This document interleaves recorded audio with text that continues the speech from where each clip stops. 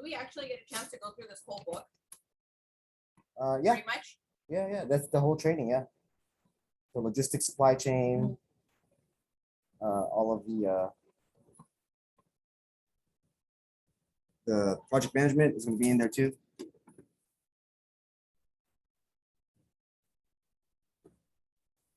we have to sign in again on the paper? Yes, every day. Okay. That's every day. OSHA is, that's their requirement. It's not mine. I really would rather not have you sign it every day, but that's the one. I can't use like, they won't let us use the any other system other than theirs to count for attendance.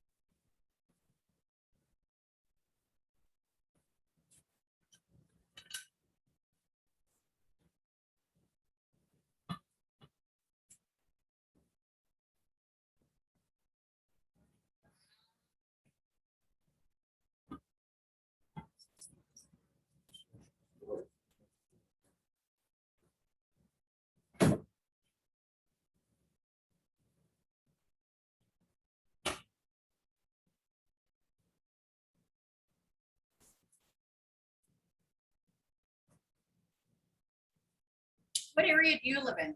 I'm here. Oh, okay. I live by the 5 and 4, 5 meet. The 405 and the 605? Where the 405 and the 605 meet.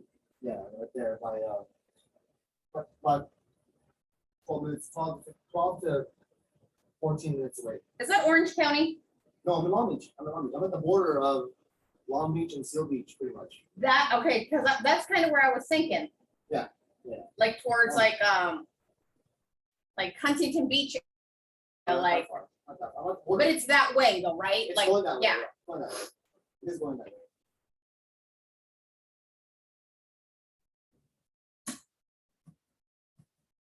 Do you know where West Covina is?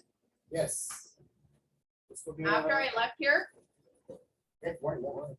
Your where, sorry? it took me over an hour to get to West Covina Oh, from Moscovina? from here. Oh, to Over an Moscovina. hour. Oh, wow. Yesterday? When? Where'd you go? When we Wow, left. kids? When we left. This morning, I left my house at 6:45. And I got here right when you saw me. Like maybe 2-3 minutes right before. Oh, okay. Also, okay, yeah, I got here like, oh, I see you were like, that was worse today. The traffic was way worse. Oh, yeah. today. And you know what's weird is I was telling Ceci that every day my directions are different. It'll tell me get on the Oh, yeah. 405, then take the 101 or follow the it, yeah. 134 to the It's- 5 to the, It's and I'm best. Yeah, because you're avoiding like major traffic. like, yesterday when it told me to get in line on the 405, where my 101 in Ventura turns into 405. Yeah. That was already You jammed might want to packed close the door so that way we can keep the cooler air in towards here. the end. I was like, if I get in line here, I'm gonna, 405 wasn't even moving. It was stuck. Like it It stopped. told you to go through there. It told me to go through 405, and all I was looking was red, red, Well, red. And I was I like, I'm going 101. I try to, when I see stuff like that, like, do you use, what do you use, Maps or Waze, or what do you do for the, are you on Apple? So you probably use Apple Maps. I huh? do. No, I don't like, I I've do. never used Apple Maps. A but I lot of heard- people are fan of Waze because I heard, it'll tell yeah. you like Yeah. if you want to leave at a certain time, they already have like what traffic kind of looks Yep, like, yep. and That's actually, it's a Google bought them like a while back. So if you use Google Maps, they have the algorithm built into Google Maps. They just but don't. have you noticed Google Maps really doesn't work as good as Waze? Google Maps, I feel like sometimes it either isn't It's- updated or it takes you around a loophole that's. Depends on where you go, but I've gotten burned by Waze many times. That's why I don't use Waze. I don't like Waze because I've got burned many times by Waze. So I'm a Maps person. But what I do with Maps is people do the navigation. I don't do navigation because navigation is actually it's not good for people to do navigation. Here's my reason why. So here, when I do road mapping, I actually do true north. I look at it true north. People can't do it because they're like, I don't know where to turn. I don't know where to turn. But I look up here to turn on this part. So but when I do see here, right, when I do this, I can see the whole map. And then there's alternate routes that pop up. Right. I can tap those alternate routes. So it's like I can see them ahead of time. And then they are lit up. They will say like blue, they'll say like, orange, red. Yeah. Blue is good, orange is not, red is bad, black is bad. So it's like, it's like I can see that ahead of time. So I tap the different routes to see what's faster or what's more clear. And I just use my own algorithm because I've driven everywhere in LA. Like I basically know LA, like all the freeways without needing this. But I need this because traffic. I don't get traffic information through my brain, See, I couldn't. Like right now, if I were trying to go home right now, I have 3 options. And they vary from an hour and 40 minutes to the minimum an hour and 20 minutes. Yeah, so your worst one is 405 North 101. That's the worst. So, but yeah, like I get the green and the red. Yeah, exactly. You see that too. Yeah. But you can see those routes ahead of time. But then when you're on it, things are dynamic. They change. So how do you know when to like make a last second change to? What gets me is the accidents. Every time there's a damn accident, I get everybody goes slow, but I feel like everyone goes slow just so that they can see what happened. On both sides. Because they're being nosy, like, on both sides. Wow, yeah. And it just takes one car. Yep. And it'll slow everybody down behind that. Yep. Yesterday on my way here, right in the middle lane on the freeway, a BMW just stopped, flashing lights. And the guy's just on his phone like nothing. Yeah, he's just I'm waiting. like, dude, if you stop all this traffic, you have his, enough to put your car in neutral and just push it off to the side. Yep. Get out of the way. People don't do it because they don't feel like they don't feel safe to get out. That's another thing too. And what's crazy too, right? Is that if you think about all of the road rage incidents that has happened, people are probably really afraid to get out. Yeah. I was in a car accident on the 405 over road rage. Yeah, see, there you go. A guy threw something. I was with a passenger in a SUV, and they were like in a Hyundai Elantra. Mm-hmm.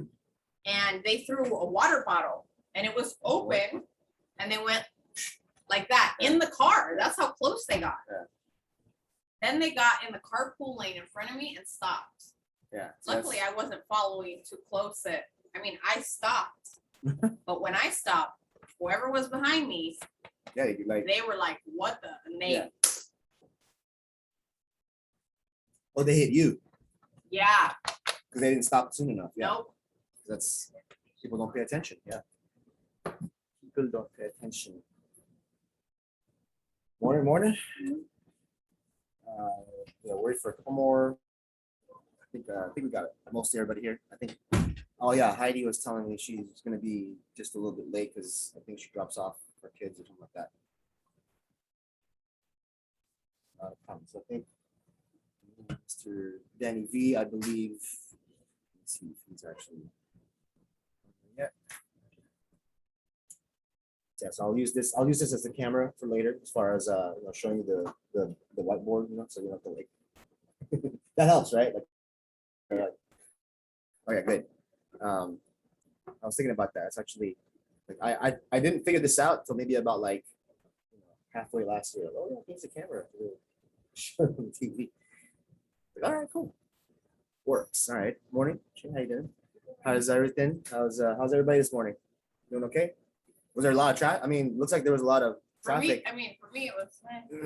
You know, there's been this morning has been market. I always wake up at like 6 o'clock to catch a 6:30 market open, and then watch a bunch of news, right? So Delta variant, it's starting to light a fire on lockdowns. It is. It's so you're looking at potentially, if it gets any worse, we get a spike in deaths, a spike in cases, a spike in Hospitalization. teenagers getting COVID, right? Like, the unvaccinated ones, or unvaccinated children that can't get COVID. I feel like that's bound to happen though. I mean, my kids are supposed to start school Monday. So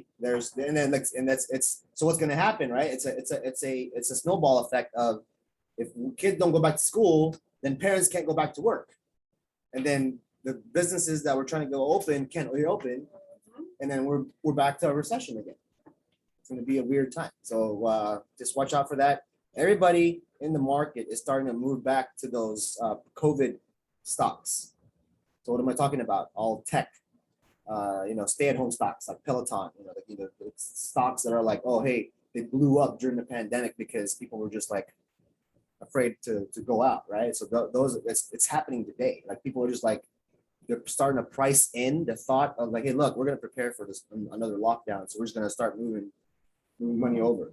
So yeah, it's starting to happen in the market.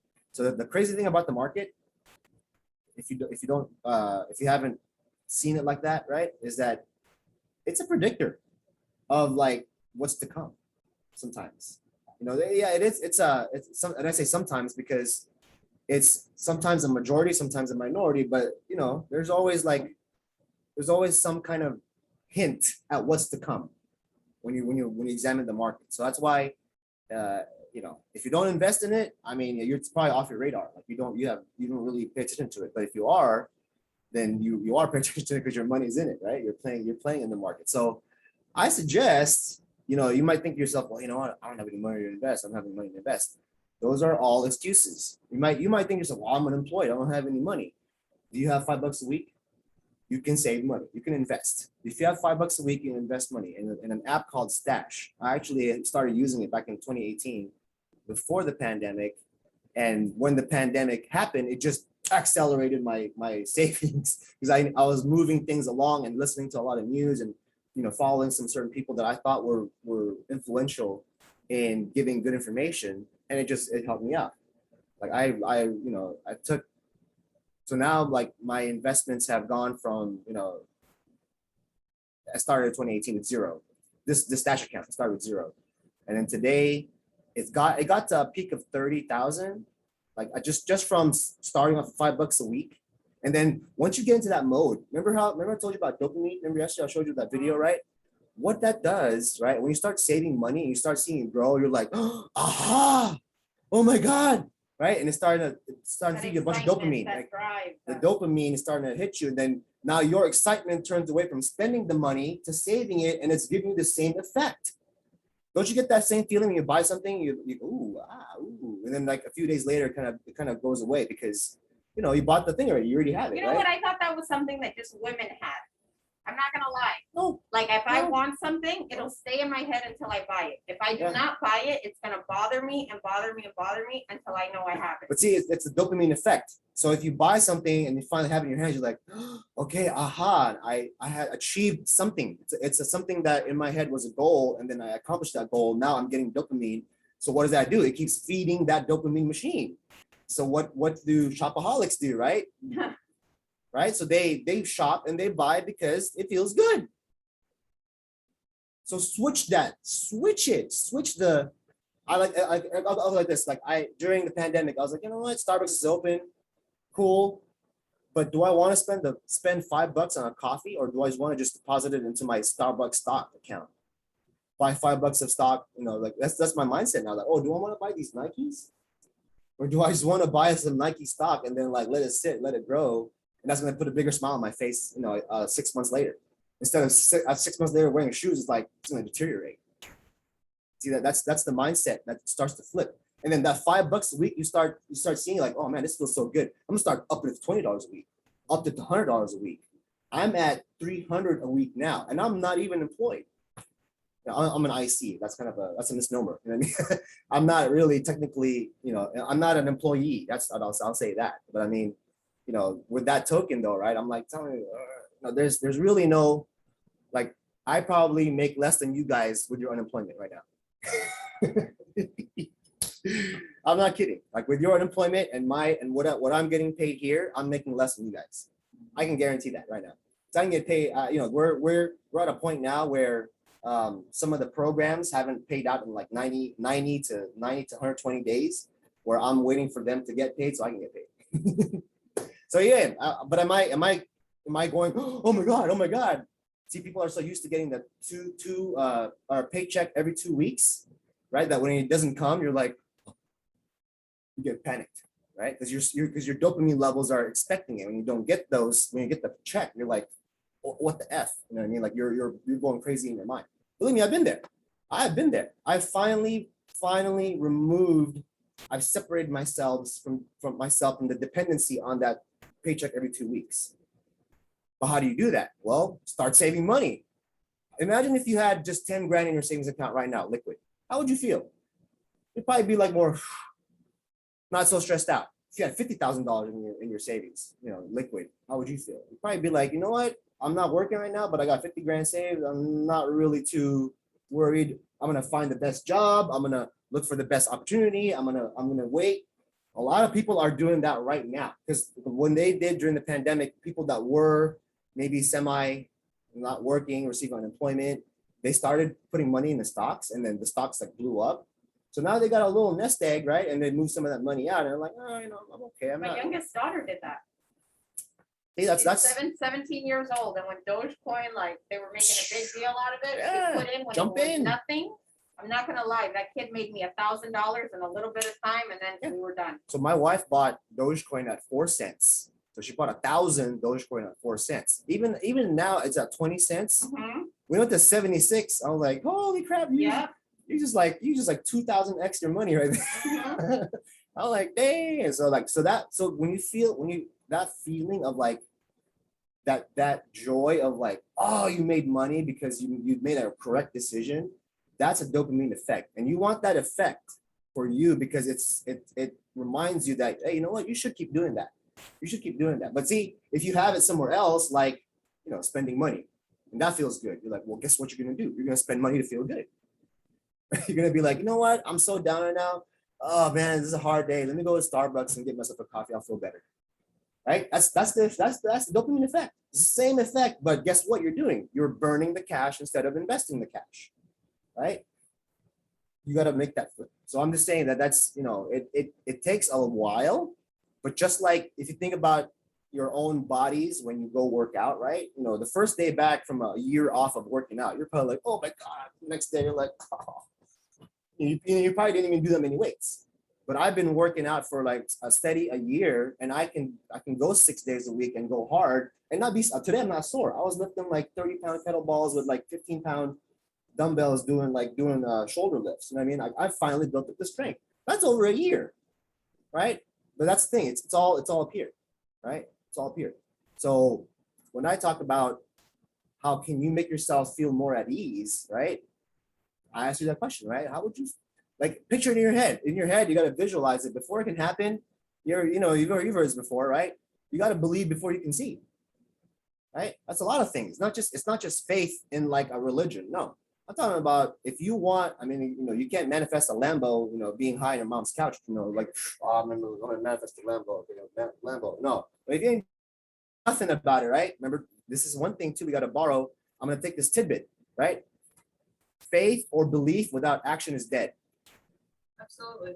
Right? Faith or belief without action is dead. So believe all you want, but if you don't put any action behind it, it won't come true. It won't, nothing will happen. So set the stage, plant the seeds, and I'm telling you right now, it's, it's not difficult. It's not difficult. The most difficult part is deciding to take the first step. And then you'll be like, well, who do I follow? Who do I listen to? Who do I talk to? That's why I suggest you should definitely, look at YouTube. I was going to show you here. Here's a thing on YouTube I'll show you right now. And this is the guy I'm listening to every morning at freaking 6:30 in the morning, or 6. He actually starts at 6 in the morning. So where am I? I'm going to show you screen 2. Okay. So this guy right here, his name is Kevin Paffrath. I don't know if you meet Kevin. I don't know if you probably, I'm not sure if you know him or not, probably not.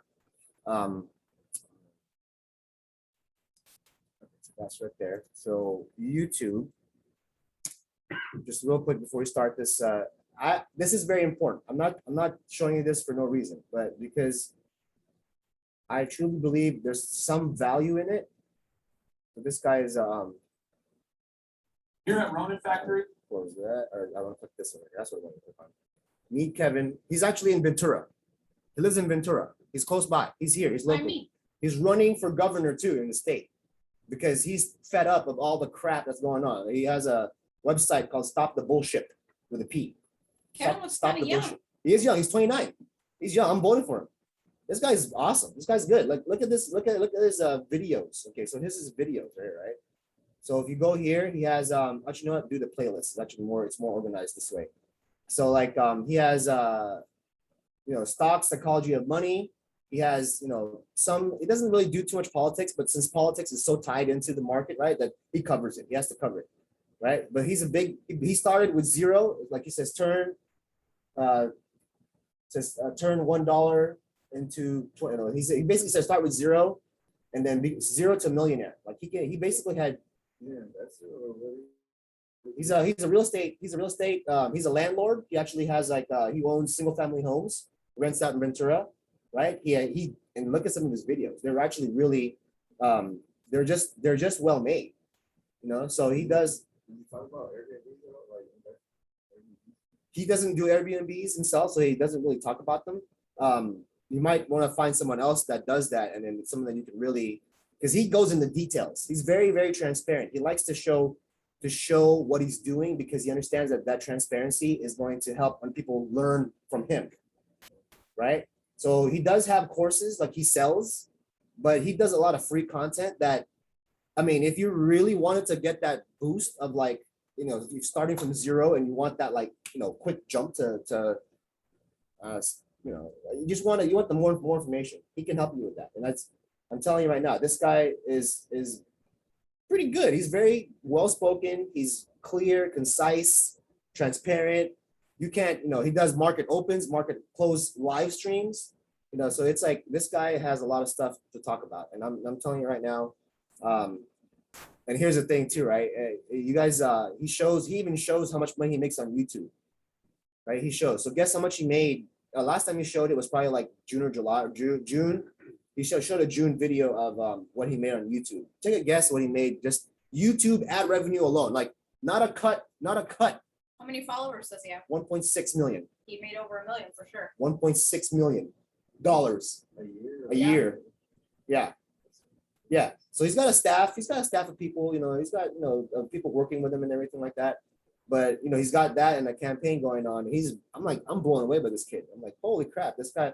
What I mean? But have you seen that other little kid, the small little kid that just plays with toys and he makes millions of dollars? Ryan. Yeah, Ryan. There you go. Yeah, no, that's different. Yeah, that's different. Like, it's cool for the kids and it's cool for the parents that they're making money. So, my nonprofit actually has a page too. It's called Financial Fundamentals, and I'm trying to bring it down to the level of like, hey, look, I'm still at zero. I'm telling people I'm still at zero. But my attitude, my mentality is at a billion. You know what I mean? Like I'm just gonna get there eventually, right? With that kind of mentality, attitude, I'm just gonna get there eventually. It's not even a question. Like I'm not even worried about it. I'm just gonna keep doing the right actions, the right mentality, the right movements, right? Making the right connections with people. Meeting the right people, keeping the right circle in your life, and that's what's gonna get you there. So again, the universe has a weird way of working. the only reason why it's weird is because we don't understand it, right? The only reason why it's weird is because we don't understand it. But if once we accept it, once we understand that it works that way, oh my gosh, get ready for a life-changing path that you're gonna like, because now your mindset is like, you know what? You ever seen? You guys watch Toy Story, like the little shorts that they made after Toy Story 4. There's like a little short where like it was something Combat Carl was like trying to talk to Jesse and trying to get into the plane. So I don't know if you know if you don't know, this is fine. The quote I'm gonna reference is this: Combat Carl. He's like, Combat Carl always never gives up. Combat Carl always finds a way. Like, like that's such a great message for kids. Like, I love that. You know what I mean? And I started using it myself. I'm like, Reggie, like I would say for me, like, always never gives up. Reggie finds a way. Reggie never gives up. Reggie finds a way. Like a mantra. Reggie gives up. Reggie finds a way. Like that. And in my mind, if had a massive heart attack, I was 290 pounds. I had 2 colonoscopies before the age of 40. You know what I mean? Like, health wise, I could tell you like, oh man, my life sucks if I told you all that, right? But I got a smile on my face. You know what I mean? Like I'm living my best life right now. So if it's all up here. I could say that, yeah, depression hit me like a tinge when I had my heart attack in 2015, massive heart attack. Because I was like, man, what does this mean for my life? What does this mean for my life? But when I started like, accepting, accept the things that you can't change and change the things you can't accept. Right. And I was like, that's a good message. So mantra. So we're talking about mantra. Let's flip this back to OSHA now, right? So why am I telling you about mentality? Why am I telling you about, all this stuff about money, right? Well, let me ask you this, right? Do you think you would want to even listen to a manager or a leader if they were negative? Absolutely not. Would you want to follow what they say if they were behaving negatively? No. So that's all a persona. Like when you in your life, if you have a lot of issues, a lot of cortisol in your life, like there's a lot of cortisol you're letting in your system, letting stay in your system, what's that going to keep doing, right? Your oxytocin it's going to make you sick. Make you sick, right? But not only that, what's your attitude at work and how people will see you, right? Crappy. No one's gonna listen to you. You're like, no one's gonna want to be around you. No one's gonna want to be around you, right? No one's gonna want to deal with you. So will that make you an effective manager or leader? Absolutely not, right? You don't want that. You want to be an effective leader. So like I told you before, right? I would rather live a life that people can go, you know what? Yeah, he's all right. I like that guy. Like not in a sense like I like him, but I like him in the sense that, you know what? He's positive. He can, I can listen to him. If he says something, I'll believe him, right? So that's, if I say something that, maybe could be a direction or could be just like a suggestion. It could be like, I'm inspired by you. So yeah, I'm gonna listen to you. Like I don't like expect people to be that way. It's funny, but then if I'm that way, I don't really care about anybody. I don't care about anybody regard like if they care about me or like me, but it's just so happens that it works out that way. It's crazy, right? So believe me, that's, you want to make that, if you have a few things that are foundational in your life, right? One of those things is savings. Right? Whether it's a savings of, in the stock market, savings, don't keep money in the bank, please. Don't. If you've got anything over like $5,000 cash in the bank, I mean, if you're having cash as like a emergency fund, like 3 to 6 months of your expenses, okay. But beyond that, don't sit on cash. You know why, right? Inflation is going to just eat your money up. In like 5 years to 10 years, you will lose 12% of your value of that money if you let it sit in savings. Right? So do you want that? No. Would you rather take a chance on something that you like a company like, I don't know, Adobe? You guys know Adobe? Mm-hmm. That's a graphics company that's blowing up. There's all these solid companies there that aren't going to be going anywhere anytime soon. Amazon, even though they're high right now, like the stock price is high, wait for some bad news. Wait for some regulatory news on Amazon. Wait for something on like Apple. They dip. All right, shoot, buy the dip, right? That's how wealthy people do it, right? Why not copy what they're doing so that you can help to get you a little bit up there too, right? And then your life will change, because once you have that foundation, you're like, okay, I'm okay now. I'm not stressing out. I'm not worried about if I make a paycheck. That's actually a lot easier than people think it is. A lot of people think it's complicated. I don't know nothing about stocks, but I know my daughter does. You just have to study it a little You bit. got You know, and you need to not be scared. not be scared, right? Scared money don't make money. You ever heard that? Scared money don't make money. Back in November, I bought 1,000 worth of Apple. They did before the split. I don't know. I don't know. What, I wait, actually what got month? What month? off of Robin. What month? November. That was before the split. Let's see. Well, let me just. The Like, thing is, I don't even know how to follow it. But yeah. so watch list. So okay. No, like I look at my Ameritrade. And Yeah. It always says like, I mean, like you said, I don't know if I've updated it or anything. Here, I'll give you a An quick easy little. one for me was Robinhood, because they actually gave me a free stock I don't of know. Apple Robin's just not- for signing Robin- up. And once I put money in, and It's okay. Robin is cool. I'm okay with Rob. I actually was on Robinhood, but I switched over to Webull. That's just me. Free trading. Ameritrade is okay. Oh, we lost some gains right now. So I use Market Watch, and like let's say here, look, I have Apple right here, right there, right? Apple, right? So it went down, but you can actually input your holdings right here. Like you take your stock, take your share price and your basis, like whatever you bought it at, and then now you can check your gains. So my gains have been out of the 751 I have of my five shares of Apple stock. That's my gain right there. It's $272 out of my my initial investment of probably like 500, I guess. Right. So that's but this is not like a one drop, like put into Apple. I was putting $5, $5. Like my portfolio is just like $5 into a bunch of stocks every week.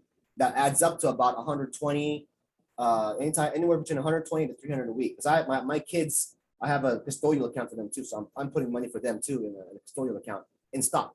Yeah. Right. So that's this for them, and I show my kids, and they're like, they're saying, "Hey, Dad, can you show me the account?" And like now they're getting interested, right? So it's like that's what my daughter does. I drop, but see, she shows it to you. Huh? But she has a custodial account too, though. Oh, she plays with that. Like that's her account. She plays with, right? Yeah, that's awesome. That's perfect. So use Market Watch to track. This is what I do. So I have all my portfolio in here from different platforms. So like I have a Webull, I have Stash. I also have a Fidelity account.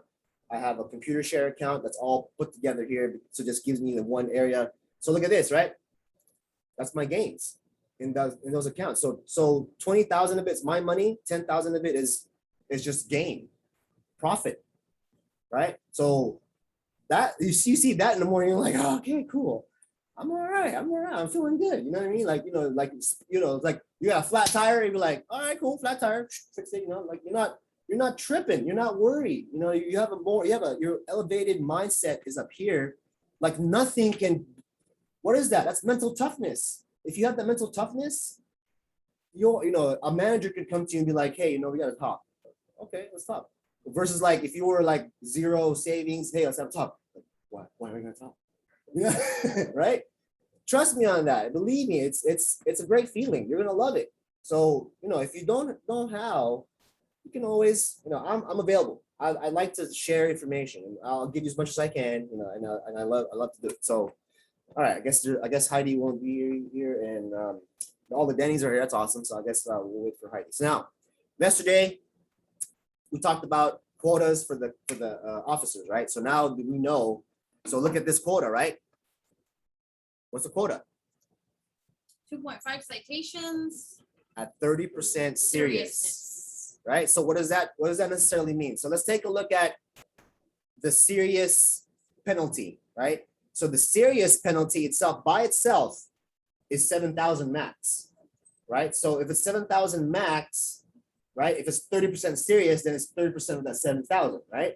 But 2.5, here, let me just do the math on that real quick, just to show you what, if you're a co-show, if you're an inspector, right? That 7,000, I should do 7,000 times 2.5. It's easier, I think, divided by 30% or times 30%, that is.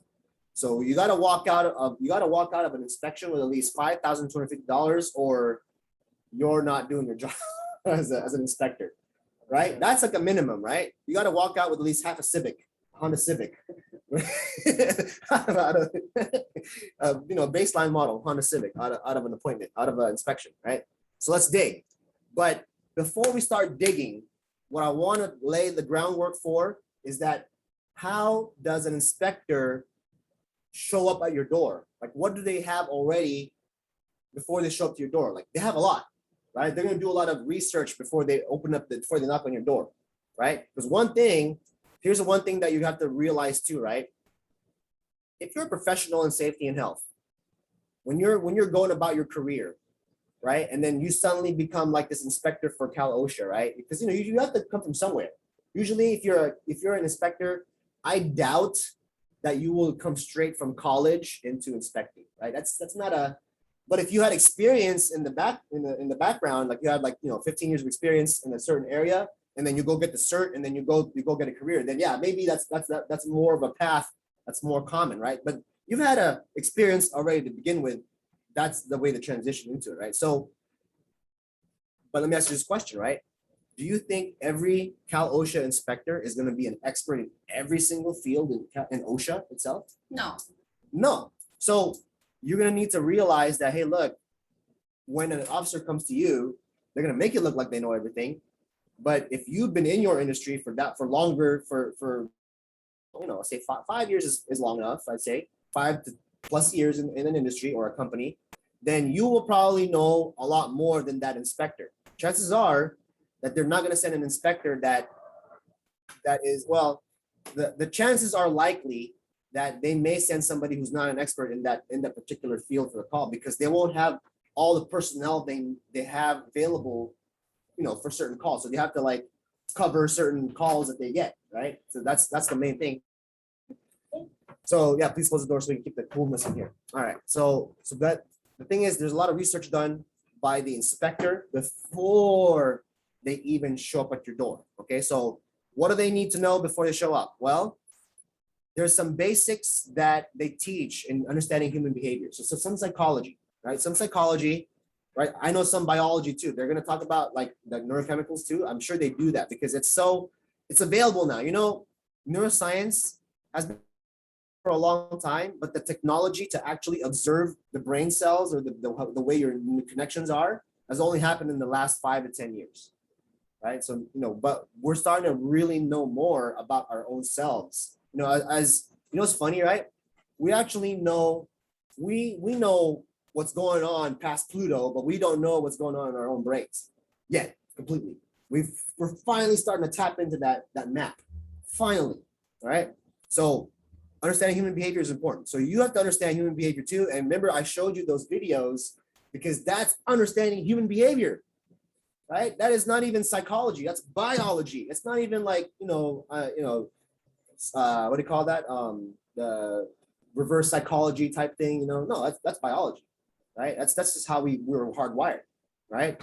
It's the hardware of our bodies. The software is part of the psychology. The hardware is the biology of our body, right?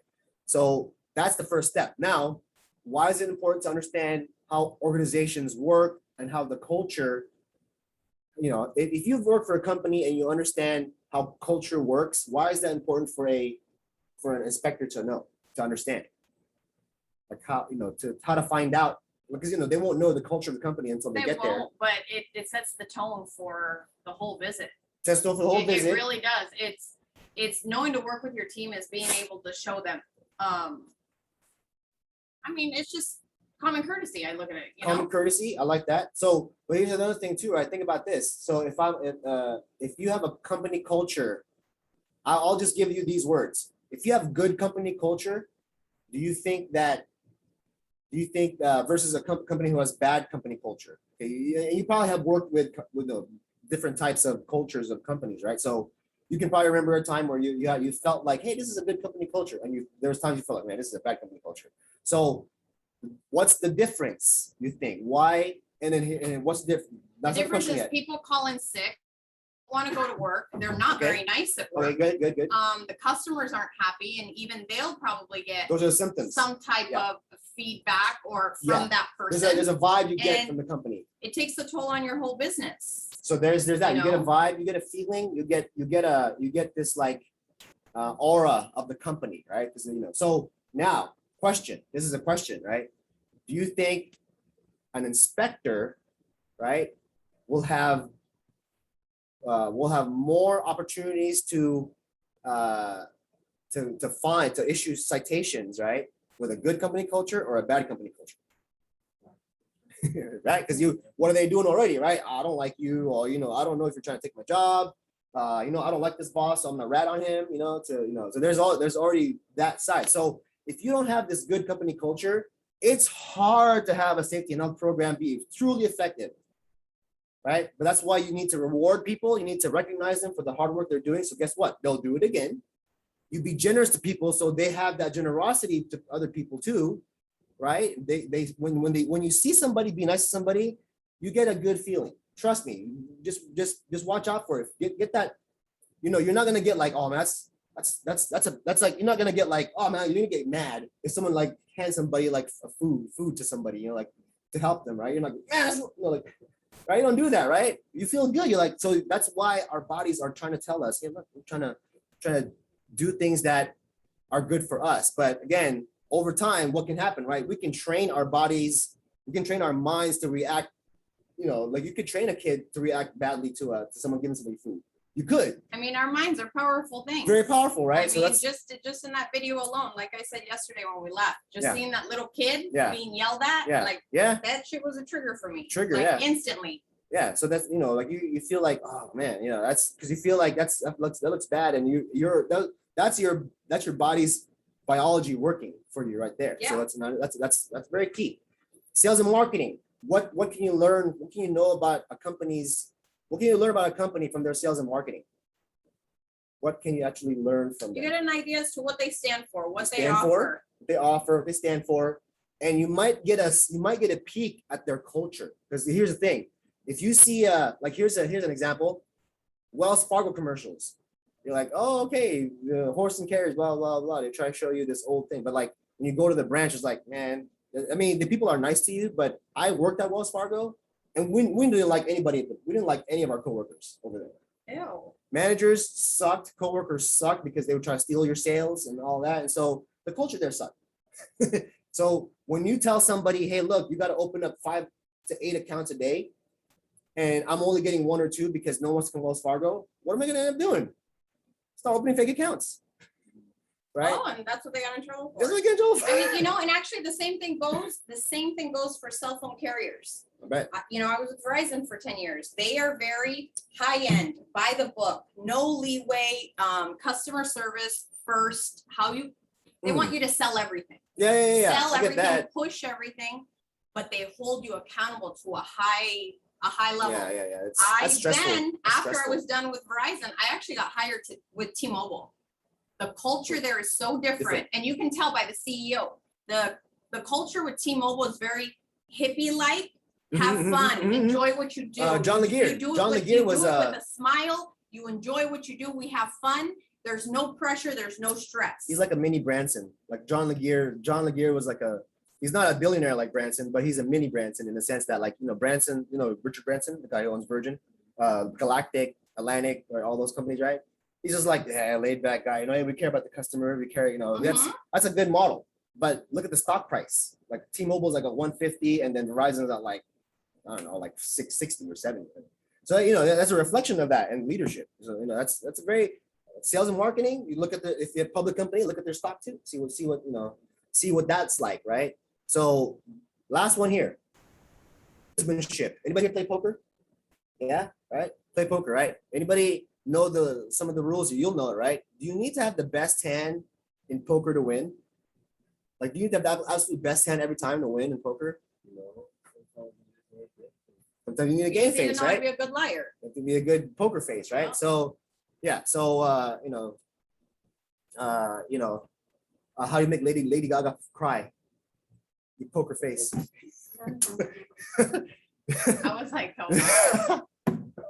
I have to throw that one in there. So playing poker. Gamesmanship, playing poker. So if a inspector shows up at your door, believe me, they're playing poker with you.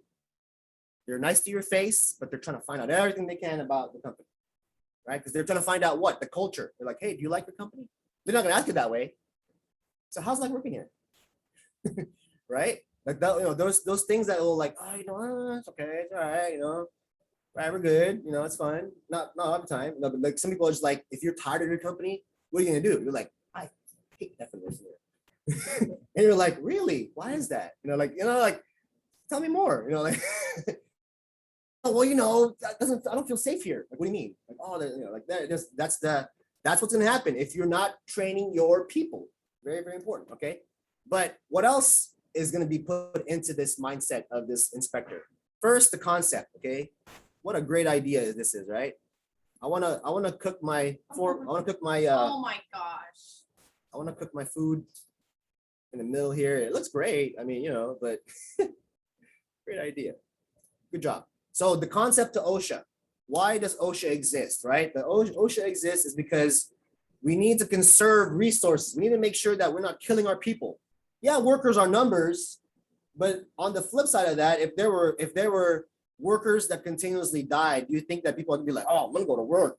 I'm gonna rush to work, right? No, because like if you're gonna die going to work, you're like, I'm not gonna go that, I'm gonna do that job, right? So that's the idea behind OSHA. And you saw the video I showed you yesterday. If you did, you're like, well, yeah, it was horrible back then. Horrible. Like the way they treated employees, the way that owners, again, here's another reflection of this. So for Heidi, she did share with me that, go ahead, tell me about your family's business a little bit. So my parents came to the United States as immigrants in 1980. And by 1983, we started the business. Okay.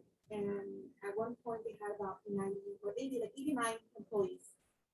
And half of the employees were not documented employees. So OSHA is not only like safety, it was also like keeping the whole business regulated. Yeah. Yeah. Well, they saw that. They're like, oh, well, we gotta, you know. Yeah, no, so then when my parents got fined, and it really like at times we felt like it would destroy the business. But we reopened next, and then we gave each other, we gave ourselves another name.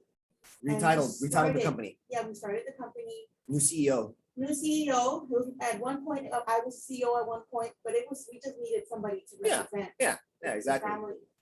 And it's funny because when we were kids, it was like, oh, they're bad, we hated them. Yeah. But as my sisters and I grow up, we laugh at the fact that we could have just told OSHA, hey, we're here every day. My sister and I and my brothers and my other sister. Yeah. We were at the shop all the time. We got off school, we went to the shop.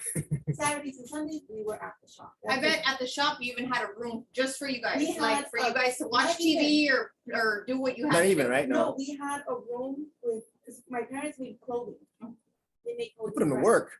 us. So, yeah. So Man, you so ain't sitting we had a down doing room nothing. with a bunch of fabrics, just fabrics. Dude, I'm having so many swap meet flashbacks right now because that's exactly what my family used to Yeah. do in the And swap then meets. That's where we live. That's Yeah, the yeah. rooms with the fabrics. We had no tablets, no computers, Nope. nothing. We had a TV, like one of those you turn them on. Yeah. And eventually I was Yeah. like, I'm leaving this room. And I started learning how to sew myself. Yeah. And I remember getting up a machine caught on my neck. Oh, I was ouch. maybe 15 years old. Yeah, see, that's the thing too, right? Now, this is not an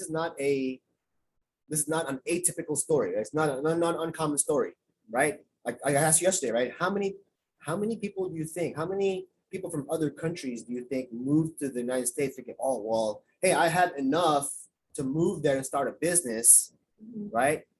But what are they? So here's the thing. Do you know about China's culture? Here's one thing I don't know. Do you guys know what 996 is in China? 9-9. 996.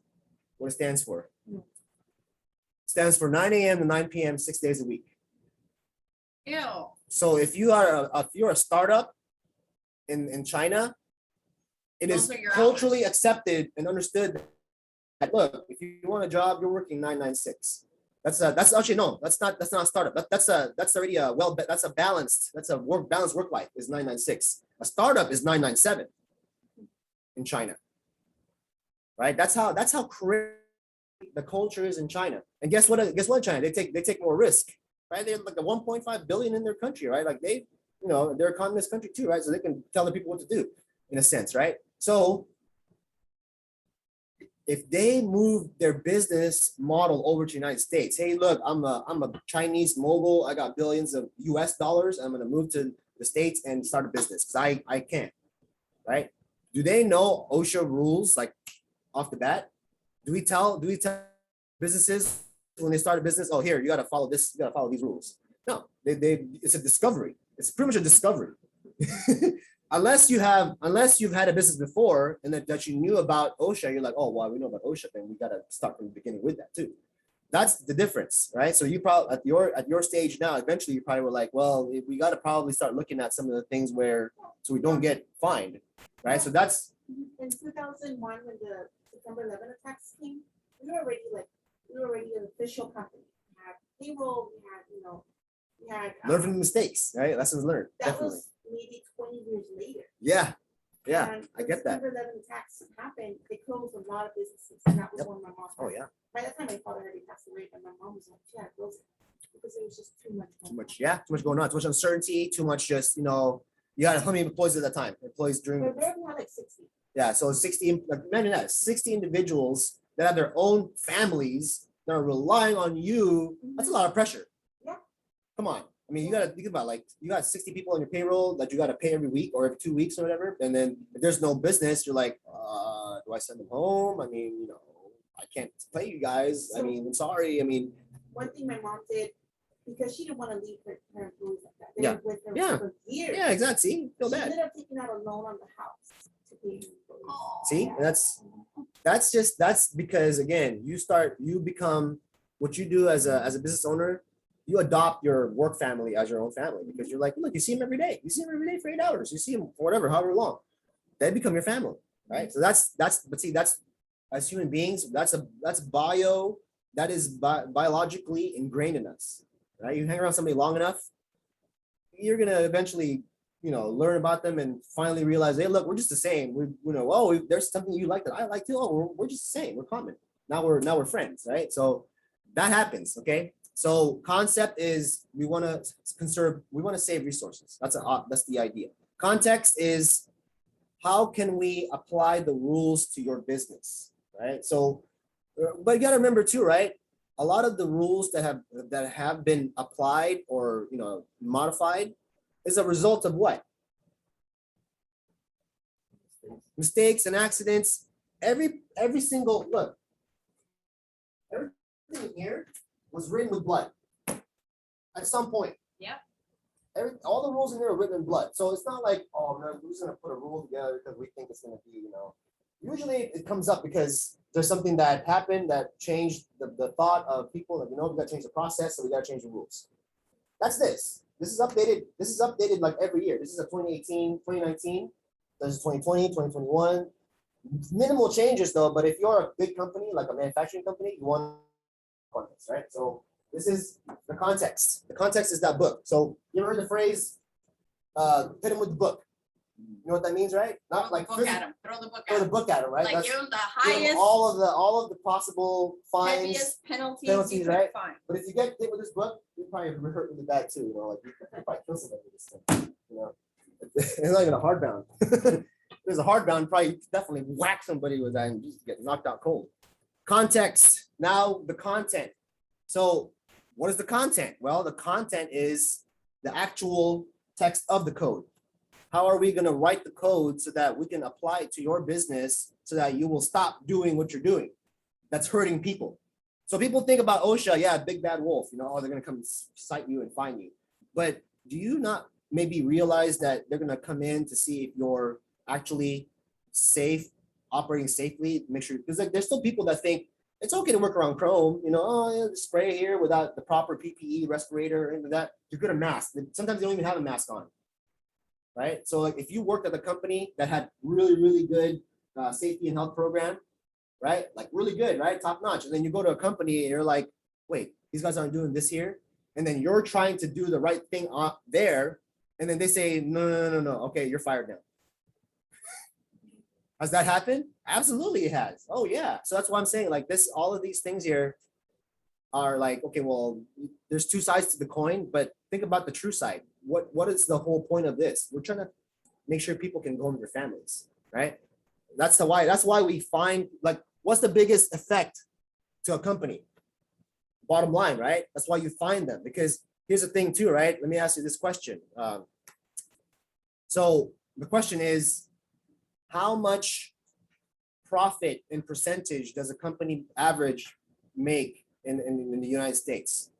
The average profit margin. Now, net. I'm talking about like net not like gross revenue. I'm talking about after I pay all my bills, pay all my people, right? Pay all my insurance and all the liabilities. At the end of the day, at the end of the year, how much percentage of profit am I really taking home for the business annually? Yeah, that's really high. Well, a business would love to have a 30% margin. 3 to 5. 3 to 7. Fabrics is probably more. There's more margin in fabrics because there's it's a lot of it's design, design and dyes. So it's the cost of actually, the cost of it is actually low because you can produce mass, and then so 7% is probably realistic, but 3 to 5. So 3 to 5% profit. Okay, so let's say, right? Let's say your company, and what basis on revenue. Let's say your company made 5 million in revenue in a year, right? So 5 million in revenue in a year, if you only made 5% of that as profit, that's only $250,000.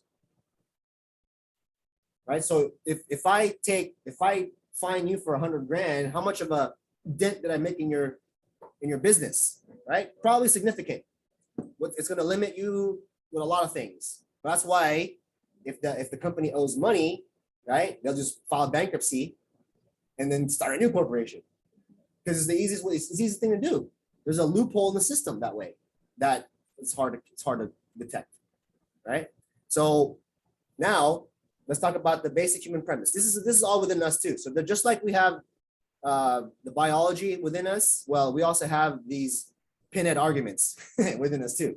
So you might have been familiar with a manager that's been like this. Okay, so a gambler is something like, you know what? That's not happened before on our work site. We don't need that safety equipment. We don't need to put any money in that. Yeah, that's not important.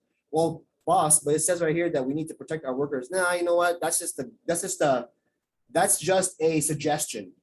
It's in the book, right? That's a suggestion. Yeah. Look, how many people got hurt in our company in the last year? Like, oh no, none. Okay, well, we don't need that, right? That's a gambler mentality, and you probably have felt like there's some bosses that are like that. They'll take a chance because they don't want to spend the money. But guess what? Don't pay now. You pay later. You pay more. Usually, that's why I have 1 to 3, because usually it's about 3 times more you'll pay later. Roughly, like 3 times is a scary number. Like 3 to 1, it's like, oh well, if I have to pay $100 now, but if I wait one more day, I'll have to then pay $300 tomorrow. Like, yeah, I'll pay the $100 now, right? If you knew that, right? If you knew that ahead of time, right? Now, egocentric, it's all about me. Well, if it was your family's business, then your parents knew the best. They knew the best, right? But some people take that to the extreme. They're like, well, you know what? Like, wait, so whose business is this? Yours or mine? You're an employee here. Okay, so you're telling me you know better than me? But sometimes, employees. So look, let me ask you this question, right? Who do you think is your best resource for finding out the dangers of a job? Your frontline. Your frontline workers, right? So why would you not listen to your frontline workers and say, hey, look, boss, this is kind of dangerous? Like, no, it's not dangerous. Don't worry about it. Right? Like, like there's businesses like that, right? Egocentric bosses, stubborn, I know better. Well, you know what? It's my business. Right? I've been doing this for 35 years. You've only been here for a couple of years now. So how do you know more than me? Right? Conflicted. So conflicted is like, hey, look, something happened in the background and I'm only telling you a bit of it. And I'm holding out material facts. So so it makes it look like, things are better or okay than it really is. Right? That's conflicted. And emotional is, you've heard that before. Oh, well, he made me do it. He made me mess up because he was like all in my ear and all that. So like you blame someone else. You're a victim mentality, right? So emotion. So like if you're a manager or a boss, you basically don't accept responsibility. You don't take accountability, and you throw somebody under the bus, right? If you're a manager, guess what? If you're a manager, if you're an owner, it's all your fault. No matter what it is, it's all your fault. So if the business goes down, it's your fault. Business goes up, it's your fault too, right? But that's some people don't realize that. Like, I think it's the people down there to blame. But remember, what happens, right? It starts. Who sets the tone? The leader sets the tone, right? Who should lead from the front? The leader should lead from the front. We should be the example. So if you're not being the example, guess what? It's all the leader's fault, right? Always, right? And if you don't accept that, you're just gonna make your life harder, right? So now, let's combine that talk we just did, right? Let's put it into pot and then stir it up, right? Stick it in there, right? Yes. What happens, like I'm just getting into this management course, and I recognize that people like come about and work would just like expect you to have a lot of management skills, but I'm open about not having them in the past, so it was just confusing. You said about I got the part about management experience. Of people like when you get hired, they expect you to have management experience. I'm sorry, I kind of. Yeah, like I've been, what the managers expect, and they don't communicate. Oh yeah, when managers expect something and they don't communicate, that's a tough situation, right? Like it's a because like if they don't. So let me understand what you're saying, right? You're saying that you've been in a situation where the managers expect you to know something and then like they try to blame you for not knowing it, kind of thing. We're not like pep talking myself and motivating myself, encouraging myself, putting good wisdom on myself. So you have to hear from your management. So like that, I know what to do. Yeah. Well, I mean, I guess for some. What was this? Which company was this that you were working at? Was which one? FedEx. The credit? FedEx. Oh, FedEx. FedEx. Yeah, I guess. How like I think isn't it union and non-union, right? The union are or is that UPS? Or is that also FedEx? Like are the employees union and then the managers are non-union? I feel like we were not union. No, FedEx wasn't. Oh yeah, so it's different with UPS. UPS is actually employees are union and then the managers are non-union. So like FedEx is saying no union at all, right? None. That makes sense then, because I mean managers, if you're in a private company, there's no union. It's almost like there's no one speaking up for the people, for the employees.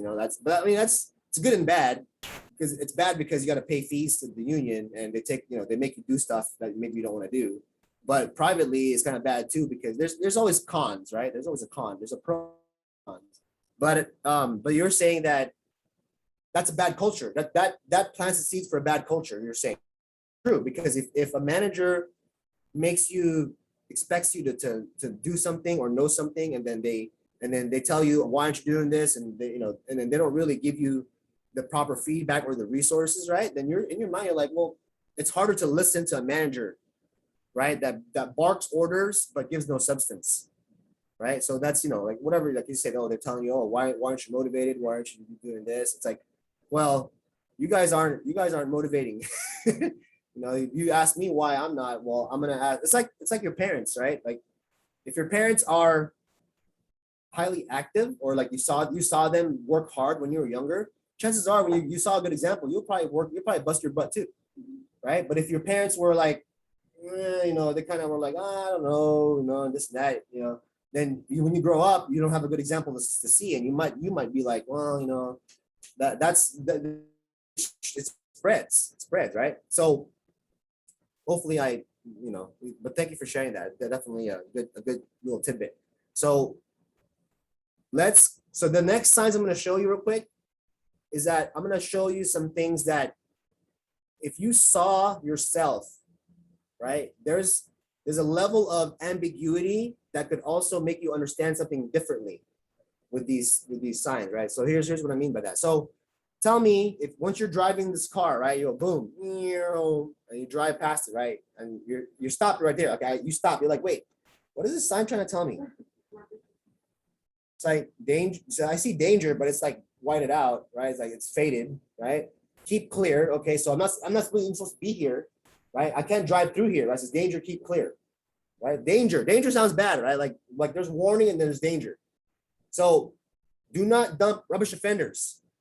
So wait, you're telling me that I can't dump my friends that dump trash over here? I can't just, hey, get out of my car, man. Like you can't be here anymore, because we'll be prosecuted, right? Okay. Oh no, wait, that's not what it means. I'm saying do not dump rubbish offenders will be prosecuted. So if you're littering right? So, but it still took me like a couple of milliseconds to process that, right? So what does this tell you? This tells you that word placement can alter meaning, right? Can alter the meaning. Word placement, like where you put the words in a sentence can alter the meaning, okay? Next one, a pronoun reference. I'll position the target, and when I nod my head, shoot at it. Shoot at what? Yeah, shoot at what? Right? I didn't give you a reference point, right? So if I didn't like you, I could be like, well, somebody shoot your head. Shoot at it, right? So again, pronoun reference. So a reference is important, right? You need to have a reference to what you're saying that needs to be done, right?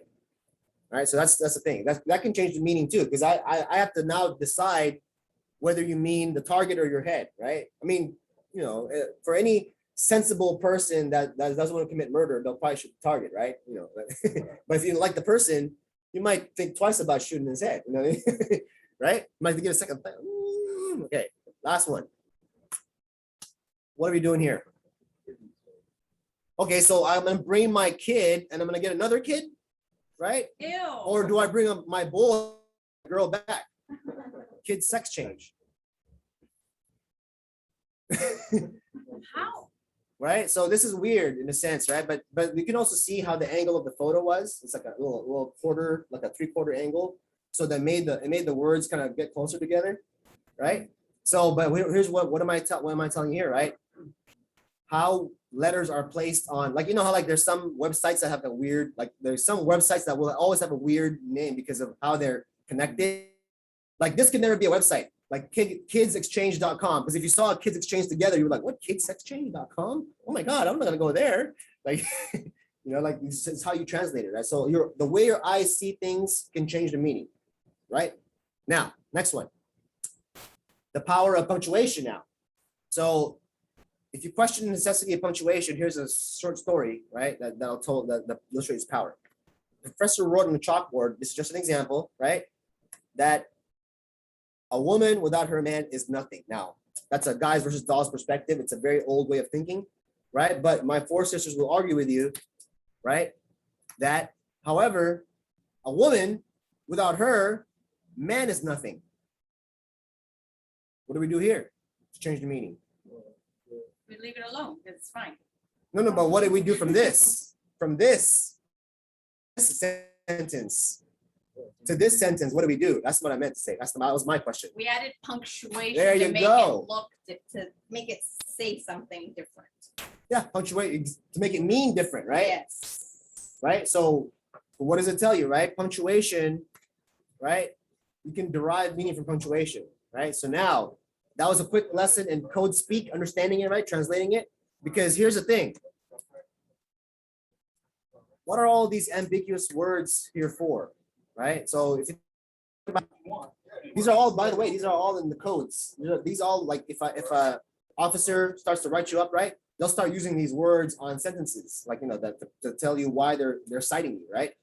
Acceptable, accurate. But see, by themselves, the word by themselves is very ambiguous. Even in context, even in a sentence, sometimes it could be ambiguous. So if I'm an officer trying to write something up, I can like make this whole sentence up and then say, okay, well, this is what it says.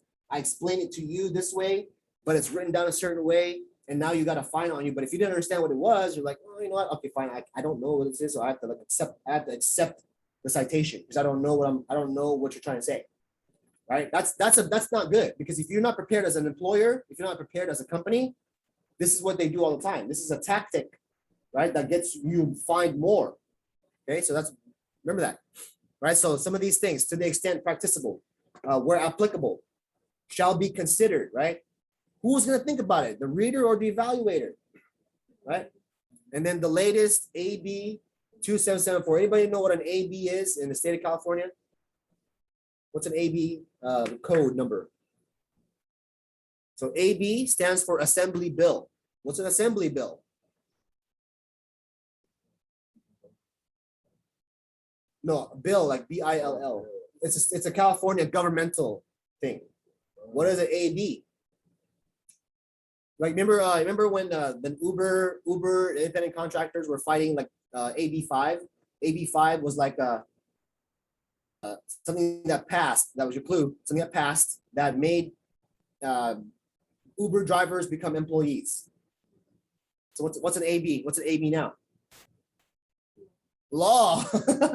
AB is law, right? Assembly bills are law. So guess what?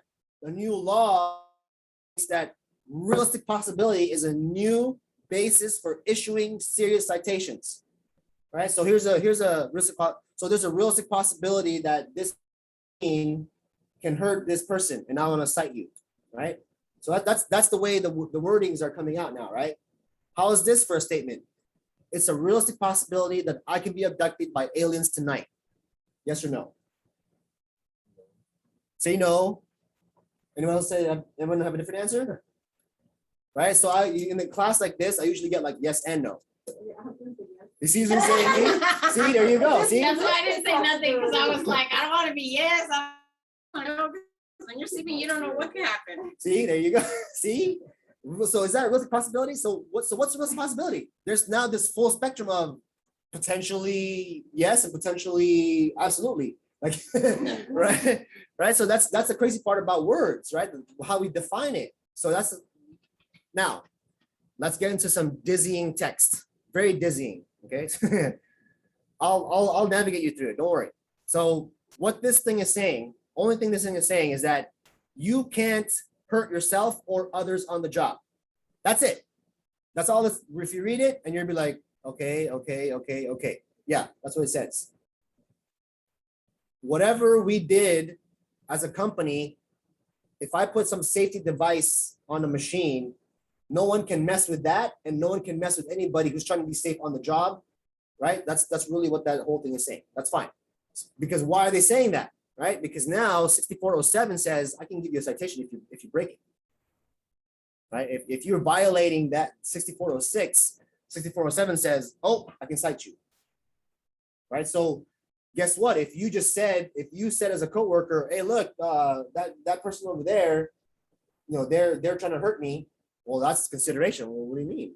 Oh, okay. Well, that's a citation now, because now I can cite the company because they didn't enforce some rule to make sure that people weren't going to hurt themselves on the job. Right. So that's the citation, right? So that's a two-parter. So that's a very basic. That's the one that's easiest to cite with people, especially when you start doing interviews. Someone says, oh, well, you know what? In my mind, that's a real possibility that you're going to get hurt because of what you're telling me. So I'm going to cite you now. That way I can, one, stop you from doing the behavior. One, two, I can generate some revenue for my department. Right? That's a twofold thing. That's been ingrained into the officers, right? I got to cite you because I got to stop you from doing the behavior. And then also so we can make some revenue. But at the same time, maybe I can include something else in there. So what are they not saying to the people, to the officers, but maybe they're hoping they're doing is to try to add more citations to the ticket, right? Next, this is a California labor code, right? This tells you the highlighted yellow underline. It just tells you that you have a right. You have a right to discuss. Right? To discuss safety and health issues. What does it say? Privately, which means what? What does privately mean to you? On your own. Not officially. Well, no, I'm not saying officially. Don't say that. Don't say unofficially. It doesn't mean that. Don't say unofficially in front of an official. Just away from other. Privately means in a private room. Privately means in a private room. Okay, so you have a right to take this officer to a private room to discuss safety and health problems. So guess what you don't know if you get inspected? But you do now. Is that you have that right. You have that right. So your parents probably didn't know they had that right. So they just walked them through the floor without discussing what it was. Because here's the thing, you don't want an inspector to walk the whole floor. You don't want to give them a tour of your facility when they're there. You want to take them to where they need to go and tell them what the call is about. Okay, what was your complaint about? What was the referral about? Okay, let's go to that machine only. That's all we're going to do.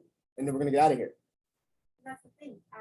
Opening a business here, I guess we had protection on our end too. When they walked in, and any door and they just.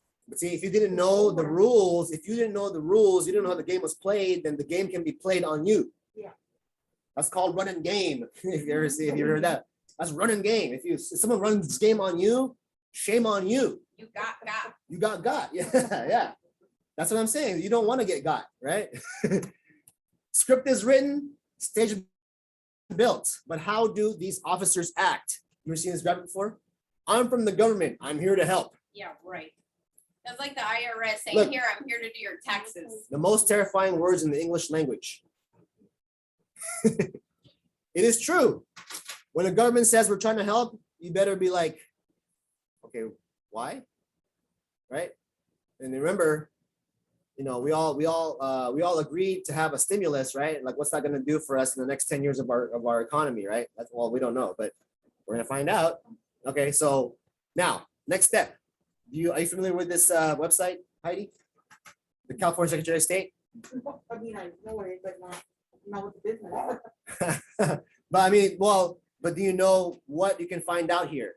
The California Secretary of State. Why am I here? Search a business, not license, registration of a business. So remember, as a business in California, you have to register your business, right? So here's the thing about registering. This is called articles of incorporation, aren't they? Yes. Okay, thank you. Or articles of organization. Okay. There's two, because there's LLC and then there's Right. corporation. Yeah. Right? So, but why is a Cal OSHA inspector going to come here first before they come to your door? Make sure you're on the up and up, right? Because if they find something like this, right, on your SOS, right, sos.ca.gov. Actually, I should put business entities too. There you go. And then I do a search, business search. So Dr. Shirley Weber is now the new Secretary of State, but Alex Padilla is a new senator. Took over Kamala Harris's seat as a senator. So people getting promoted, So if I'm here now, here's another question for you. If I'm a corporation in Delaware, because people love to form in Delaware, right? And then I want to do business in California. Do I have to register my business in California? Yeah. Yes, you do. And if you're not, you are in violation. You are illegal. You're illegally operating in California, especially if you're doing business with other California businesses, right? Here's the thing about that. If you, as a California business, do business with somebody outside of California who's not registered in the state of California, can I take you to court? Not in California, you can't. I gotta chase you in your state. You want to do that as a California corporation? No, because California has a lot of protection in California. So you just sign a contract, and you sign a contract for out of state. Now you go chasing in your state. Right now, yeah, California could chase that corporation and make them pay, but that's going to be a lot tougher because they're not registered. Right? Imagine imagine that someone came from Canada, just ran the border, and then now they're here in the States, right? Hard to find a person like that. Right? You have to do something stupid to get caught. But that's the thing, right? If you don't register in California, you really shouldn't do business with other businesses that are not formed in California, or at least they're not registered in California. So let me show you this. Remember, so what can you find out when you type in when you look for a company, right? Well, remember I was telling you about this company yesterday that I did the training for them. So Bandai Logipal, located here in Rancho Dominguez, right? So here you go, active status, right? What else can you see here? You can see suspended. There's other statuses. So if an OSHA inspector comes here and says, "Oh, status suspended," you're like, "Wait a minute, that doesn't, that's like a warrant for your arrest," and you can go into the, hey, what's going on here, right? It's pretty much a red flag. But what this is, what's this right here? SI complete. Anybody know what this is? Their citation? No. This is for the state of California registration. Yeah, that's somewhere else. You know what it is? Their license? It's what? Site inspection? No. So yeah, close. It's called the statement of information. Okay. So what we can find out here is, and then this is public. You can go to any business that's a registered California company. You can find out who the CEO is. Oh, look, Hideshi Shimada, right? So what did I just find out? Well, I found out who the CEO is and all the officers of the company, well, the executives anyway, right? So when I go to your business, I'm not going to go knock, knock, knock, man, please speak to your CEO or manager. What am I saying? I'm here to see Mr. Hideshi Shimada. You're like, so what's the gravity of a statement like that versus a statement like, oh, let me talk to your CEO. I know they'll see the OSHA, they'll say, oh, I'm a Cal OSHA inspector, but what's the gravity of I asked for your CEO? You're like, how do you know a You CEO? ask, opposed to saying, I need to speak to this person. Yeah. It's almost like you were very, not so much demanding, but Yeah. this is my point and this is what I want to get to. Yep. That's it. But Not the- asking questions. The gravity is that you take somebody more seriously when you give a name. What's the trigger? What's the mindset when you hear, oh, can I speak to your CEO or can I speak to, they're just trying to sell you something, or like, Or some somebody wants to complain or somebody. canvas or whatever. Yeah, we'll complain, whatever. So that's not as powerful as a first impression, right? So that's what they're gonna do. They're gonna come to the business impacting, right? So remember that. All right. So next one here, next slide. What can you find out at this website? So this is called the CSLB, or the Contractors State License Board. It says it right there. So is it like permits? Check a contractor license or home improvement salesperson registration. I'm sorry. Yeah, Like, you know how when you have to have a permit on your house No. to like. not that. So if you ever have a GC, like a general contractor, right? They have to be registered. Like general contractor to build construction, right? Because I mean, generally speaking, you don't have to be an LLC or a corporation to be a contractor. But you have to be registered to be a contractor, right? So if I'm not an LLC or a corporation, if I'm a sole operator, I can be a contractor still, right? And be a licensed contractor, but I'm not. So how do you find somebody like that, right? You got to look for him as a contractor to license board. So you have to, like, if you ever seen like the license number on the trucks, that's how you look them up. But you can also search by name too. But that's the thing. They usually use that license registration as their business name. They can, because it's a California recognized document. You know, if you go to a bank, they'll open an account for you with that.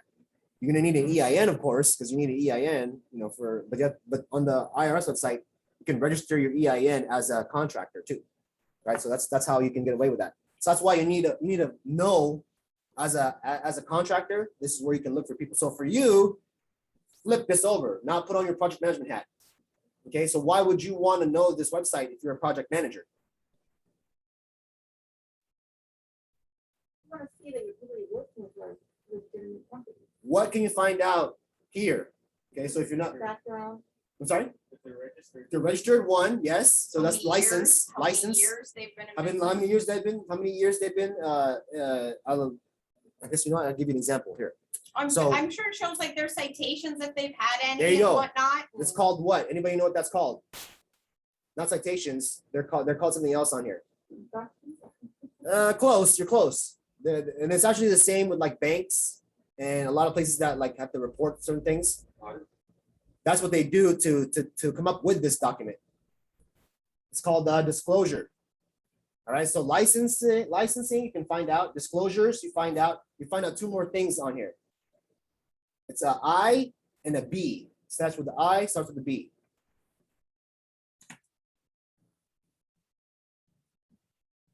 No? Anybody know? What's the I stand for? Anybody think? Can they get that? I is for, what do you need to do when you're driving? What do you need to have? I. Insurance. So you can find out about contractors insurance, right? And then you can also find out B for what? Anybody know what B stands for? Bonding. So that's a little, so what's the difference between insurance and bonding? The coverage is the limit of this they have. Yes, so they're both coverage. Think about this. They're both coverage. They're both dollar amount coverages. Insurance and bonding are both a certain amount of coverage for what though? For the employees. Insurance. Okay, so insurance is for casualty accident, right? That's what insurance is for. Bonding is for Workman's comp? incomplete work. Yeah. Oh, Covers incomplete work. Because I mean, if I'm a contractor and I'm like, crap, I can't finish this. So who am I gonna chase now, right? Well, you better be bonded before I do business with you. So I have the peace of mind knowing that if you happen to bounce, I can get a bond paid to me. Because you took my money already. Like at some point you took my money already to do the work. So how am I protecting myself as a consumer? Bonding. So remember that. Right. So that's a very important thing to know as a project manager, right? If you're going to be contracting people, that they're licensed, insured, bonded, and have zero disclosures. Well, I mean, some disclosures might be okay depending on what it is, but I mean, you don't want them to have any disclosures, right? So that's what we can find out here. We just recently did a installation of an HVAC unit. I forget the name of the company. South Coast HVAC. I'll try to find out their license number.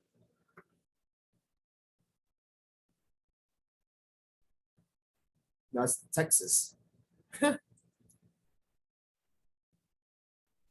Vista, California. Okay, license number. Let's see if I can find a license number. I just want to look up. I just want to use it to look up something. Look up the. No, this is good. This is get a license. Never mind. Well, I was gonna try to plug a number in here so I can put a Can I search by name? No, actually, I did. Oh, let's see. Oh, okay, there you go. Let's do it that way, I guess. So here, Signal Hill Construction, whatever. Let's pick them, right? So you see corporation, issue date. I've been on it for a long time. So that expire date. So you see when the license expires too, because they have to renew every like 2 years.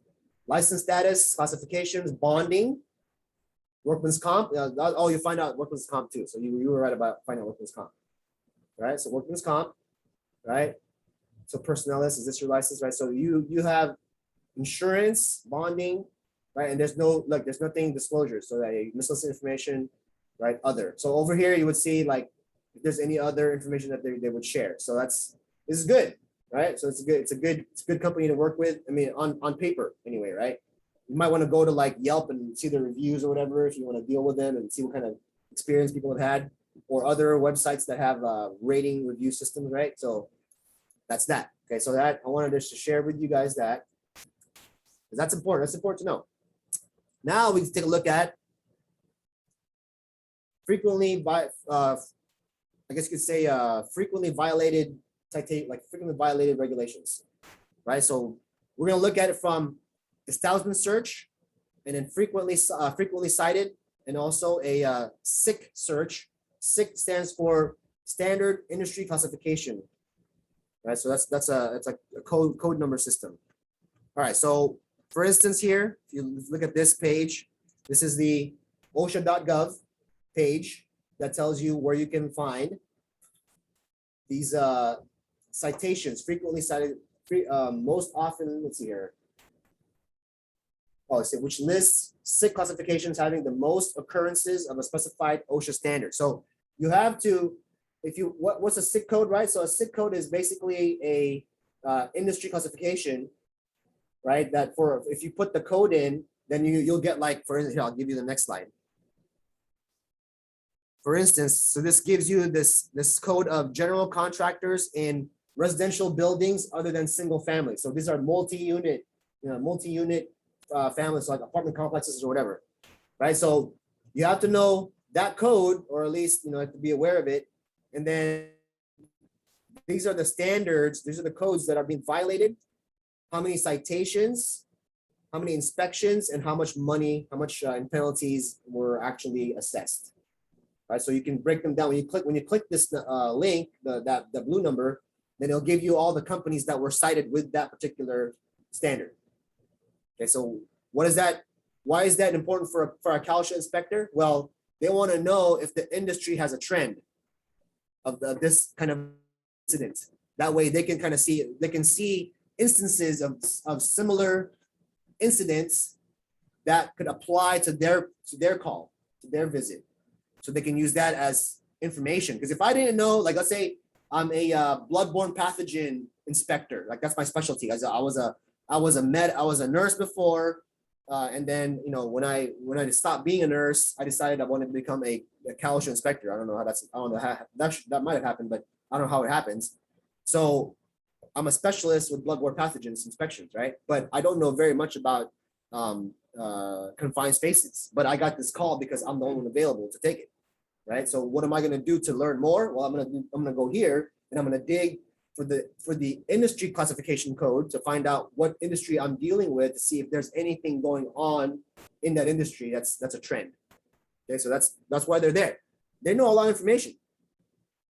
Okay, so now you can also look at this. This is going to be, we're going to look at California, right? California for all of the NAICS codes. If you're not sure what, so look at this here. It says North American Industry Classification System, or NAICS, right? That's let's say any kind of business like aerospace, right? We'll have a NAICS code, and then they'll have a subcode to determine what kind of aerospace company you are. That's a NAICS code. So now, if you hit all on this here, you'll find out most frequently cited federal or state OSHA standards. Well, in this case, we put California. Once you hit submit, you're going to get this. Well, you get some form of this. This is just made into a list that we can look at better. So now look at this here. 1 through 10, right? Top 10. Right? Look at the top 10, right? So, and then you see this one on the bottom here. It says code. In the very bottom here, the check mark. Code requires a comprehensive written program. Oh, look at this. Note the top 6, the 6 out of the top 10 are program-based codes. What did I tell you about program-based codes? What's a program mean? Has to be a written document. So a program is something like policy and procedure, right? Something that people are supposed to follow, rules are supposed to follow. That's a written document. But you're telling me the top 7 out of the 6 out of the top 7 are all program-based codes, with the number 1 being what? The IIPP. Right? So that's a big issue for companies, an opportunity for you. Right? That's because now if you're understanding this class completely, you're going to be able to walk into a company, right? And then you're going to be able to ask, hey, where's your IIPP? And I'm willing to bet you 99.9% of the time, the company's going to go, what's that? Right? And if that is the case, you almost like found yourself a job that'll take you, that you can milk, in the sense that you can create job security for yourself with the company. Because if you know this stuff, you're like, well, so who's taking care of this? Who's taking care of the environmental health and safety of the company? We got a guy here. Oh, so let's talk to this guy. Let's talk to him and see what he knows, right? He might not know very much, especially if he's under 5 years in that role. If he's under 5 years in that role, he probably doesn't know that much. So I just gave you guys like 5 to 10 years additional, like insight. This is just insight. It helps you do your job really well in safety and health. Right? So we do a search. I'm going to do a search, but not for this one. I'm going to do a search for something else. Okay, so I'm going to do a search for you guys with, so this is, you know what?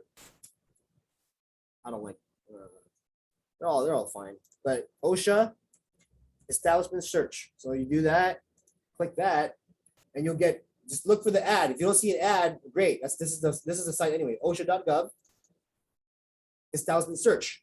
So the one I'm going to show you here, right, before I plug this in, right, I'm going to share with you a quick article. So HS Today, AB Specialty Silica. So this is a company that got cited. How much? Wow. Whoa, 1.5 million following 4 fatalities. So imagine getting fined that much. Well, they must have done something really bad. Oh yeah, they did. 4 people died. Right. So May 3rd, 2019, a couple years ago, plus, right? Let me read the first part here. An explosion at AB Specialty Silicones plant in Waukegan, Illinois, decimated the entire facility, shook homes and scattered debris for miles. It also killed 4 of the 9 workers in the building at the time. That's the first paragraph, right? But what happened? Well, OSHA investigators found that AB special silicones failed to ensure electrical equipment and installations in the production area of the plant comply with OSHA electrical standards and were approved for hazardous locations. Remember that forklifts, right? There's certain areas you can't use forklifts because there's a potential for combustion or explosion, ignition. In this case, they did, right? It exploded. So now, go back here, let's punch in AB silicones, right? Let's put all, we'll find it, it's only one. So you'll see right here, right? May 3rd it happened, May 4th they opened the case, right? Because I mean, yeah, you're gonna go there the following day. It shook homes for miles. So that wasn't like something you could hide. You know what I mean? Like, it's like, oh, what happened over here? Nothing. Oh, nothing. You know, Just a little earthquake. there's a little explosion here. So here's the detail. It's still, I think it's still open. Not closed yet. They're still doing. There's no. Oh, you know why it's still open? Because they're on the severe violator enforcement program. So which means that they're still open doing business, but they're now being watched over like, you know, by hawks. they're being watched over by the Fed hawks. Right. So here's the deal. All of these were willful violations, by the way, willful. Right. So that means they basically got the highest level of penalty, right, that could be assigned to this particular type of fine. Right. So it's all contested. They're all going to contest it. But I mean, come on, there's going to be very little that can contest from 4 people dying. But you see that right there? Every single fine is 132. That's the max. But there was 21 different citations. Right? So all of that. So when you see this, it's called fatality catastrophe. Right? Yeah, fat cat. Yeah, that's what it was. What's a fat cat? Yeah, fatality catastrophe. Right. So that's the way you look up companies on OSHA.gov. Now you would go here for the whole country. Like OSHA, Cal OSHA reports to the Fed anyway. Like Cal OSHA, I don't even think they have a reporting system like this that you can look at. It gets sent all to the Fed. Right. So they report this because they don't want to be redundant. I mean, they don't need to. Right. So that's that. Now, here's some numbers now. Let's take a look at some quick numbers. So now here's an interesting story for you. So this is 2017. So 2017, right? For the whole year. Like how did I get these numbers? Well, guess what I told you, right? This was a gift from the Cal OSHA inspector. So he had these numbers to share, right? These are not necessarily public numbers, I don't think, anyway. Right? So 1 through 12, there's in the Santa Ana district, there's 12 officers, right? They issued a total of 1,303 violation citations, right? So what was their percentage? So here it is. See the yellow column right here? Let me zoom in for you so you can see it. This one right here. So percent serious, willful, repeated. That's what the SWR stands for. And then violations per inspection, right? So what were the numbers? How many? 30% at 2 point what? Well, no, the quota was 2.5, right? So then what do? They beat it, right? They're good.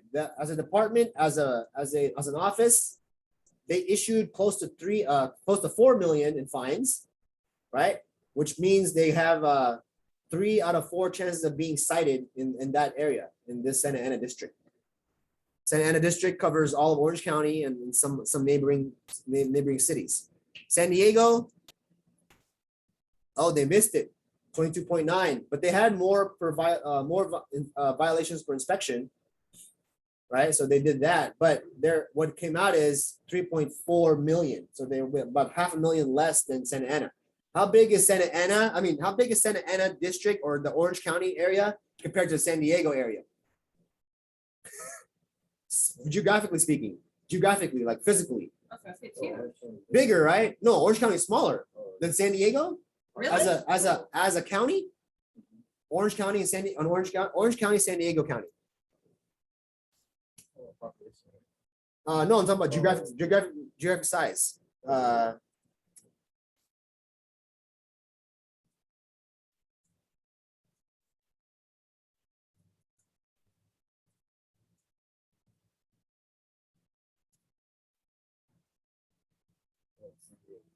Yeah, San Diego County, not the city. Because when you talk about Santa Ana district, they divide it up by districts, right? So we don't really, they may not follow county lines, but they do, but approximately. But if you're talking about San Diego, because if you're talking about the Santa Ana district itself right there, then it may span like a parallel to cover the whole state, like border to border. And then after it gets a certain part, and then someone else covers it. Because Long Beach, well, San Bernardino. So San Bernardino has their own district office too. So San Bernardino, what do you know about San Bernardino as a county? Pretty big, right? Huge. What also do you know about San Bernardino, about the people there? Would you say, what is the majority there? Non-English speaking or English speaking people in San Bernardino County? Majority of people that live there. Would you say, you would say majority English speaking? I would say majority is non-English speaking. Well, not their first language. So I should rephrase that. English is not their primary language. Yeah. You would say yes then, right? The majority is English is not their primary language out there. So here's a note. There's a very important note to this, right? So if English is not your primary language, you're going to be having a communication barrier at some point, right? Here's the result of that. 37% serious. So it jumped up from 30 in Santa Ana to 7 more percentage points, right? So what does that mean as far as penalties go? It's another $1 million in penalties over the Santa Ana district. That's the crazy part, right? If you think about that. So there's an opportunity there that if you're thinking about a company that is a majority of their staff is English is not their first language, right? That you should probably hire a bunch of translators to train these individuals properly on safety and health, how to organize it better, right? Do you think that, remember oxytocin, the intense feeling that someone's got your back, right? So if you had the intense feeling that the company's got your back, would you want to protect the company too? Like if your company if you felt like the company got your back, wouldn't you feel like you should get the company's back too? Absolutely. If they've been good to you, why wouldn't you be good to them? Right. So this is the part I'm telling you guys that opportunity is here. If you come to a company and you're like, man, this safety and health program is a mess. Like, yes, I can do something here. That's what I would do, because then I can see like, hey, I can rationalize. Hey, look, the average salaries of safety and health managers are $95,000. Hey, look, I'm coming to you brand new, but I come with a lot of information. So why don't you start me off at 75? I'll save you some money, right? That's a negotiation. If you can speak with confidence, why wouldn't someone hire you based on that, right? Long Beach, here's another one for you. So Long Beach is a little bit smaller as a region, but they did go 37.5 at 3.1, which they did beat. So how come only 3 million? Well, they have a smaller region and they cover a lot of the ports. Port of Long Beach, Port of LA, I'm not sure.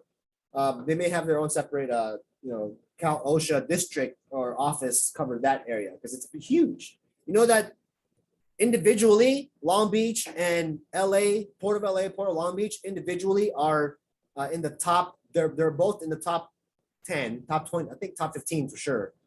Top 20 for sure, top 15 I'm thinking. Top 10 I'm not yet sure. But together, they're the biggest in the world.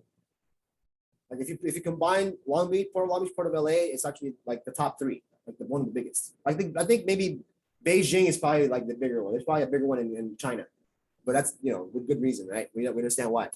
Okay, so what's this all telling you, right? Well, again, officers are motivated to what? Officers are motivated to cite. So you should be motivated to protect. If you feel and believe that when you work for a company, you're working for a good company, that they got your back, well then you should.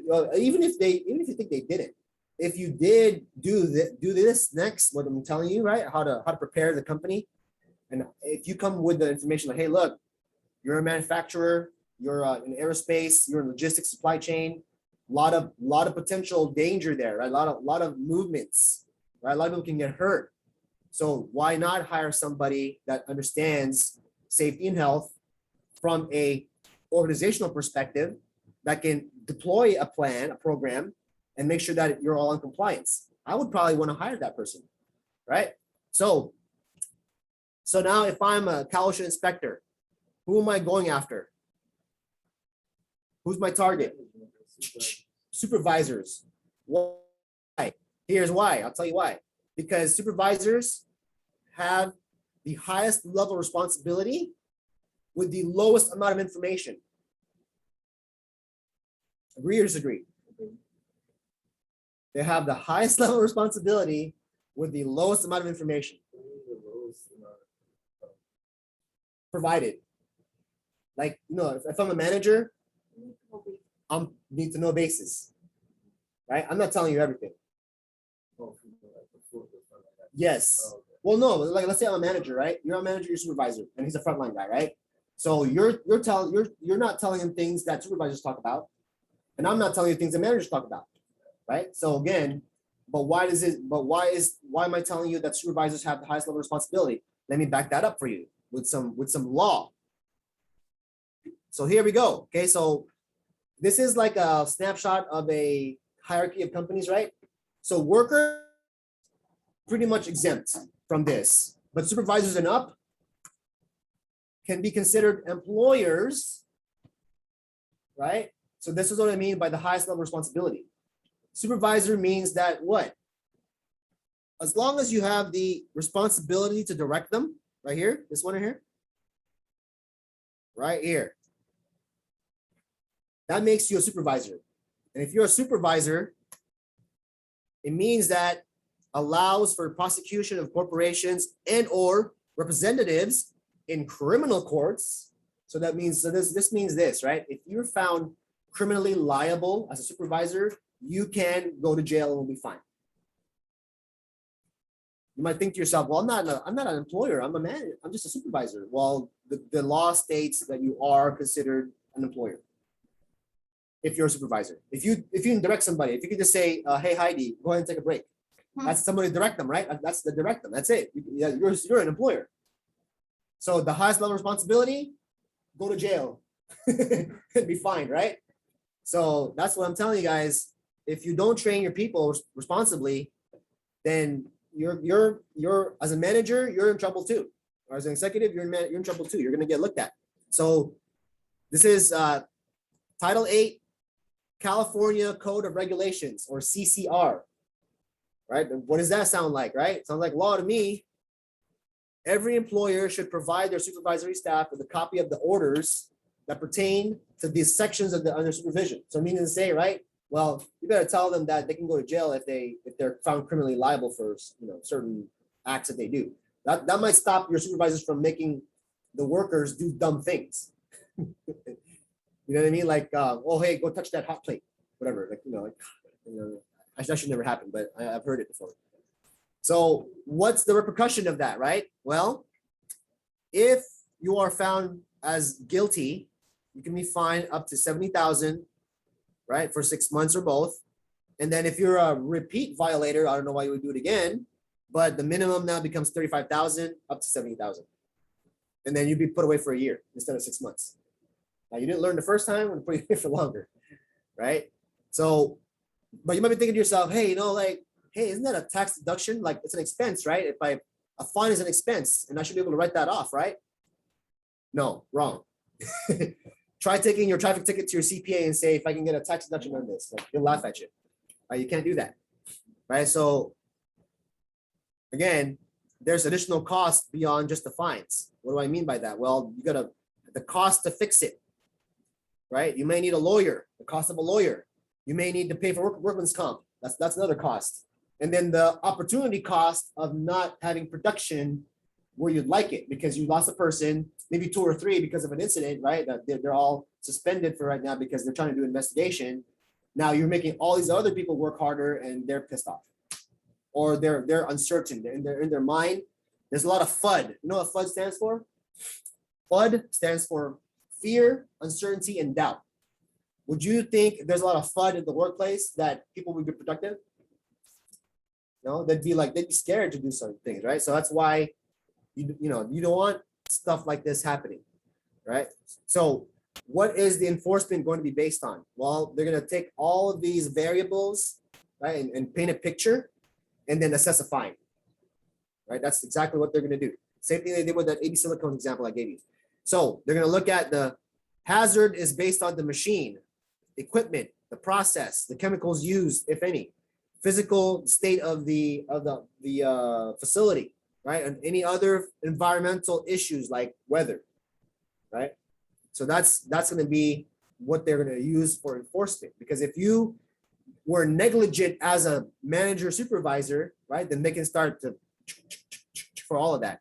Did you ever have issues with like heat in your warehouse? They probably got you for heat at some point, right? Like, oh, it's too hot over here. You have to like. And then they had found my mother and they had assigned some like suits for the employees, but the employees didn't want to wear them because it was just way too hot. Yeah, exactly, right. So that's what I'm saying, right? So there's all these things that can come into play when we're thinking about how do you keep your employees safe on the job. Like that's a very big question, right? What else is enforcement based on? Zone of danger. So wherever the danger happened, the whole perimeter, right, is going to be considered the zone of danger, right? So for instance, there's a grinding wheel. It just broke off and then just, so now the zone of danger is the entire area where that grinding wheel flew to, right? And then, or for instance, like an asbestos exposure, right? It's within the whole containment of that unit, right? So however big that is, that's a zone of danger, right? So things like that, that's the zone of danger. Think about that from that sense. And then what else? Employee exposure. Now, employee exposure is typically what is you have to report it because if they won't know you were there if you weren't there when they were doing the investigation, right? So you have to speak up. With that, you have a 6-month statute of limitations to provide your evidence, your corroborating hearsay evidence, right? Your statement, your testimony, right? So there's 2 numbers to remember. If your rights were violated, how long do you have? 30 days. 30 days.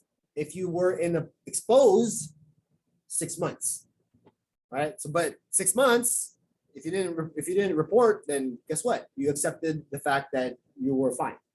But that's why you always have to report if you're exposed, right? Because what if something happens that you experience health issues after the 6 months? You'll be like, oh, hey, I actually,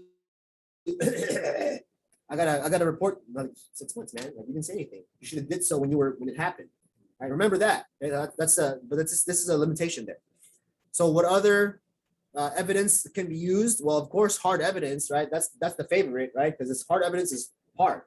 Right? You cannot fudge, a well-documented photo of something that looked like what it was, especially when presented in court, right?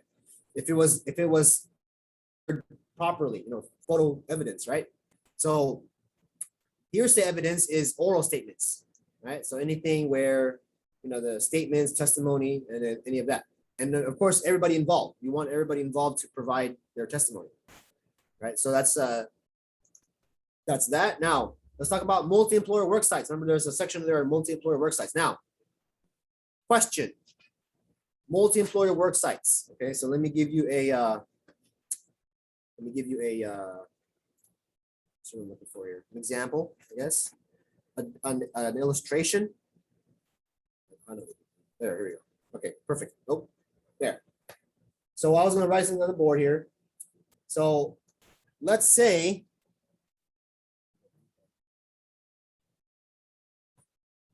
that I am an employer, right? So I am a project manager. I'm an employer, but I'm a project manager, right? So I need labor, right? I need people to work because I just don't have enough. So I'm gonna call, who am I gonna call? I'm gonna call Lorena Staffing Agency, staffing. I'm like, hey Lorena, I need some staff. I need some people that can do drywalling. Need some people that can do right? Okay, perfect. So I ask for employees, right? So your staffing agencies are now over here, right? So if that's the case, right? who's responsible for these employees? Is it going to be Lorena, staffing agency, or Reggie's business? Who's responsible for those employees? Lorena, you think you are? Anybody have a different answer?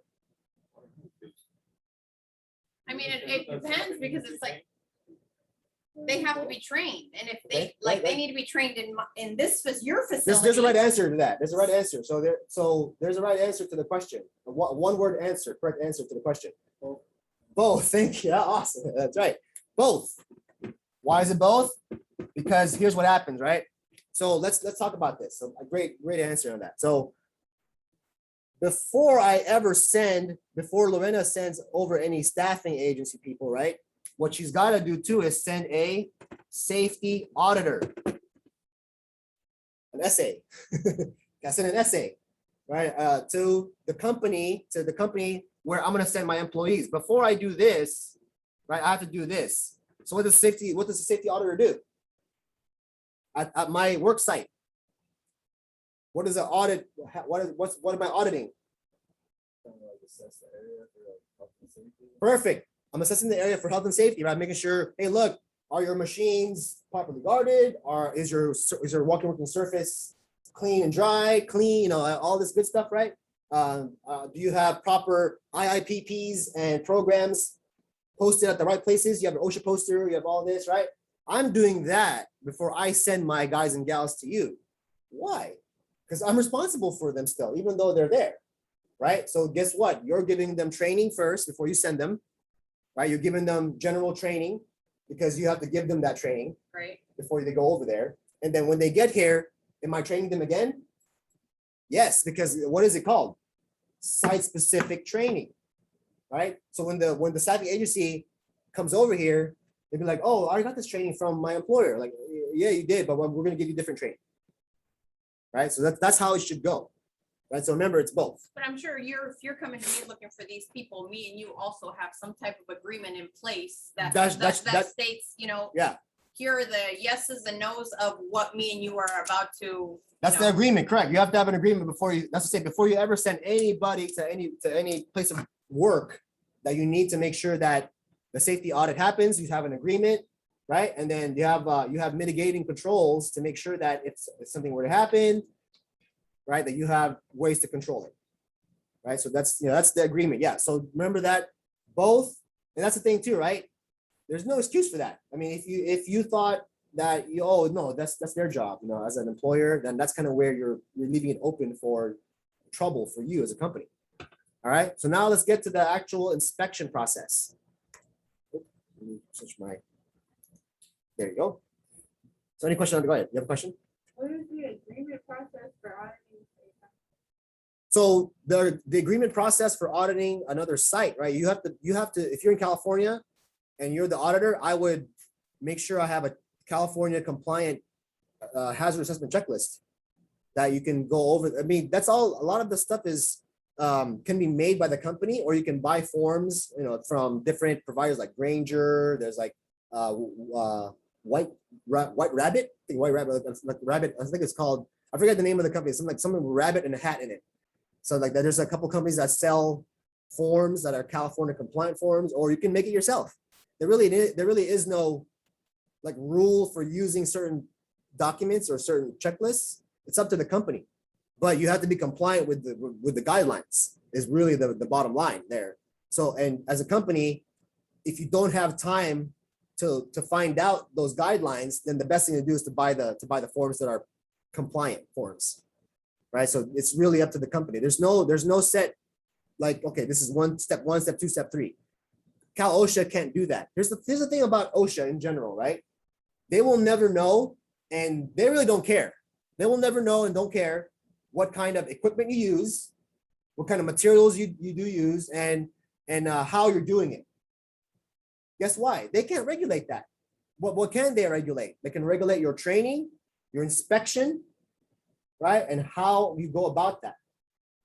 That's about it. And then, because what are they going to do? They're going to use your rules against you. Yeah, you see that? See how that works? They're going to use all your rules against you. Like whatever you rule, and if your rules don't comply with their rules, they're going to use that against you too.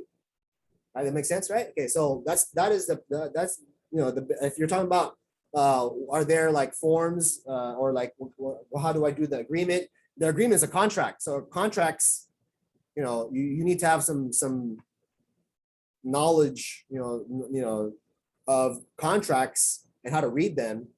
So if as far as that's concerned, then you might have to refer to like a legal team on your staff, whatever, to create those. Companies, corporations that are established for a while will have those pieces, should have those pieces in place. Legal team, HR, right?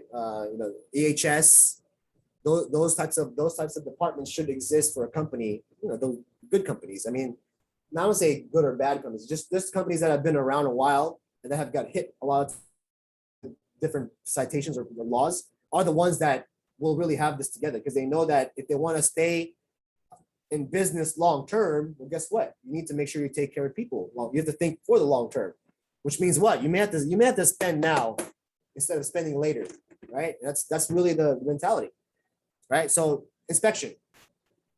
Does that answer your question? Is it as far as your agreements are concerned? That was how to do an agreement. How to do it? Well, I can't really tell you how to do an agreement. It's really, it's all based on like I learned how to do contracts. I just have to I learned it myself. What I did was I Googled certain contracts that I could find and then just modify that based on what I can what I understand. So it's to tell you, you'd have to kind of do your own homework on agreements, because it's not a part of this class, but it's important to know contracts and agreements. Very important to know. Okay, so the compliance officer, first thing they do is that when they knock on your door, they're going to start this thing called an opening conference, right? And you must have a highest level of management having the authority to allow the continuation. So you're not gonna. So what you don't want to do, right, is have an untrained supervisor go, "Oh, OSHA inspector, oh yeah, come on, let me take you to where you need to go," right? Why is that not good? So everybody in, right? Oh, and this, okay, so that's good. That's why you want to have a protocol in place, right? So the inspector is not going to go to any other address other than the address of the incident or the complaint or the referral, right? They're not going to go to the corporate office if it's not there, right? They're going to go to the place, right? So you must train all your department heads and supervision in the inspection procedures and include health and safety or risk management in the process. So what is this trying to say? Trying to tell you here? You're trying to set you up for success. If you're in charge of the program or you're helping somebody in charge of the program, then you want to let them know, hey, look, we should probably train everybody involved, supervisors and anybody in risk, health and safety, that they should know the inspection process, right? And now you have it in your book. You have it in these training guides are yours to keep, by the way. These are yours, right? Whatever notes you take on there is yours. So you want to get to know the compliance officer. Why did I tell you that? Why does it tell you that here? And ask about their technical background, professional background. Why would you want to know that? Why would you want to get in that kind of a conversation without being interrogative? You don't want to be like, so where did you go to school? What did you learn? So, you want to ask a question and then relate. That's another customer service too, right? So you say, hey, I noticed here that, I don't know if this is how this can go, but you say, hey, I noticed, where did you go to school? Oh, hey, I went to this school. See what you do, you're relating, right? So you're finding a commonality. It helps ease the conversation. It's an actual conversation versus just like interrogation, right? So what does that do for you and for the inspector? It kind of puts their guard down a little bit, right? Because you're getting into a conversation. You're not like all, if you're like this to an inspector, he's probably gonna be like, what's going on here? Right? If you're all like freaked out, like, oh man. But I mean, if there's nothing really wrong, but you're still doing this, what's the inspector gonna think, right? If there's something wrong, but you're just nervous, right? So have a conversation, ask them about their background. But it's important for you to know. Why did I tell you that? Remember earlier I told you why you should ask them? Why should you ask them about their background or their education?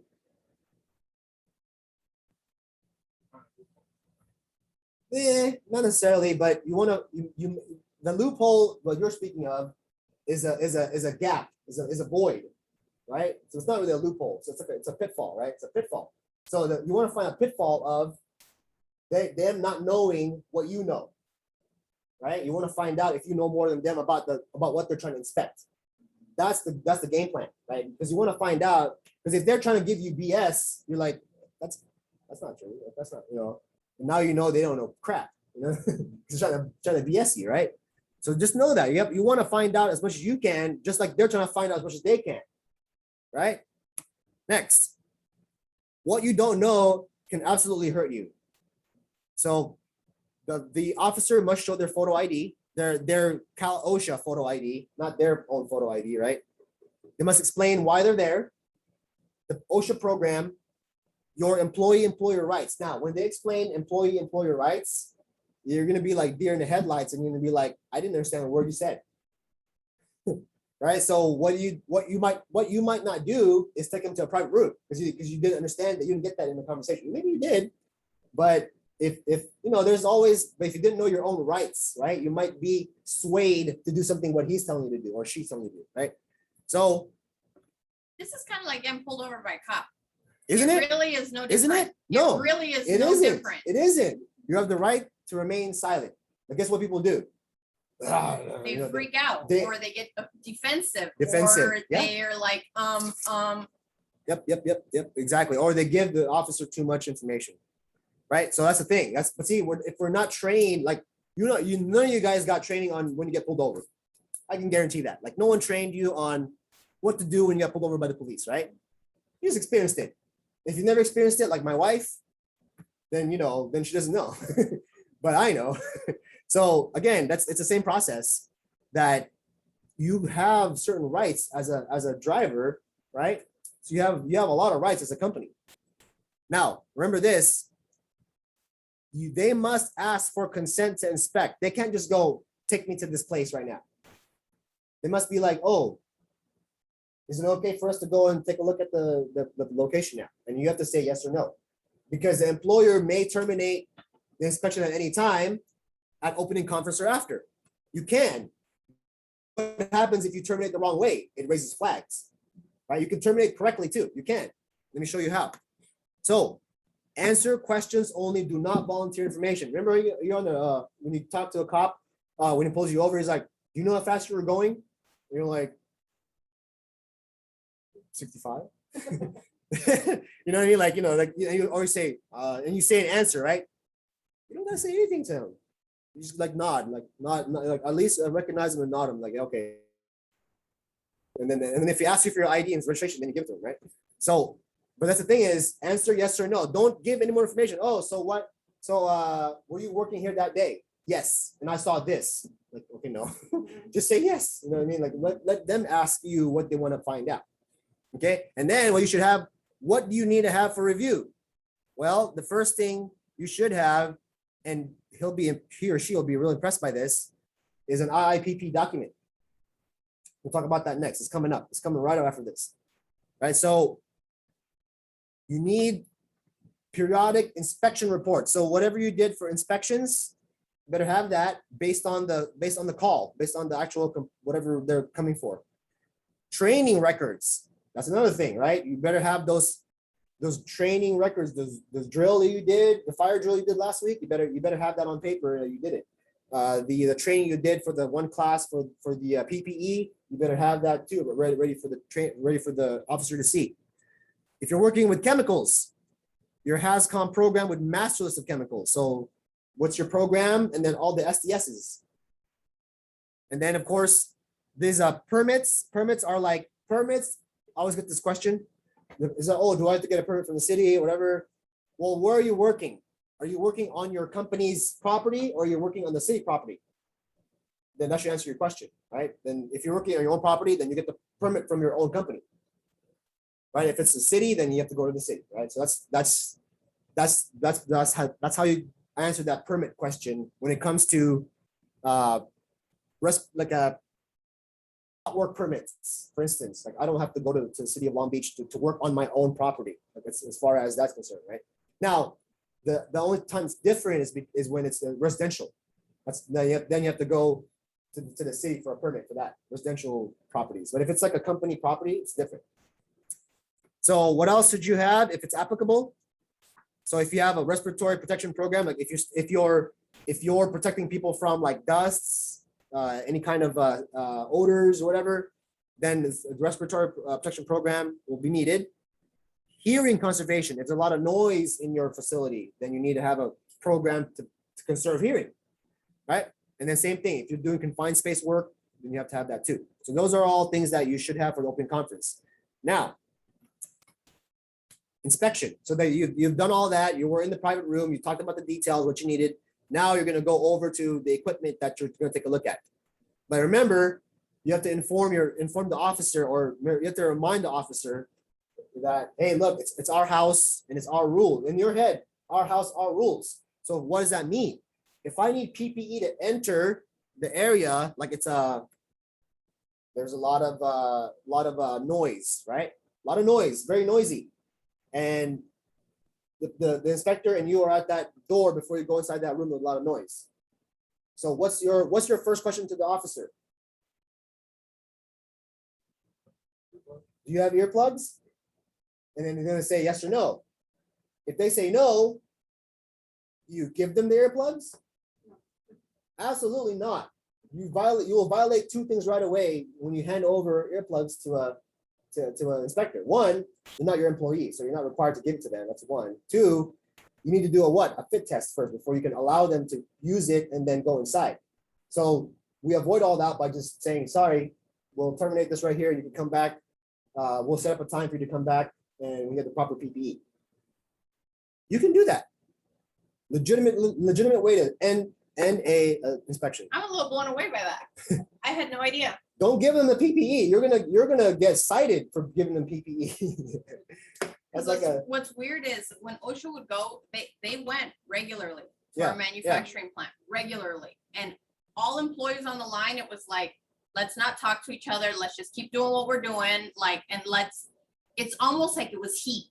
You know what I mean? Like they teach us all. They teach us all the, the principles here. They're watching us like. Okay. Yeah, that's right. So here's an example of that. So Southern California Edison, you know the company, right? Yep. Do you think they'll get inspected less frequently or more frequently than other business? More, right? Why?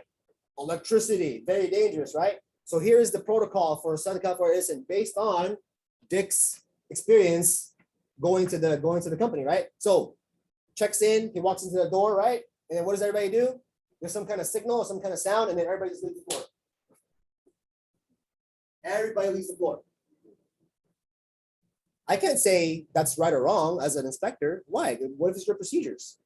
You know, everybody is taking a break at this time, whatever. I can't say anything to that. Everybody's off the floor. What did you do? What did you effectively do by taking everybody off the floor? That's it. That's your tactic. To like, oh, I can't go over there and see what you're doing because you're not there, right? I can't inspect what you're doing. But when I tell you where we work, not only did we have to wear helmets, we had to wear hair nets. Men had to wear beard shoots if they had any type of facial hair. Oh wow! There was no gum, no jewelry at all. Food, yeah, no fingernails. You had to wear gloves, and you had to wear like a butcher's coat. And earplugs were a must. That's it. So you really need to understand what your, how you have to set yourself up to protect you as a company by certain little actions that say, okay, well, those are insight. That's all insight for you guys, right? Yes, question. As an inspector, can you ask like why everyone left the door, or? You might. I mean, I think the question becomes, oh, where's everybody going, right? And then the supervisor is going to say, oh, we're just going to break. Yeah, I mean, you could ask that potentially, but you should be prepared also to answer that question too as a company, right? But I mean, again, what are you going to say? Oh, you guys are all leaving because I'm here, right?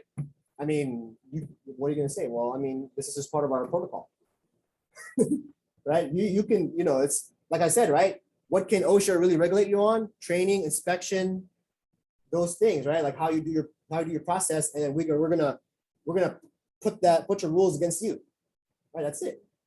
So if you're, but if rules were, hey, look, we're gonna go off the floor at a certain time, that's your rules, whatever. So I can't say anything to that. They can ask. I'm sure they ask. right? But then I'm sure you get the answer. Well, you should be prepared to answer. Oh yeah, because we're all taking a break. We're all. It would be, the people that were not there documented, they would be cash. They were the ones that would be. Oh, And okay, good. then Yeah, the I mean inspector would that count makes them. sense. He would count them, and then when he would go to payroll and stuff like that, he would expect the same number of people that stayed behind and the same people that walked away, helped with that kind of number.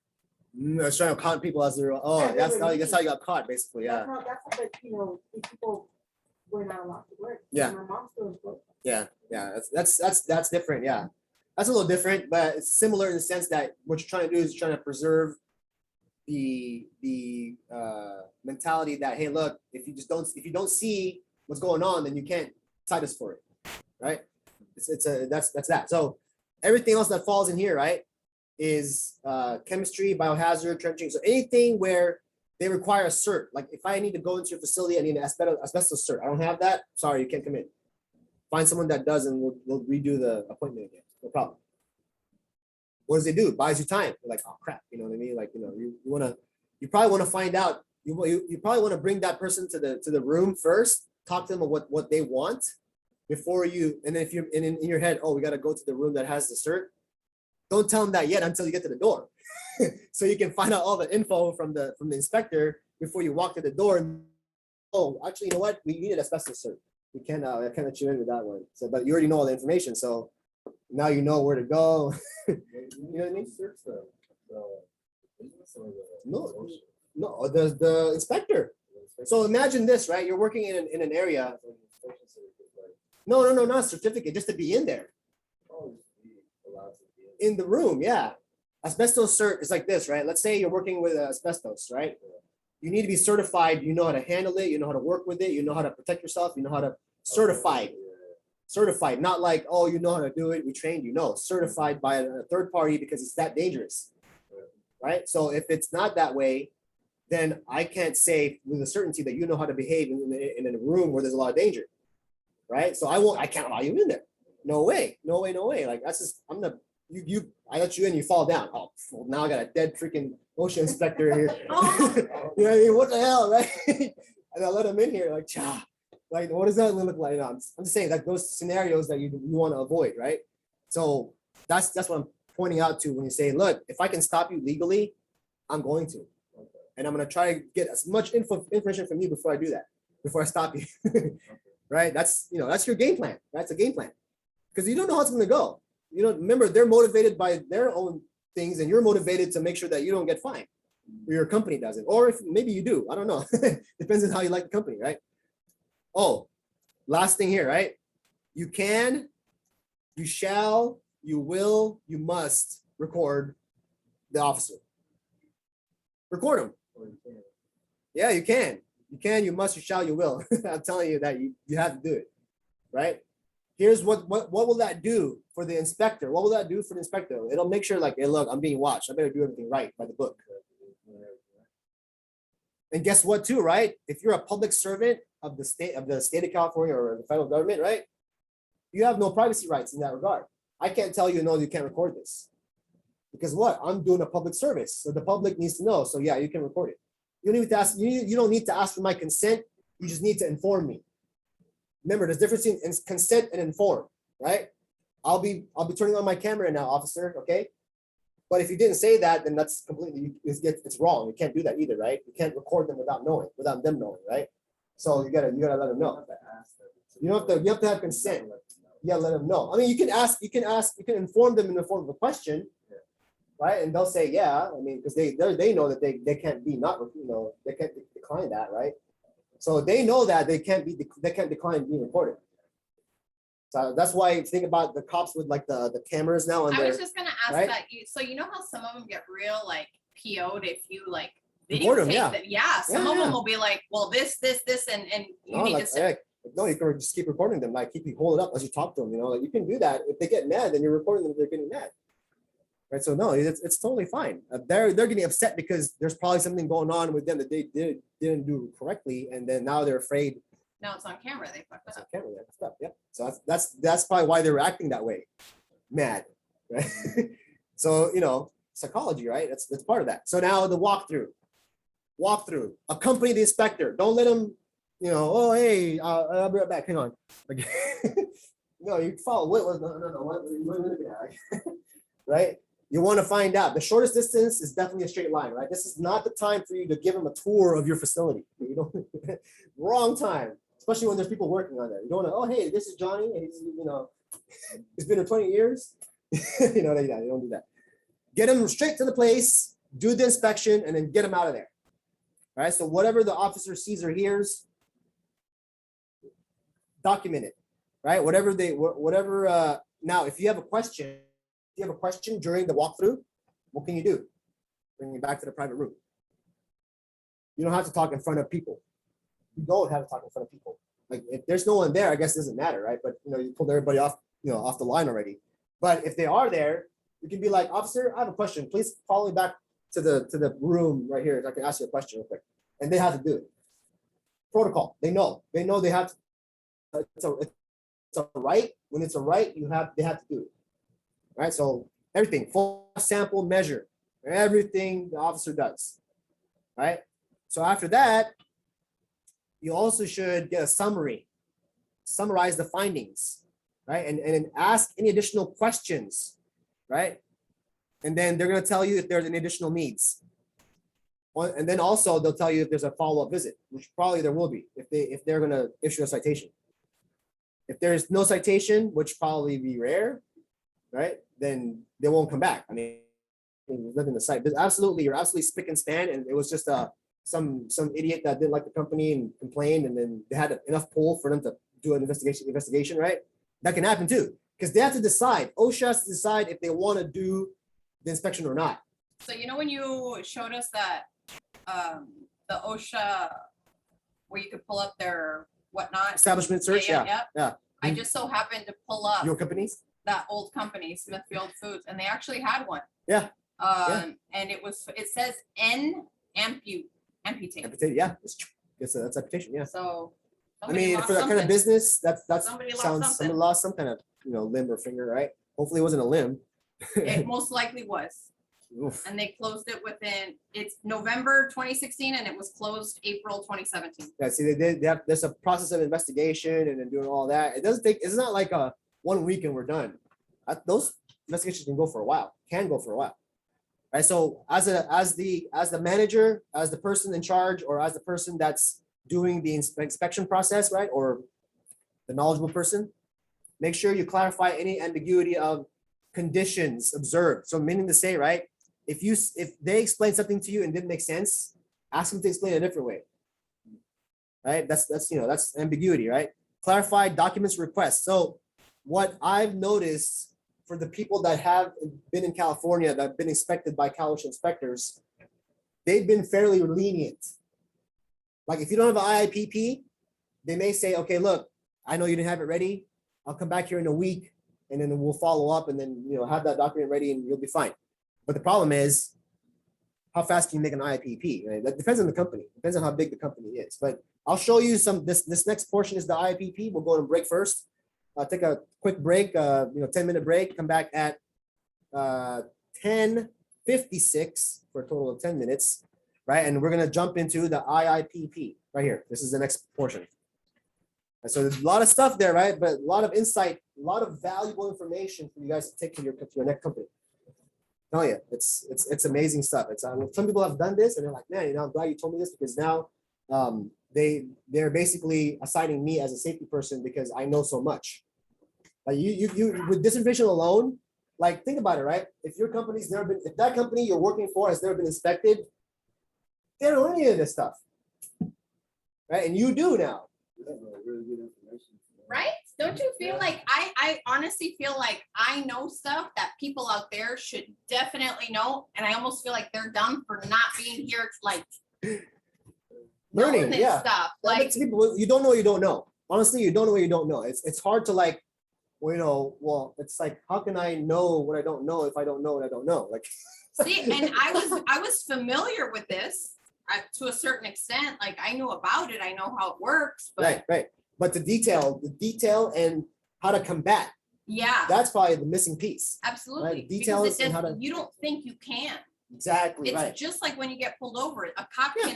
can, do whatever they want and you just have to be Can't take it, yeah. okay and, I've been fortunate that, if I did get pulled over with a bald head Asian guy, that I wasn't like targeted or anything like that. So, but I know I've heard some people that just get the I'll short tell you end of the this, stick. when you're from Sioux Falls, South Dakota, and you look like this, I was the only brown looking person in an all white high school. Mm. And high schools out there are closed buildings, just like this. There is no outside for lunch. So when you had to go to lunch, you had to find a Wow. place to sit, but people already had their cliques already formulated. So it's like, you just had to go sit wherever someone would want you. Yeah, exactly. It's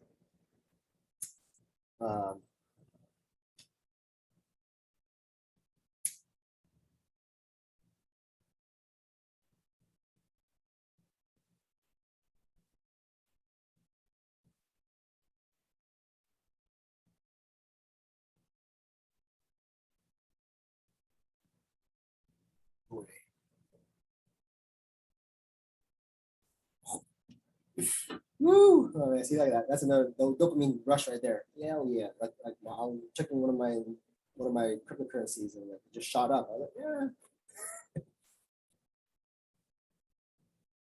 It's hard to be in a bad mood when your investments are like doing really well. I know, right? Tell you, man, and you can have a bad day, and then you have a good investment portfolio. You can be like, okay, I'm okay, I'm all right, yeah, I'm all right. Telling you, man, the psychology of it all is amazing.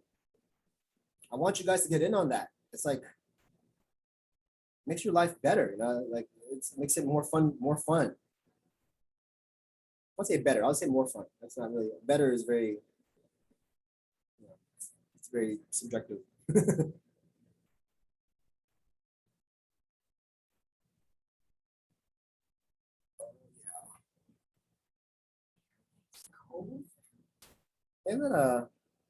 And then that's that like by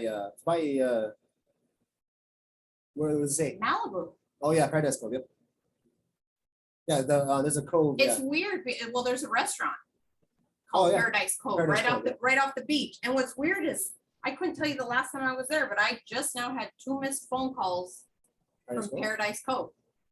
Are they trying to hire you? Did you submit the And application? I'm just like, not that I know of. Oh. That's kind of far from you, isn't it? Oh no, it's not. It's actually You just not. gotta drive down I go 27, up right? the canyon. I go up 27? to Panga Canyon, I'm there. 27, yeah. 27, yeah. I've driven. I like that canyon. That's a fun canyon to drive. It is, but not when people are riding Not your when they're ass. riding. You have to be careful because it is so narrow Yeah. and No, I like the canyon drive at like daytime canyon drive. Nighttime canyon driving is dangerous. yeah. No, but remember I told you, right? I'm an Uber driver. Like, You didn't ever say that. I didn't. No. Yeah, I'm an Uber driver. So here's my longest rides. LAX to Santa Barbara twice, LAX San Diego 3 times, LAX to Rancho Cucamonga, I think once or twice. So those are like the distances I drive from like the farthest from the starting point. So like I'm an You know what I I'm was an doing LAX for a driver. little bit? I actually did Instacart for a little bit I can't with do my that. daughter. I suck at shopping. No, I was good at it. Well, Like with my daughter, like take me you're- to a supermarket sweep. I'll show you exactly where what is and what aisle and what section. Like I signed up for Shipped. that's but like it. It is, but I didn't ever do it. I never took an order ever. I didn't take an order. I was always driving because I You know did how it. much I averaged a week doing Instacart with my daughter? Grand more. 12 to 1,500 a week. Yeah, that's right. That's it. It makes money. It makes Tax-free. money. It makes money. And you pick Well, you well, pick the ones tax-free. you want. Well, I mean, it is when they pay you. 1099. It's Oh, 1099. 1099. Eventually, you have to pay it back. Yeah, You know what I mean? Say 1099. Tax free is not true. Right. You got to pay some tax at some point. Yeah, you can write off a bunch of expenses, Mhm. which hopefully you did, and you kept more of your money. You can eventually make it tax. So you say zero tax liability. I'd say that because I know how to write everything off. I know how to write everything off. Like you have to have good records. You have to have good, like the way you do it is just use a card to swipe everything for that particular job that you do. So whatever expenses you incur on that particular, 1099. I kept all my receipts. All my receipts are right here in the thing. Oh, And receipts then are- they go in a bag Receipts are a little every year. more, I would say receipts can be a little more tedious. Debit card, transaction, as long as you can do like single purchases and then you can justify that purchase is actually just that purchase for that amount, you can just use your statement. Yeah, but yeah, I've formed a sole prop, I've formed a corporation, I've formed a nonprofit all by myself. You're just a one-man show, aren't you? I wouldn't say that, but I can be. I'm a DJ too. Really? Yeah. So I can be a one-man show. Yeah. Loud. Ah, L-A-O-D. well, it kind of goes with your last name. Correct. So, So I add the D from behind and then get Yeah. loud. If you got that, you got that. You throw the D from behind. You're gonna get loud. That's what my last name is, Lao. L-A-O. So if I throw the D from behind, you're gonna get loud. Which is my DJ name. Or my business name too. My business name is Gonna Get Loud, yeah. Here, so if you go to, yeah. So you say it'll always go to this. Yeah, see, Gonna Get Loud Productions. Here it is.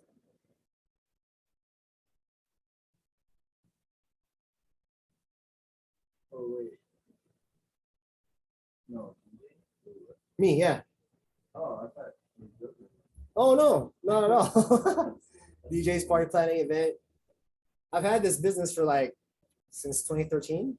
Actually, I've been DJing since I was 13 years old, on vinyl. But I like the USB controllers because it's so easy to just carry everything, instead of having. I mean, even the vinyls are just one vinyl, and then you can use computer, right? But I still got to carry the 1200s and the mixer. Why? So I just carried the controller. It has the mixer already, and the controller's on it. It's just attached to the computer. So, I think for some people that still stick to vinyl is because that's what they know, right? So I got used to using a controller. This one right here.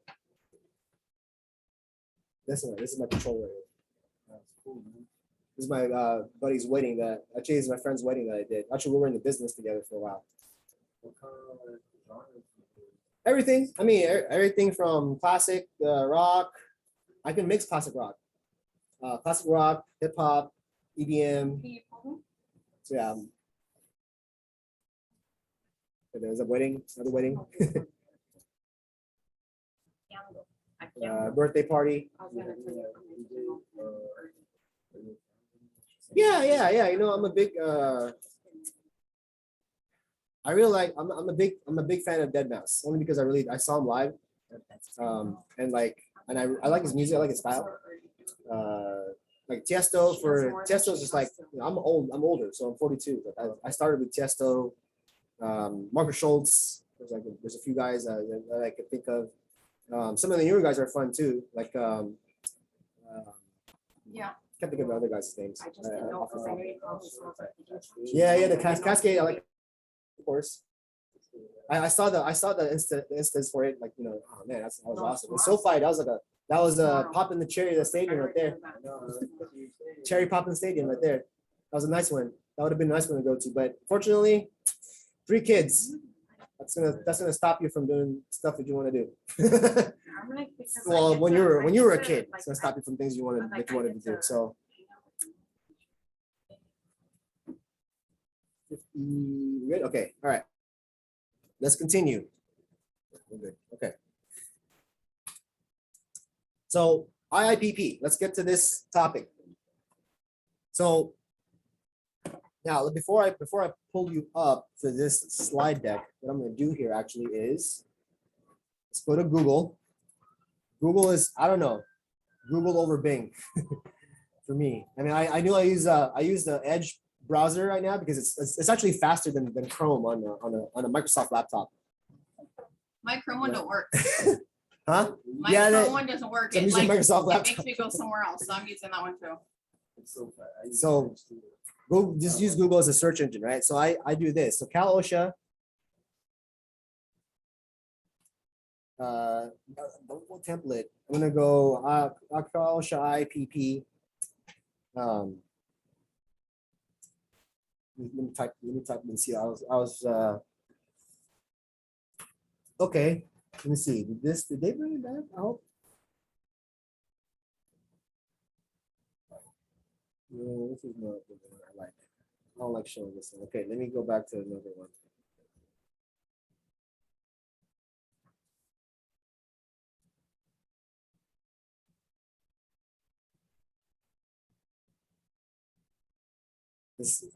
They make the site sometimes a little tough to navigate, but I can understand why. Got so many people working on the. Oh, that's what it is. It's under revision. It's been under revision for like the last 6 months. Maybe they're getting unemployment right now. They're just laid off. That's hilarious. Good one. Okay, I'll use this one. This is the one actually I've been using. So I'll use this one right here. So here it is. So this is called the Occupational Safety and Health Training Program that they have, right? This is actually a Cal OSHA program, but I wanted just to show you this. This 8 required injury illness prevention program elements are this. Okay, so what is this? Okay, so read this part here. The injury and illness prevention program is an important written workplace safety program. Okay, they say that. They say requires, read this, requires, so section 3203, requires every employer to develop and implement an effective IIPP. So notice how they put the adjective effective in front of the word IIPP, right? So then you just say, oh, you're required to make an IIPP. Oh, I'll just throw them together and then we're done. No, effective IIPP. And that's by sheer subjectivity of the officer, who has a lot of authority, by the way, right? Because they're an officer, to enforce that particular document. Right. So this is an effective IIPP. So, but what does an IIPP do? It improves the safety and health in your workplace and reduces costs by good management and employee involvement. But what does it require? Good management and employee involvement. Right? So if you don't have good management, how much employee involvement will you get? Very little or none. Right? So that's what I'm telling you guys about the whole neurochemical mindset thing, the understanding those, right? It's very important to understand that, because if you know how to properly recognize people for the hard work they do, they will like that and they'll keep doing it. If you show people you got their back, they will show it and then they show it back, right? That's very important. Okay, so because if you do all this without that, you're just talking to a wall. They're all bark, no bite. Exactly, all bark no bite. All right, so importance of the order. So same thing, right? Title 8 CCR 3203. I referenced that because here it is also referenced. Section T8 CCR 3203. Got that? That's I'm not making this stuff up. It's really what I'm trying to tell you too. Right? So applies to all employers doing business in California at any time. Anytime. So who, what, when, where, why, and how of health and safety in the workplace. That's what it should define. Okay, so general duty clause, we'll talk about, we talked about that, we'll talk about it more. There are 7 sections, and the 8th section is training. So, but in the 3203, it's all like 7A, 7B, 7C, all the way to the section 8, which is actually the next section, right? So I'll tell you that. So this is A1. So who is the person with authority and responsibility, right? So look at this here, responsibility. You just got to name the person who's responsible. 2, ensuring that employees comply with safe work practices and recognition. So again, recognition, training and retraining programs, disciplinary action. So if someone does something incorrect, you better have a discipline program in there too, or at least you're explaining how you're going to discipline the individual, or any other such means that ensures employee compliance. With that, compliance, right? So that's a section there. Include a system of communication with employees. So meetings, training programs, written communications, or you can do safety committee. Now, I know with a company as large as with Smithfield Foods. Smithfield Foods, right, 3,000 employees, you're gonna want a committee. You want a safety committee. Why do you want a committee? Because you can't make everybody be part of that meeting. 3,000 people all at once. That's pretty tough. Yeah, you have Zoom, which probably be, but then what do you with Zoom? You just like have it on and turn the camera off, right? And then like I'm over here, right? You know, I might not be paying attention to Zoom, right? So that's why you need safety captains when it comes to this. We'll talk about this in a different section, but just know that substantial compliance includes meetings, training programs, and posting written communication. So if you have, let's say you have employees under 50, under 30, under 20, then I would not recommend you do a safety committee because it's too much, right? Too much work to be done with so little people, right? So that's, you know your size and know what you need to do before you start doing it too, right? So here's an exception not to having an IPP, right? The exception here is just talking orally or having written communications. So this is the rule here is if you have less than 10 employees, you can get away with just explaining things by mouth, right? Just talking, explaining in general safe work practices. But if there's more than 10, then you probably have to have written directions to be handed out, right? There's a logical reason for that, right? If I'm in a room with less than 10 people, it's easier to get your attention and talk to you one-on-one.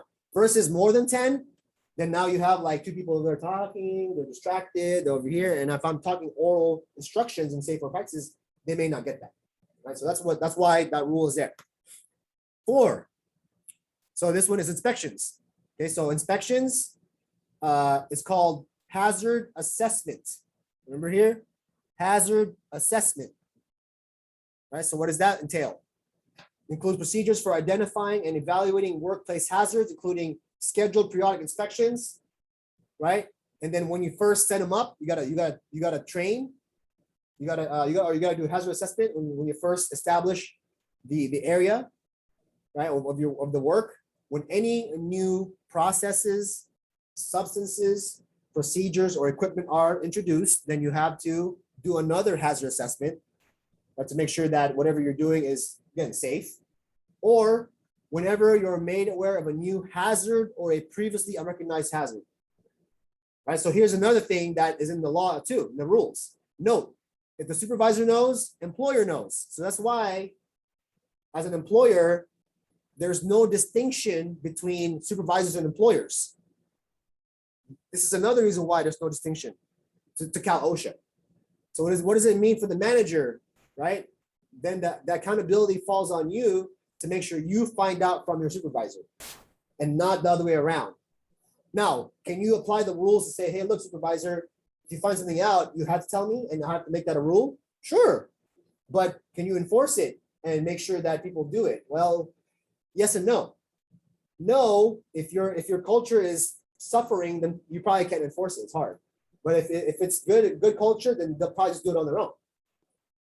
Feel me on that, right? So, so that's another thing. That's why you want the trust of your people, or you want at least their buy-in. You want their buy-in to the mission. Right? So 5, investigation of injuries and illnesses, right? So accident exposure investigations. So how do you go about it? How do you go about your procedures for investigating injuries and illness at the workplace, right? So remember, there's some resources for you here with the state of California, Cal OSHA. Look, these are all resources, right? So these are all part of your the resource guide I gave you in the Google Drive links. It's all there. So if once you take off and you want to like learn more about how to set up an IPP, you can go there. All right. So number 6 is correcting unsafe work practices, right? So what are you doing there for number 6, which is hazard correction, right? So look at this, right? So do you notice how this is progressing? The elements. It's like a story. It's like a movie. Why is it like a movie? Well, first we got to figure out who's creating the movie, right? And then we got to figure out how to keep everybody safe in that movie. And then now we're going to tell you a story. So how are we talking to each other? Is it safe to work? Okay, so is it? And then if there's something that goes wrong, how do we investigate? When it does go wrong, how do we fix it?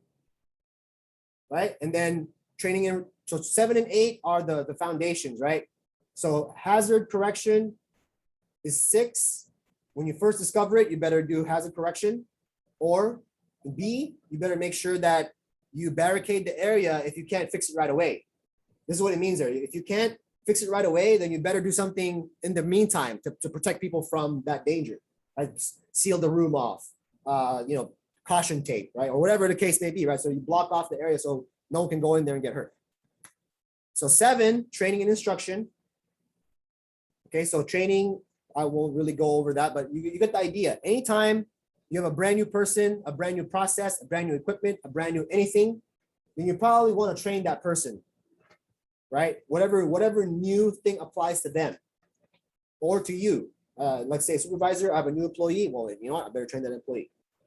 That's the training and instruction portion. And then B1, as part of 3203, Title 8, CCR, right, is that record keeping. So record keeping here includes scheduled and periodic inspections, including persons conducting the inspector of your facility, not like that the OSHA inspector, not that inspector, your inspector in-house, right? What did you observe as unsafe conditions, and what did you do to fix that problem? And then you maintain the records for 3 years, so you archive it. And then if you have less than 10 employees in your company, you can always elect to maintain the record until you fix it, and then you can archive it. But otherwise, you have to keep it for 3 years. And then if you are B2 right here, right, you have to document the employee safety health training. So anytime you're doing safety trainings, right, you have to create a document and that you train them, and you have to keep it for 1 year. Right. So what does that do, right? For you, well, it keeps you, 1, compliant, but 2, it lets the officer know when they come and inspect you that you were doing the trainings. Right. So there are some companies, have I heard of companies like falsifying these records because they want to be compliant? Yeah, they do that. But should you do it? No. Right? Don't do it. Don't do it. Like, it just opens up all kinds of problems, right? So, training records, do them as you go. Right? Don't do them ahead of time, and then don't not do them. Right? OSHA, there's a thing about that, right? You don't do things ahead of time, and you don't not do it. Right? So you make sure you do things as you go. So the safety committee. So let's say you have over 3,000 employees, right? You're like, oh well, you know what? We need a safety committee. So now you're given these new additional requirements, right? So here it is.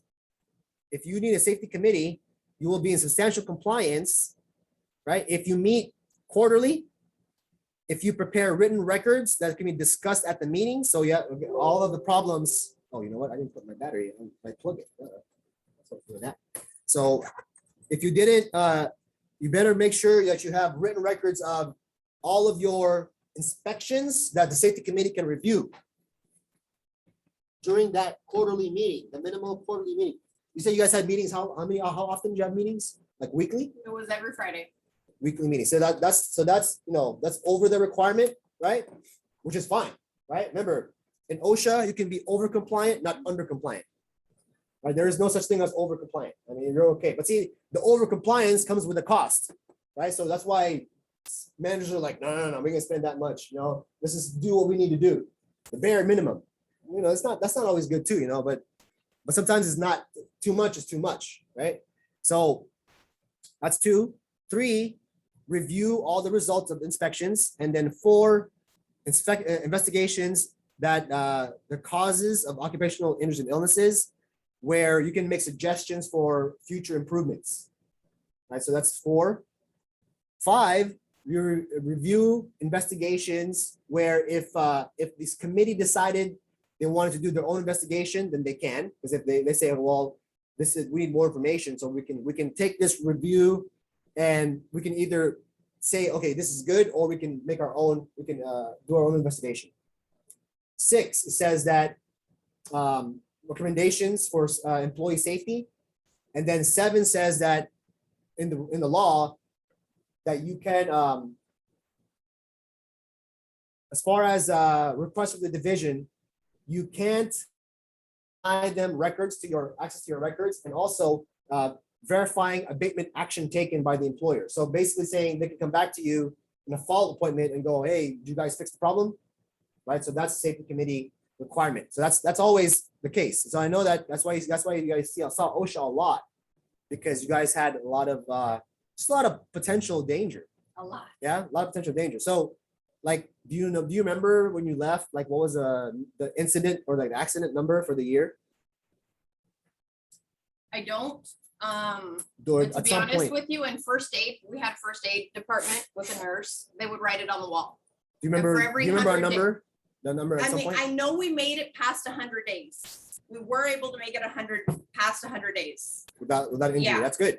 That's good. At least a third of the year. You know, or under a third of the year. Yeah, but that tells you, right? So that means there's at least 3 to 5 accidents minimum per year at that company. Absolutely. I mean, you'd hear Yeah. about it all the time. Yeah. You'd be surprised about the stuff that you would hear. I would be until I heard them over and over again. I wouldn't be surprised anymore. Yeah. All right. So how do you do health and safety inspections for your own workplace? Well, you have to have knowledge of the work process and the equipment that you're using, first of all, right? Makes sense. You have to be able to recognize and identify by hearing, seeing, feeling, and smelling. It would suck to taste a hazard, right? But if you can see the hazard, hear the hazard, feel it, or smell it, then that's how you can identify it, right? So, like swallowing something that's bad for you is also tasting a hazard. So that's not good either. I will never want to taste a hazard, right? I don't. But in a lot of these places, you do have like quality control. You do. You should. That You should. they review and they check certain check. things. The good companies do. The ones that stay long term, they follow this rules because they know that, look, for any business to be sustainable, you have to be safe and healthy to make sure that people will come to work. Right? See, look at the problem right now, right? No one wants to come to work because they're afraid of getting sick with COVID. So if you're a company that needs workers, how much money are you going to spend now on like COVID measures to prevent spread? Probably a lot of money. Because if you're relying on workers to come back to work, you want them to feel safe and be safe, actually, right? Not just feel safe, but actually be safe, right? So that's very important. So using the ladder controls right here. So make sure that again, you follow the order, the hierarchy of what you should do first, right? So let's say I come into a room like this, right? This room, let's say this room has carbon monoxide in it. Is carbon monoxide good or bad for you? It is really bad for you, right? You can die, right? So the first part of the hazard is, carbon monoxide. I'm not gonna go here, put on this respirator and then figure out the problem. What am I gonna do first? I'm gonna try to eliminate the problem. Can I substitute it? Well, maybe I need to think about engineering or maybe put some ventilation to suck out the air first out of here, right? Then I'll do another reading to see if that helped me reduce the danger. Then if not, I have to tell the person, okay, look, well, be careful in there. It's still gonna be dangerous. And then I'll give you the PPE, right? That's how it works. That's the hierarchy. You don't go out of order. You shouldn't, because that's violation, right? You're at some point, if you keep doing it over and over again, someone's gonna get hurt, right? So that's the thing about that. What happens if between the hazard assessment and administration? Maybe I'm saying that there's no process. There's no. One person and there's no process. That's why engineering is there, because you're gonna have to make something up to make sure that you create something to make sure that the worker is safe from the danger. And if not, then you probably shouldn't think about doing it at all. Like, what's more important, right? Is preserving a life or doing this job? Like, if it's for your work right, and how you confuse between proper OSHA and work right, so that the engineering is just going back to work, it's not different. The engineering part has to also consider the engineering portion of this must consider the safety of the individual. So if it's not safe, then you should not proceed.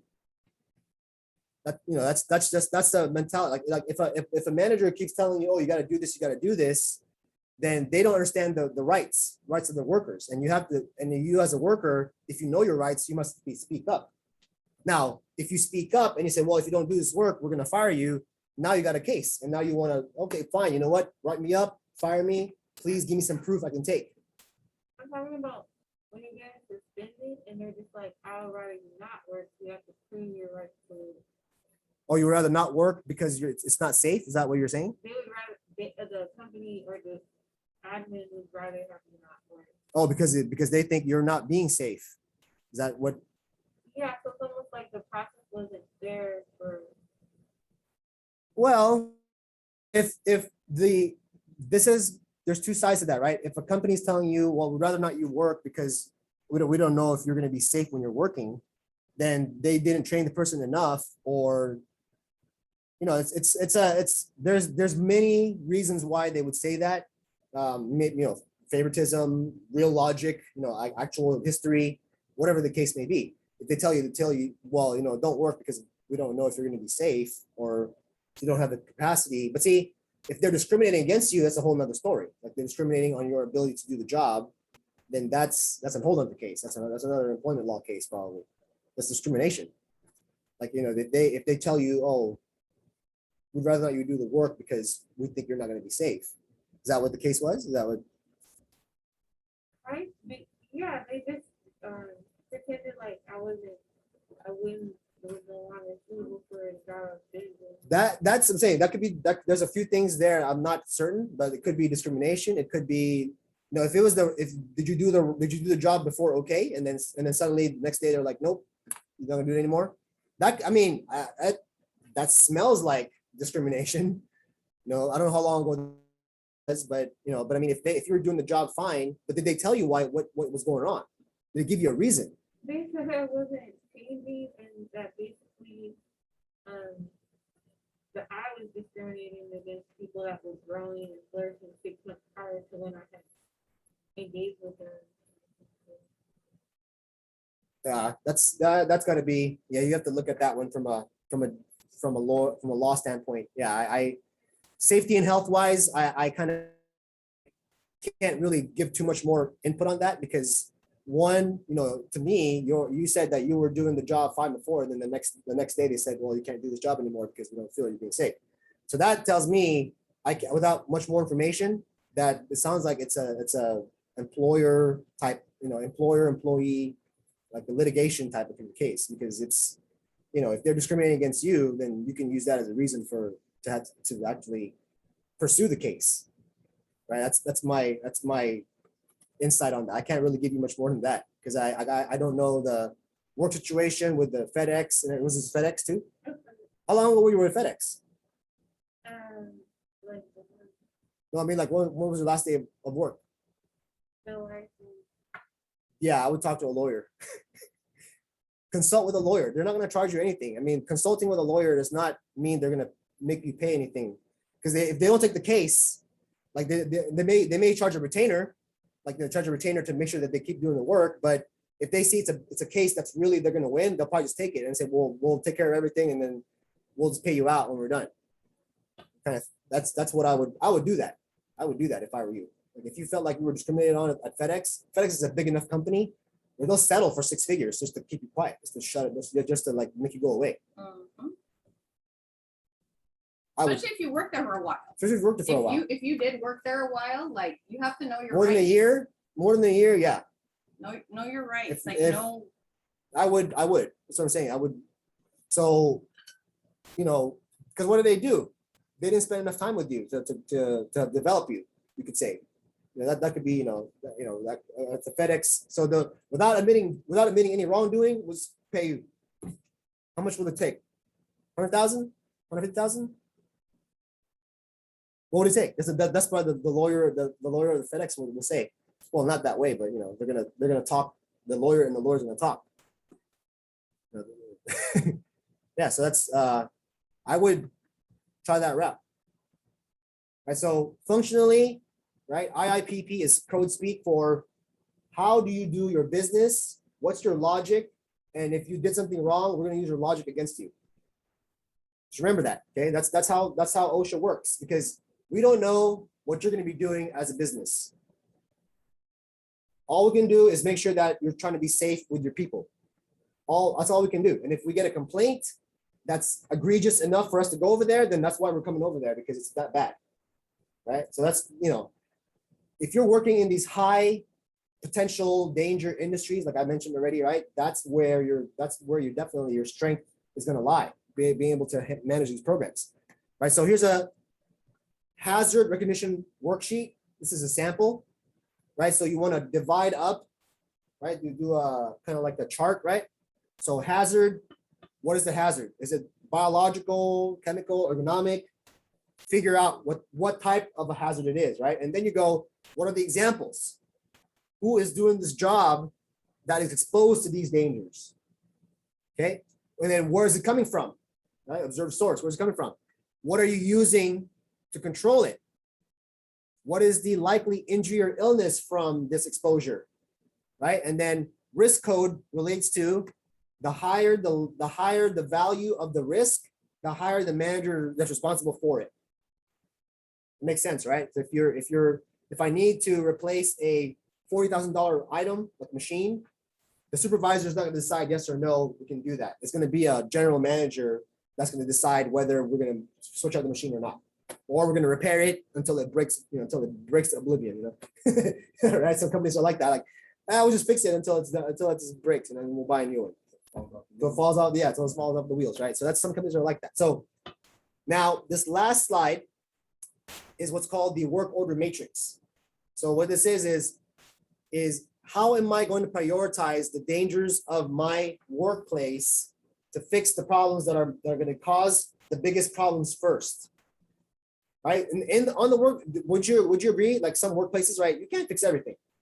You can't fix all the problems, and you really shouldn't focus on fixing the easy ones either first, right? You should fix the ones that are going to be the most exposed to a lot of people that can cause a lot of injury or death, right? You want to address those first. So here's how you use this matrix.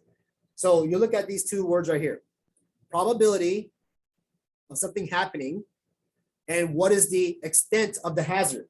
So that's why sometimes you'll see this as extent and probability, right?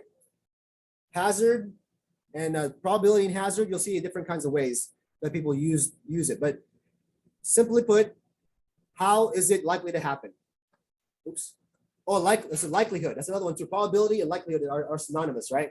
So likelihood and hazard, probability and hazard, right? They're all the same thing. So here's how you would use this, right? Let's take a scenario.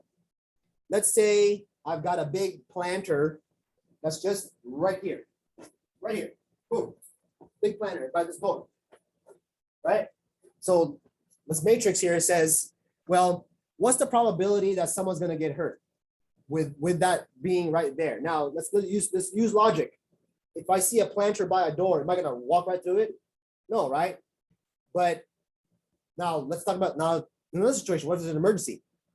I may not look and run through it, right? So you're going to use all those scenarios in your head, going, well, if there's an emergency, so you use these situations, right? You talk about normal production situation, right? So routine operations, right?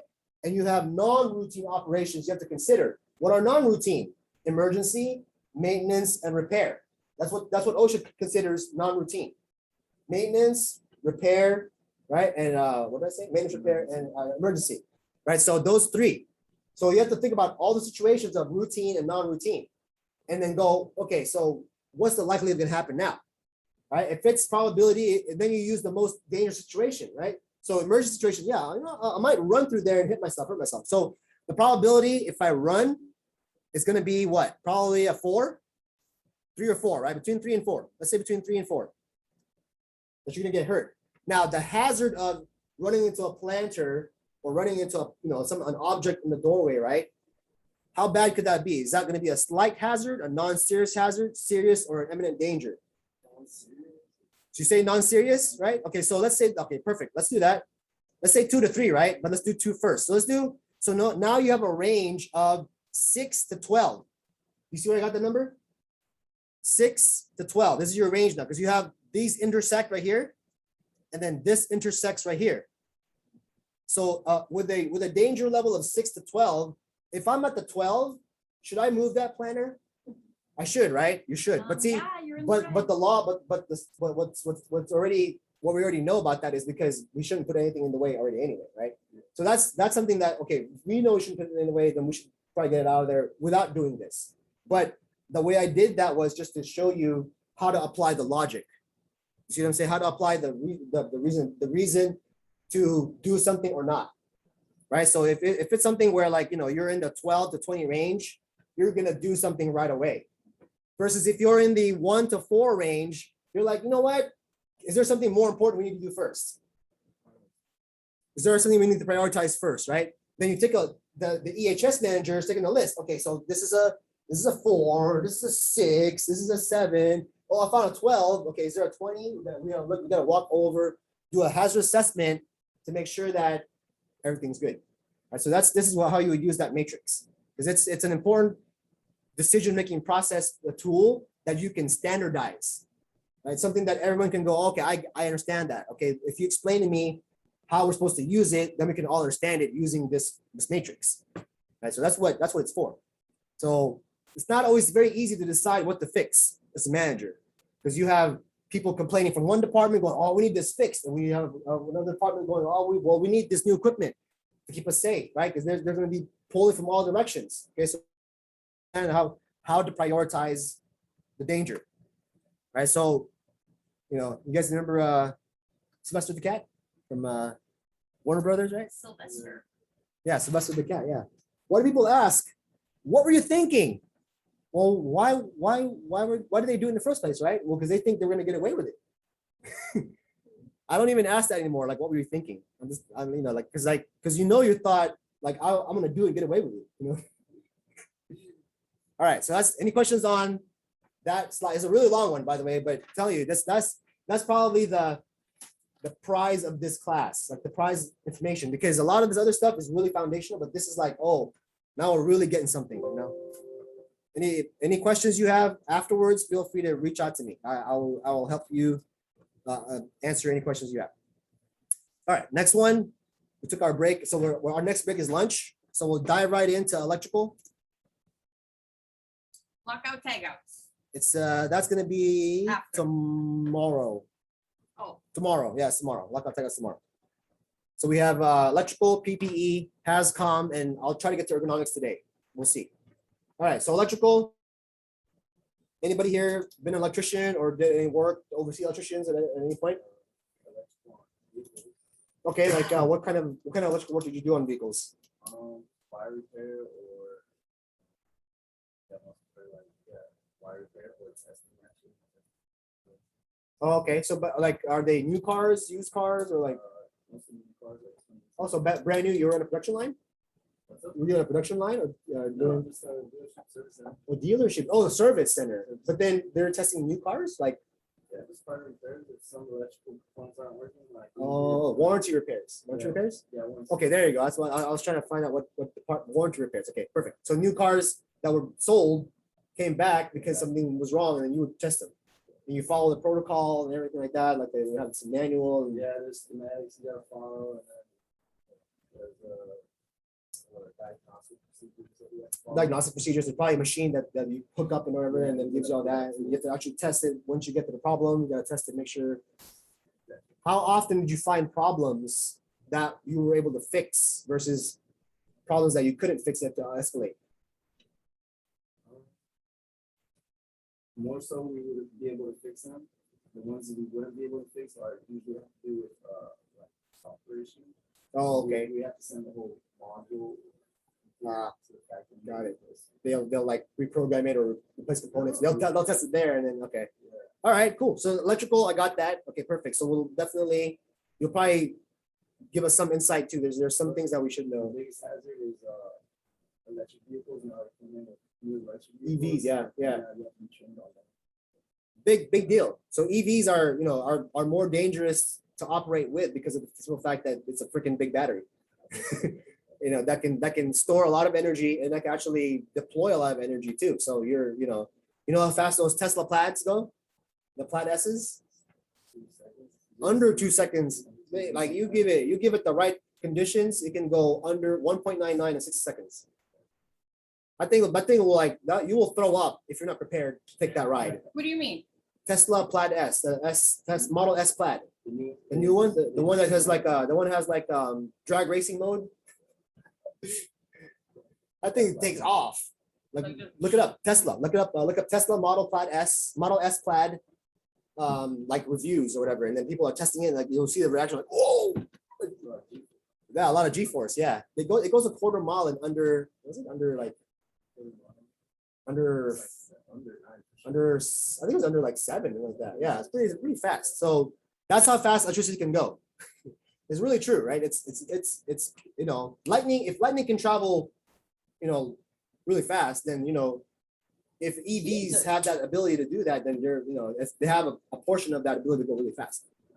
So what are we covering here in electrical? So you may not have any background in electrical, and that's okay. But what's the whole point of being a safety manager or a safety inspector in a sense, right? Is to check to make sure that everybody's being safe, right? So you're gonna get foundational information, not specific, like, you know, electrician information. We're not gonna do that, right? So let's talk about definitions. Electricity is the movement of free electrons between atoms, right? So that's what creates electricity, right? The movement of those free electrons. So related terms such as current. Now, there's other relative, you could say philosophies. I'll use the word philosophy. That if you understood those philosophies, you can apply them to electricity. And what are those? It's water. If you understand how water works, then that is probably the closest thing to how electricity works, right? Gravity and everything too. The only difference is the mass. The actual makeup of the actual molecules are different, but the way they behave is similar, right? So that's a very important concept. So also, if you think about the word current, what do we use the word current for also? Well, we use the word it in currency, right? What is it? The flow of money, right? So there's also some related, if you understand money in that way, then philosophy of it tells you that you can understand schematics because you know how things will go. But that's, you know, so if you know the flow, if you know flow, then you understand it. Understand it pretty good. Resistance is opposition to current flow. So if I'm a resistor, what am I trying to do? Trying to slow down the current, right? Trying to slow down the flow of current. So if I have a big grid, you know, if I have a big electrical line supplying like a city, right? This is probably going to be a lot of voltage here, right? But by the time I get to my station, I have resistors to separate that energy, slow it down, and that way I can control what's going to come to the consumers. Resistance, voltage. So voltage itself is actually what? It's actually a measurement of force. So the amperes, that's the measure of the actual power of the electricity. Voltage is how fast it's coming to you, like how fast it's going to be rushing. So that's why if you've ever seen like a 440 volt panel, right, and someone gets shocked on it, like someone gets stuck on it, right? What happens is it's such a high voltage that it clamps you on, it grabs you, it's like it sucks you in. And that's when it's that big. I thought it was the opposite. Current voltage, you just get electricity, but high voltage crashes you off. Smaller voltage will actually kick you out. I'll show you I'll have a chart to show you where you can get latched onto something and then versus kicked off.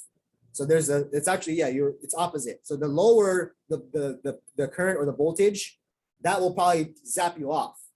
But if it's a big enough current, it'll actually latch you on. You can't let go. Like, so that if it's a higher, so I'll show you that. So, but that's voltage is force. So here's some other definitions. Conductors, right? Like not this kind of conductor, but, you know, conductors, right? But conductors themselves, right, have very little resistance to electricity because they actually will let it pass through really fast, right? Conductors. Metals, right? Little resistance to electricity. Insulators are not like resistors because insulators are actually meant to resist electricity, but they're not quite. They're just there to insulate. Grounding, so like insulators, like the covering around the wire. That's an insulation, right? That's insulation, right? Grounding is actually a protective measure. So here's what grounding really means. let's say you have water come from up top, right? And it's like coming down, right? So if water hits the ground, it gets absorbed by the ground, right? It's, it goes away. So if electricity hits the ground, it also gets absorbed by the ground, right? So if it hits the ground, it can no longer be a threat because you're not completing a circuit. You see, it's going to ground. The circuit is just letting it like an excess. Think about like a drain, like a storm, not a storm drain, like a rain gutter for your house. There's like on top, there's water coming down and then it goes out and you just, right? So if you didn't have the rain gutter, right, what would happen? Like, Your whole house would get, well, yeah. So that's why. So that's the idea of grounding is that if you don't have that port that takes it all into the ground, then you can get hurt with electricity in those areas until you have that way for it to escape. Right. So that's the grounding. That's what grounding really means. Okay. So you know that there's a lot of excess energy being wasted. Right. If you've ever read into the Bitcoin narrative, right, they're talking about, there's a lot of wasted energy. Like, Bitcoin takes up a lot of energy. Well, there's a lot of things that already do that, but just waste it. And then Bitcoin tries to use that wasted energy to make more Bitcoin. So it's like, there's all this talk. There's a lot of talk about, but grounding as a theory, I want to tell you guys as a understanding that it's a safety measure. Okay, so if you ever seen the plugs that have the third prong, what is that? more power. That's the ground. No, it's a ground prong. Yeah, it's a ground prong. It's not more power. It's actually the opposite. It is the way for it to release excess energy so that it doesn't hurt. It doesn't. You know what's weird though? Now that you're speaking about that, blow dryers, for instance, have that third part. Yeah. Don't ever take it off. So the thing about blow dryers though is every time you use them, sometimes you can cause a shortage. Yeah. Your Well, house. they come built in with the trip, the little trip. Yeah. Comes built in with that. Yeah. But it should also have that ground prong anyway, because that's how the excess energy escapes. Because let's say you didn't have a ground prong and you do a blow dryer and you have that trip switch, right? And it sucks in too much energy. And then where does it go? To you. Because you're a conductor. You know why you're a conductor? What do you have in your body? And what else? Water. Water is a big one, but what's in the water that really makes a big difference? What's in the water? Gas? In our bodies. Not quite. That's not conductive for electricity. We have iron in our bodies. Iron, and iron is what? It's a conductive source. So when you create a circuit, bzz, there you go. So don't remove that ground prong ever in your life, especially on the job. I mean, if you're doing it at home, I don't care anymore. All right, so hazards. Okay, let's talk about the hazards. So I'm gonna show you one video from this, and I'll give you a choice. Right? Do you want to see a welder getting electrocuted, or do you want to see a lockout tagout failure? Lockout tagout failure. Okay. Like those suck.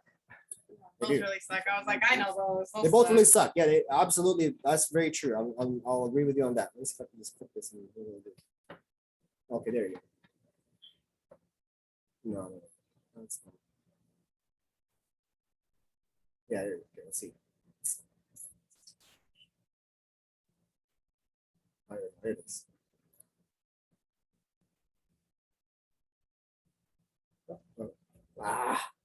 Okay. Here. Sure. Oh, there we go. This is. God, it took the video down. I hate that when they do that. I haven't really experienced it that often. But I have to show you the other one probably now. Oops. That was my bad. Yeah, I took it down. I don't know why. Let's see about this one. Oh, are you kidding me? Did they really take down all those videos? You know what? I may have wait, hold on, let me see. Let me just double check here.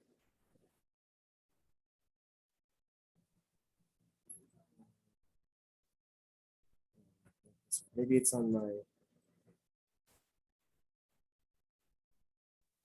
What? Can't believe OSHA. OSHA, you failed me. Like this, look, see, it's all there, these videos, right? But if I click on it, it says not available. Let's see, where's the other one? Limit. Oh no, this is the same one. See, look, if I click on this, it's gonna say video is not available.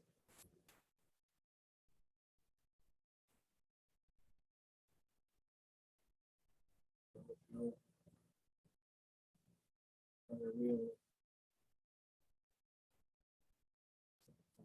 This is, well, that's a bummer because I can't show you this thing. Let me see. Let me see if I just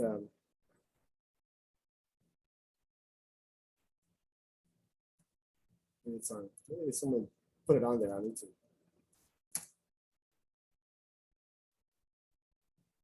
Oh, okay, here. All right. Yeah, okay, they did. It is on YouTube. Right? I have to use this video. That was OSHA's website. Someone transferred it to YouTube, which is good.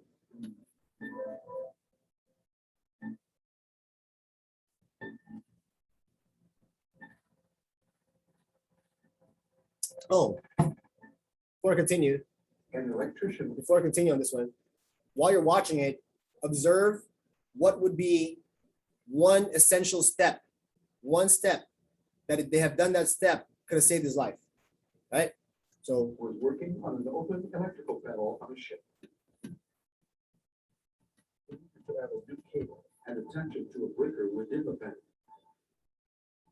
The electrician identified the isolation breaker that fed the entire panel on the schematic drawing. The electrician de-energized the breaker and properly tagged out. As the electrician was fitting the new cable into the panel, his left hand came into contact with the panel's main bus bars. 440 volts of current passed from the bus see that bars 440? to his He's left stuck. hand, He can't get off. his chest, and out his right hand that braced him against the panel, electrocuted. At some point, the tagged out isolation breaker had been cross-wired with another breaker. The electrician did not know that the panel he was working on was never de-energized. Let's look at some of the contributing factors that led to this fatality. Employees should verify the location of all energy isolation points. Employees must check or test electrical panels or electrically powered equipment to ensure they are in fact de-energized before working inside them or within the vicinity of exposed electrical circuits. Inform all contractors and subcontractors of the ship's systems and or modifications to the systems prior to beginning work. All right, so what do you think? What's the one thing that that this person could have done? Oh, I'll leave that. Spotter, slugs.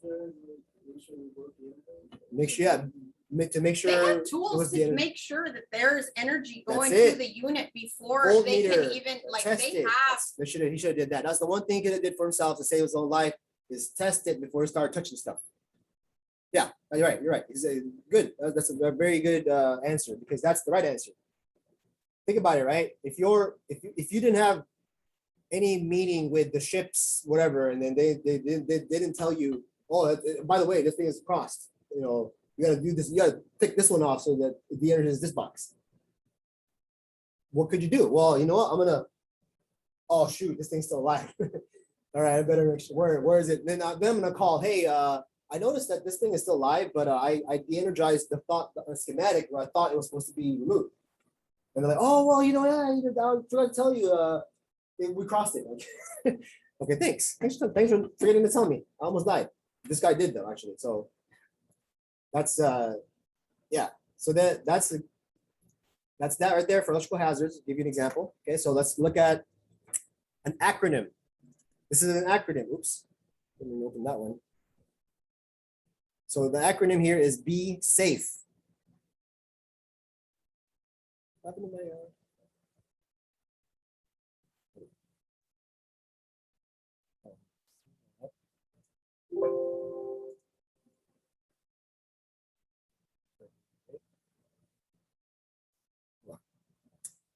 my PowerPoint did something funny.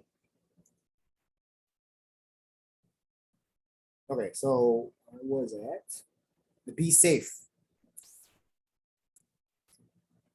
So these are all the different kinds of hazards. So burns, electrocution, shock, arc flash, arc blast, fire, and explosions. Right. So burns, you can get burned because of the heat of whatever it is that's running electricity through. Right. Or it could be it could actually be an arc flash. Arc flash could burn you. Absolutely. Right. So if you ever what's that? Tasers are pretty much like that. You know, like it can burn you because it can burn you too, but it can also it's low enough where it wouldn't, but if you had enough voltage go through, it could actually cause a burn. It can leave a mark. All right, so electrocution. The one thing about electrocution, right? If somebody ever told you they got electrocuted, they actually lied to you, right? Because It's fatal. it's fatal. So what is it? What's the correct phrase? I got shocked. I got shocked. Shock is the right term. I got shocked. I got shocked by electricity, electrical shock, whatever. So it's the reflex response of electricity. I mean, I'm a little dramatic. I would totally say I was electrocuted. Totally. I said it too. That's why I make fun So of it. it actually happened to me in middle school. I was coming down the stairs and somebody put a paper clip in a light socket. Oh God. And as my arm was on the rail walking down, my arm touched and it burned. It caused my a burn. arm. Yeah, It did, caused a burn, absolutely. It burned my Yeah. arm. You know how much anyway back in the day, I mean the bulbs, like the bulb sockets, those are like 100 over, they give out 100, you know, the bulbs are 100 watts, but the plug is like, you know, 110 watts or something like that. And then it's like, you know, it's anywhere between 80 to 100 volts that are coming through that thing. So it's a lot. Arc flash, arc blast. Anybody seen an arc flash, arc blast before? Let me just show you a quick video. Huh? You ever seen it? Arc flash or an arc blast. Yeah. Oh yeah. Okay. Here's a big one. I'm like, I bet I have. Yeah. Okay. Tell me if you have seen it. So I'll tell you. I'll show you right here. Security. Which one? Oh yeah. It's a mini. Yeah. A tiny one. Yeah. It can hurt you pretty bad. Yeah.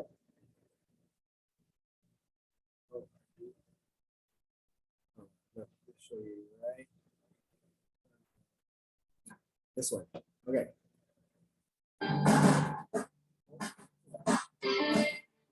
Next one right here. That's an arc flash, arc Never blast. Anybody ever seen that before? That's an arc flash, arc blast. So wanted just to show you that little clip that can cause up to 35,000 degrees Fahrenheit. You can literally turn into a barbecue crisp like that. Like the first few layers of your body can turn into crisp. Black char. Yeah, exactly. Yeah. Like a roasted pig. Lechon. If you're Filipino, you know what lechon is. No, actually worse than that. And you'll be just burned. So same arc blast, arc flash, same thing there. The arcs, when electricity can jump, right? Remember, it's still light, but there's energy in it that's causing that to happen. So it can still be light enough to travel across like vertically or horizontally, right? It can do that. So fire is usually caused by fixed wiring. Explosions happen when there's something already in the air. So the ignition source was electricity that triggered that explosion sometimes. So for instance, like a refinery plant. I mean, this is an example. I don't know if this happened, but like let's say a refinery plant was next to an electrical plant. That's not going to happen, of course, but that's an example. It won't be real, but now I wanted to talk about this. I'm trying to get you guys out by 12, so I'm really gonna hurry up a little bit on this here. If you understand the economy, and then you also understand the way things work with the recessions, depressions, corrections, and all that, and what it does to our labor market, then you'll understand why in 2013 we had electrocutions at 141, and then in 2014 it went up by like 15 in that year. So here's the thing, right? What happened in 08, 09? right? We had a recession, right? Big recession. So it's happening now, by the way, too, as far as what's happening. I'm going to tell you next. It's when people are working in the workforce and there's a big recession that happens, people have stopped working. They lose their jobs, especially who's the biggest hit first? Well, construction is a big hit because if everybody's stopping to work, right, then there's nothing being built. So these individuals that have had this experience for a long time, maybe they're in their late 50s, 60s already, ready to retire. Like they're ready to retire, they're just waiting, they want to work more because they want to save so they can enjoy their life more later, right? But 08 hits, and what does it force you to do? Almost. Force you to retire early. Which means what? You have less people in the workforce who have this experience that they've been doing for a very long time. So what happens in 2010 and 11, 12 maybe? So there's a boom in the economy. We started building more properties. We're like, well, you know what? We need more electricians. So California goes, hey, look, we're gonna, or the country, I'm giving an example. But hey, we have all this money for job development, right? Let's who wants to be electricians? Okay, perfect. Okay, we'll pay for it, no problem. So we can have more people in the workforce. And what happens? Inexperience.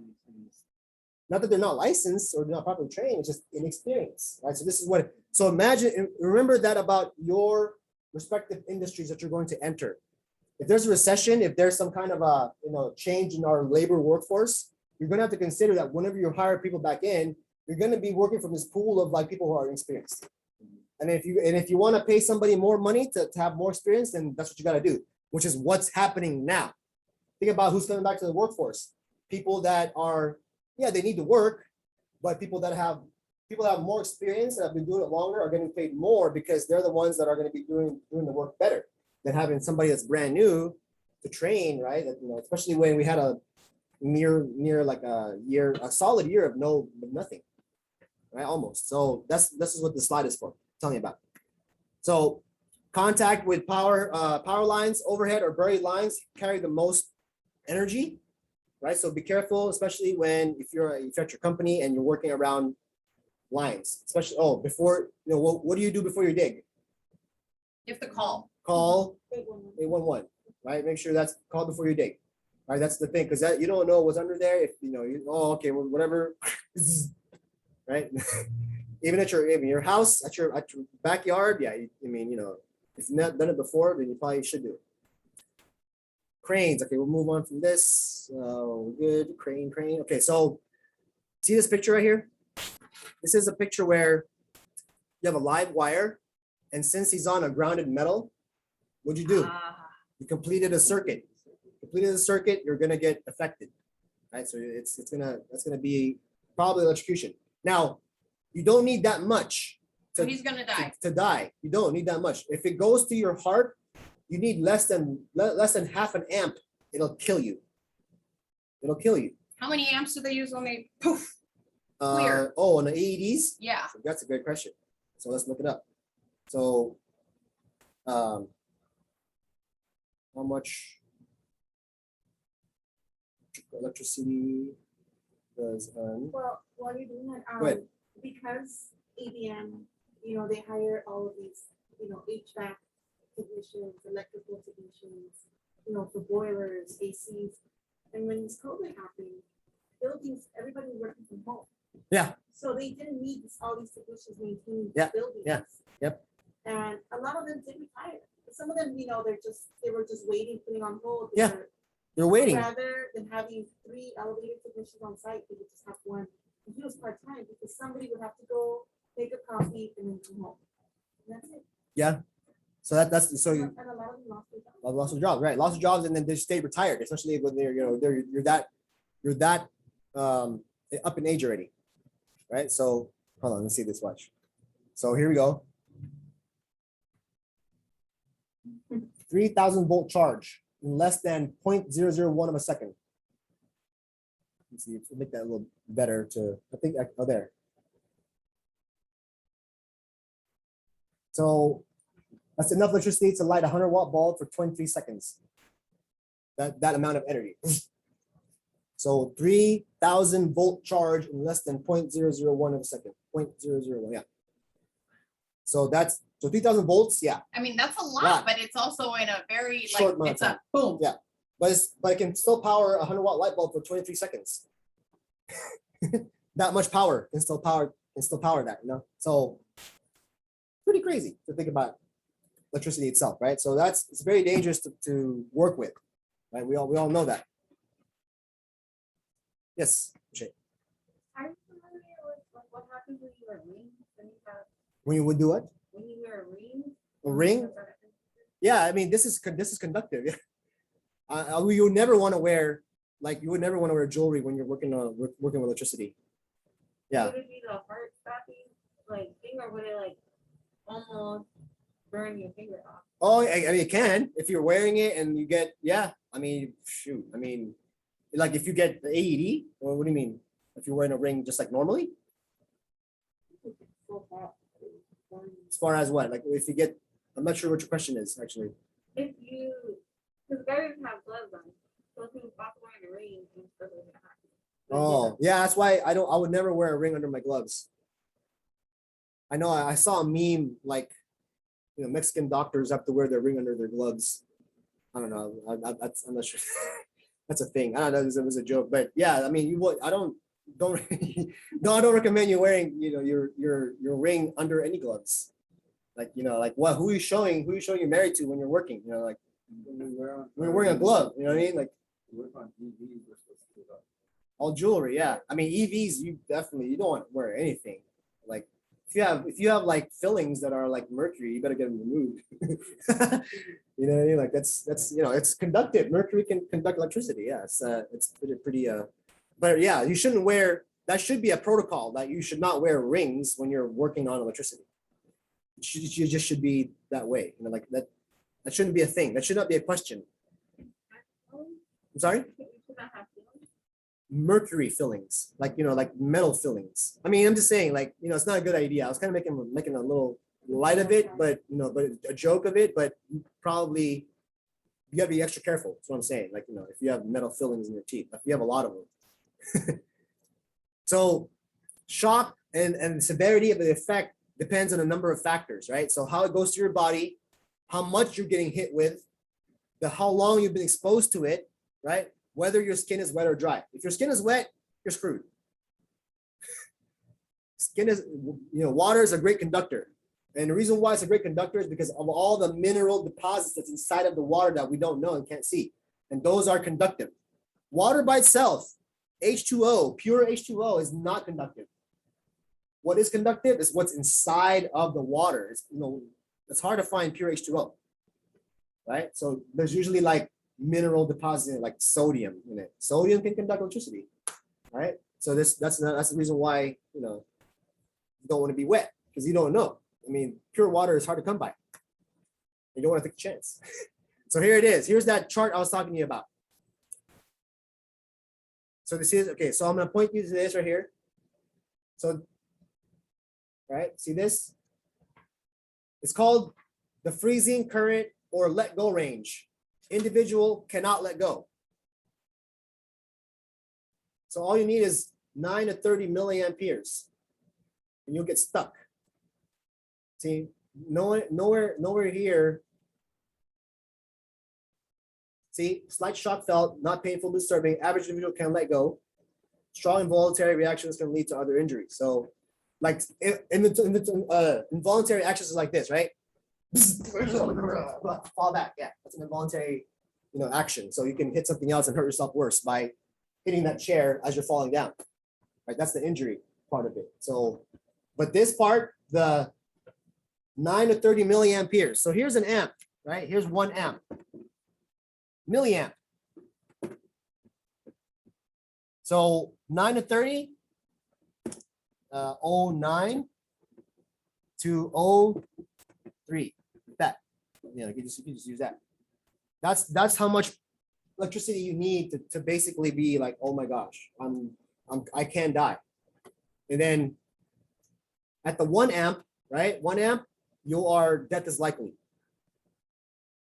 Right? And then at more than a 10 amps, cardiac arrest. You literally, your heart will stop beating. Right? So amps are not that powerful in the scheme of things. Like, but it's still that dangerous. Because force, like voltage, like electrical force, that's what actually thrusts. Like it can actually punch, like kind of like punch you and push you back. Like imagine if I throw in a water like a fire hose and just like shot it at you. What happened? It'll like pull you back, right? Same thing with electricity. It can burn you and push you back. Right? That's the crazy part about that.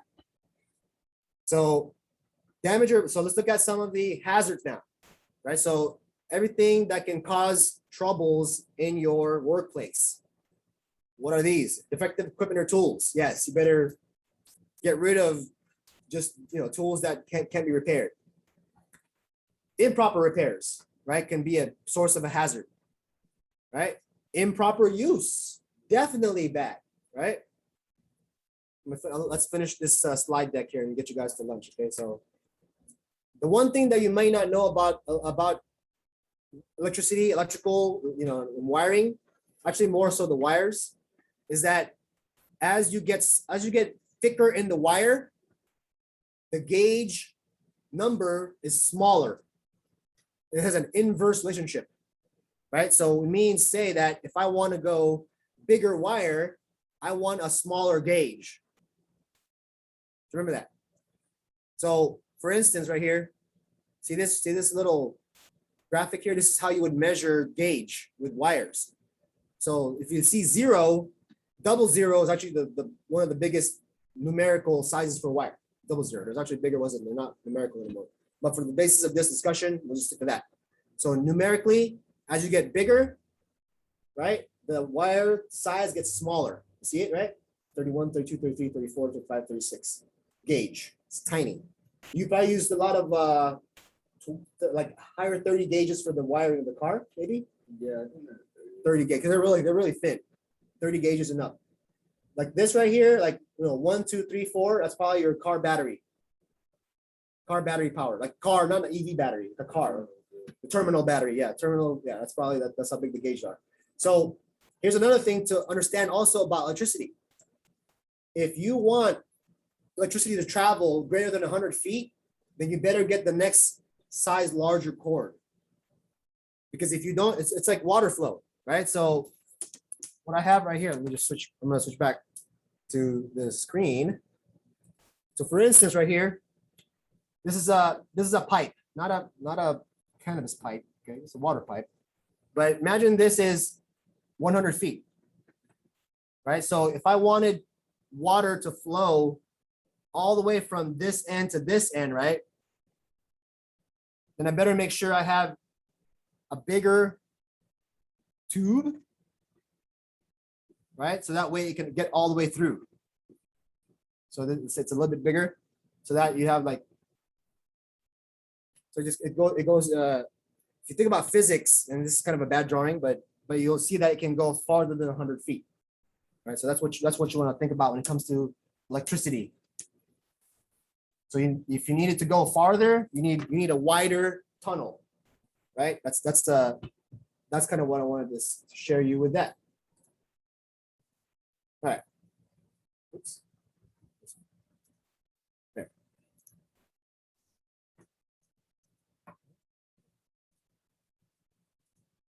Okay. Power strips can be overloaded. You don't want to put a lot of these, the black cords, like they come in the computer sometimes, right? You don't want like 6 or 7 of those on a single power strip. Chances are the reason why they're that big for the plug and they have the ground prong is because they draw a lot of power. If it draws a lot of power, and you're drawing a lot of power to a little rinky-dink Radio Shack power surge protector, right? What's gonna happen, right? It can heat up. It's plastic made in China, right? And it's gonna melt and it's gonna cause a fire. You don't want to overload, especially when you're using portable heaters or portable air conditioners, like that right there.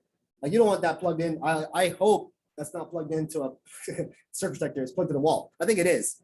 I'm sure it is. I'm sure we told them to make sure to plug it to the wall. So yeah, you don't want to like, oh, I need to save a plug. I need to plug this AC unit, indoor one, like a portable one, to like a little surge protector. Like don't do that. It's drawing a lot of power. It's really gonna melt. It could possibly melt your power strip. So staying away, power lines. I mean, I don't know, anybody here do construction using cranes? I won't really go into this too much, but basically you need to, there's a certain guideline that if you're working around power lines, you need to stay away from those power lines, right? And here's how you stay away, right? So anything that's going to be, remember this too. Okay, this is another thing that I want to show you, kilovolts. So this, see this here, kV? What is that K in front of the V? 1,000, right? 1,000 K. So we're talking about kilovolts, right? Remember this, they are killer volts, right? That's just all you gotta remember. Makes sense. Killer volts. Here you see the K, it's killer. Don't even get near it. It's killer. All right, so that's that. All right. Okay, so now how do we protect people? We use things like GFCIs or ground fault circuit interrupters. So GFCI, you can either use them as a receptacle, like a permanent, temporary, where you put it over the receptacle, right? Where it doesn't have one, or if you're using wired equipment, like like old drills that's still wired, right? Then you can have the circuit breaker ones that are for the extension cords. Right, so that's the 1, 2, 3. Now, how to protect people? Number 2, make sure you inspect the tools before use. Right? If it's damaged, don't even let the person use it.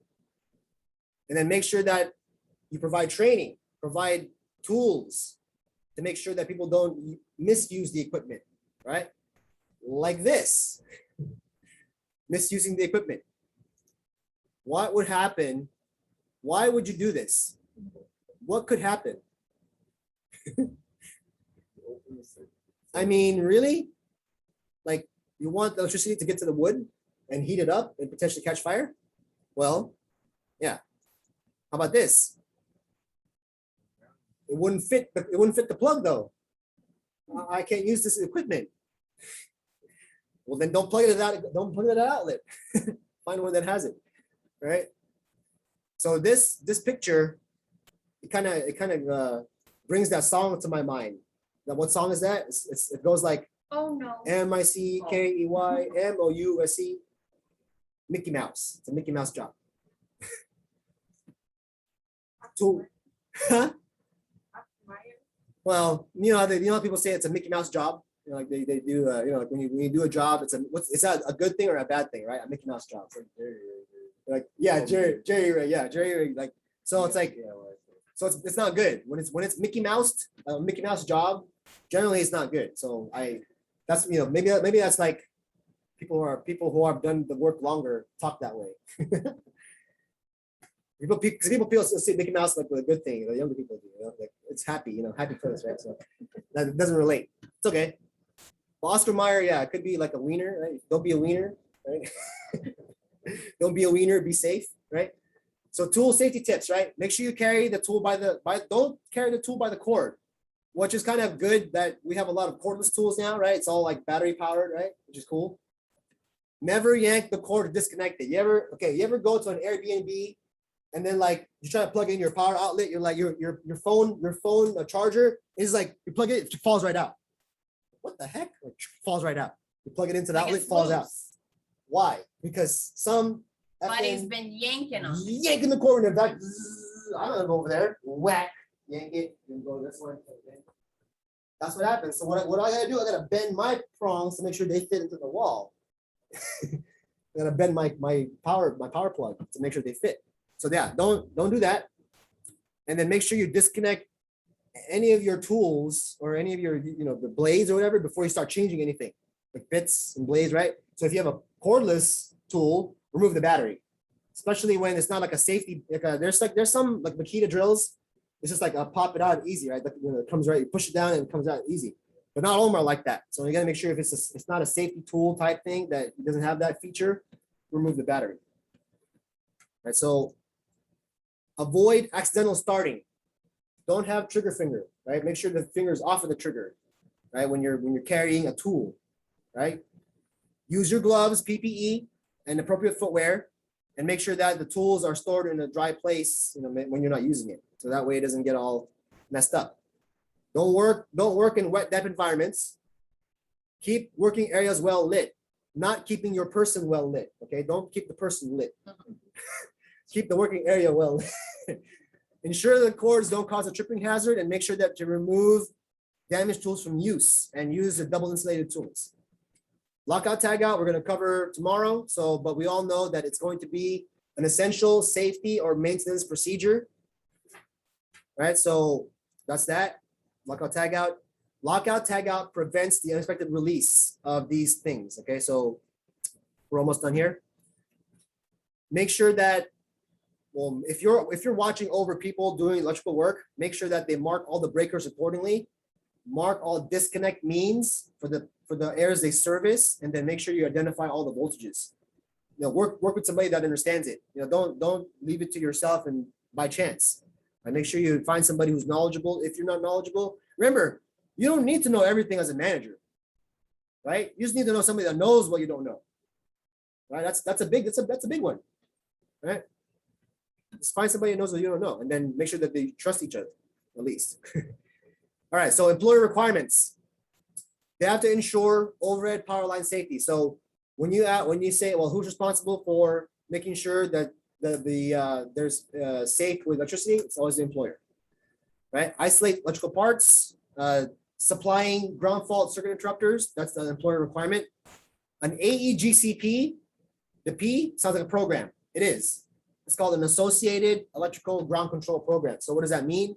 It's basically a program that tells you how you run your electrical systems, how your workers use tools, how they work on electricity and things like that. That's your program. We won't really go through that. It's fine. And make sure that your tools are maintained in a safe condition. All right, so employers have to make sure that there's guarding on the equipment, providing training, like we always say, providing lockout, tagout, safety, work-related procedures, ensuring the flexible cords, right, that are available for the workers. That's going to be an employer requirement, and also proper identification of power sources. So that's going to be also an employer requirement. All right. So what's wrong with these pictures here? We'll go to a knowledge check and then break for lunch real quick. Wrong on the left one. Left one was removed, right? Yeah. There you go. That's not good. Probably got to take this out of commission now. And then what's wrong with this one? Wet floor. What else? You see the electrical tape. Yeah, this damaged, right? You got to get rid of this thing. You never want to put electrical tape on an electrical cord. That's not funny, right? Yeah, you don't do that. It sounds like it's not logical, but it is. You never, if it's already ripped and broken, then you don't want to reuse it by trying to tape it up. Because what are you really doing? There's still an opening there, right? It's still potential for it to leak out, right? That you don't want to trust that electrical tape to keep it in there. What about this one here? What's wrong with this one? Why would you do this?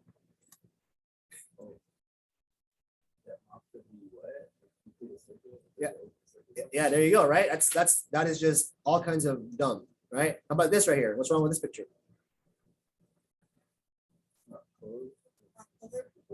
So it's a panel, yeah, electrical panel with open, it's completely exposed panels. What's behind this? Electricity, right? Like, you know, stuff that can really hurt people.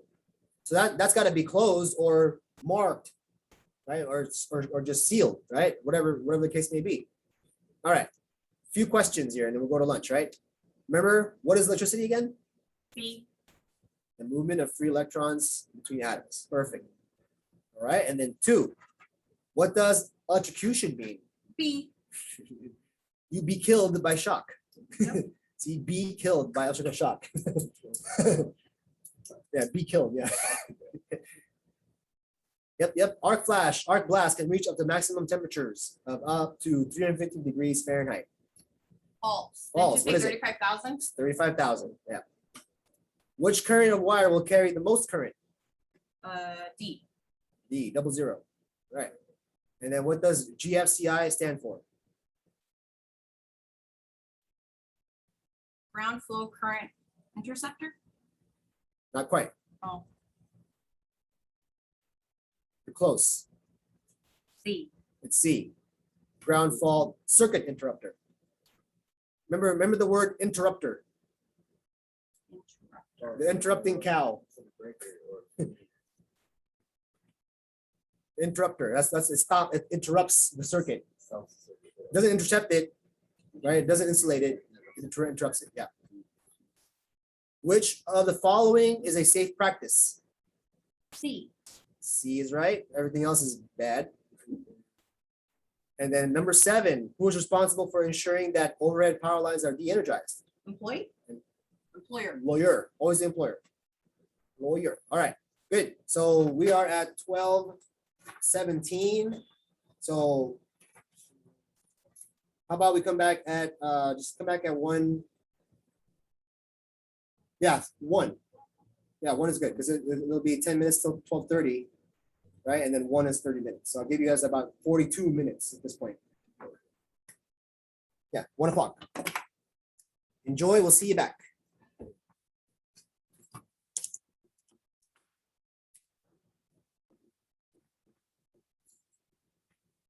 This year was 12:40. Got 20 minutes over. All right.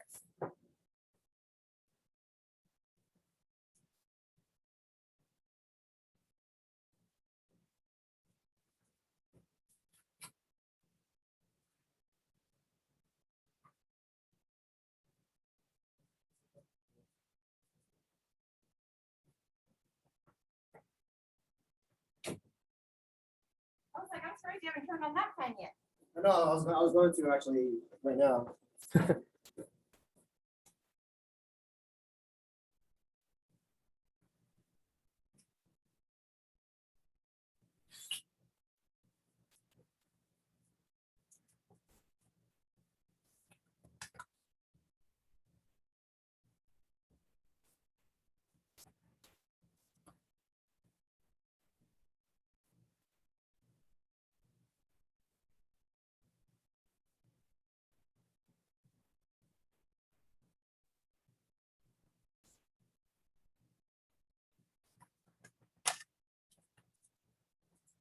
Reminds me, should print these out.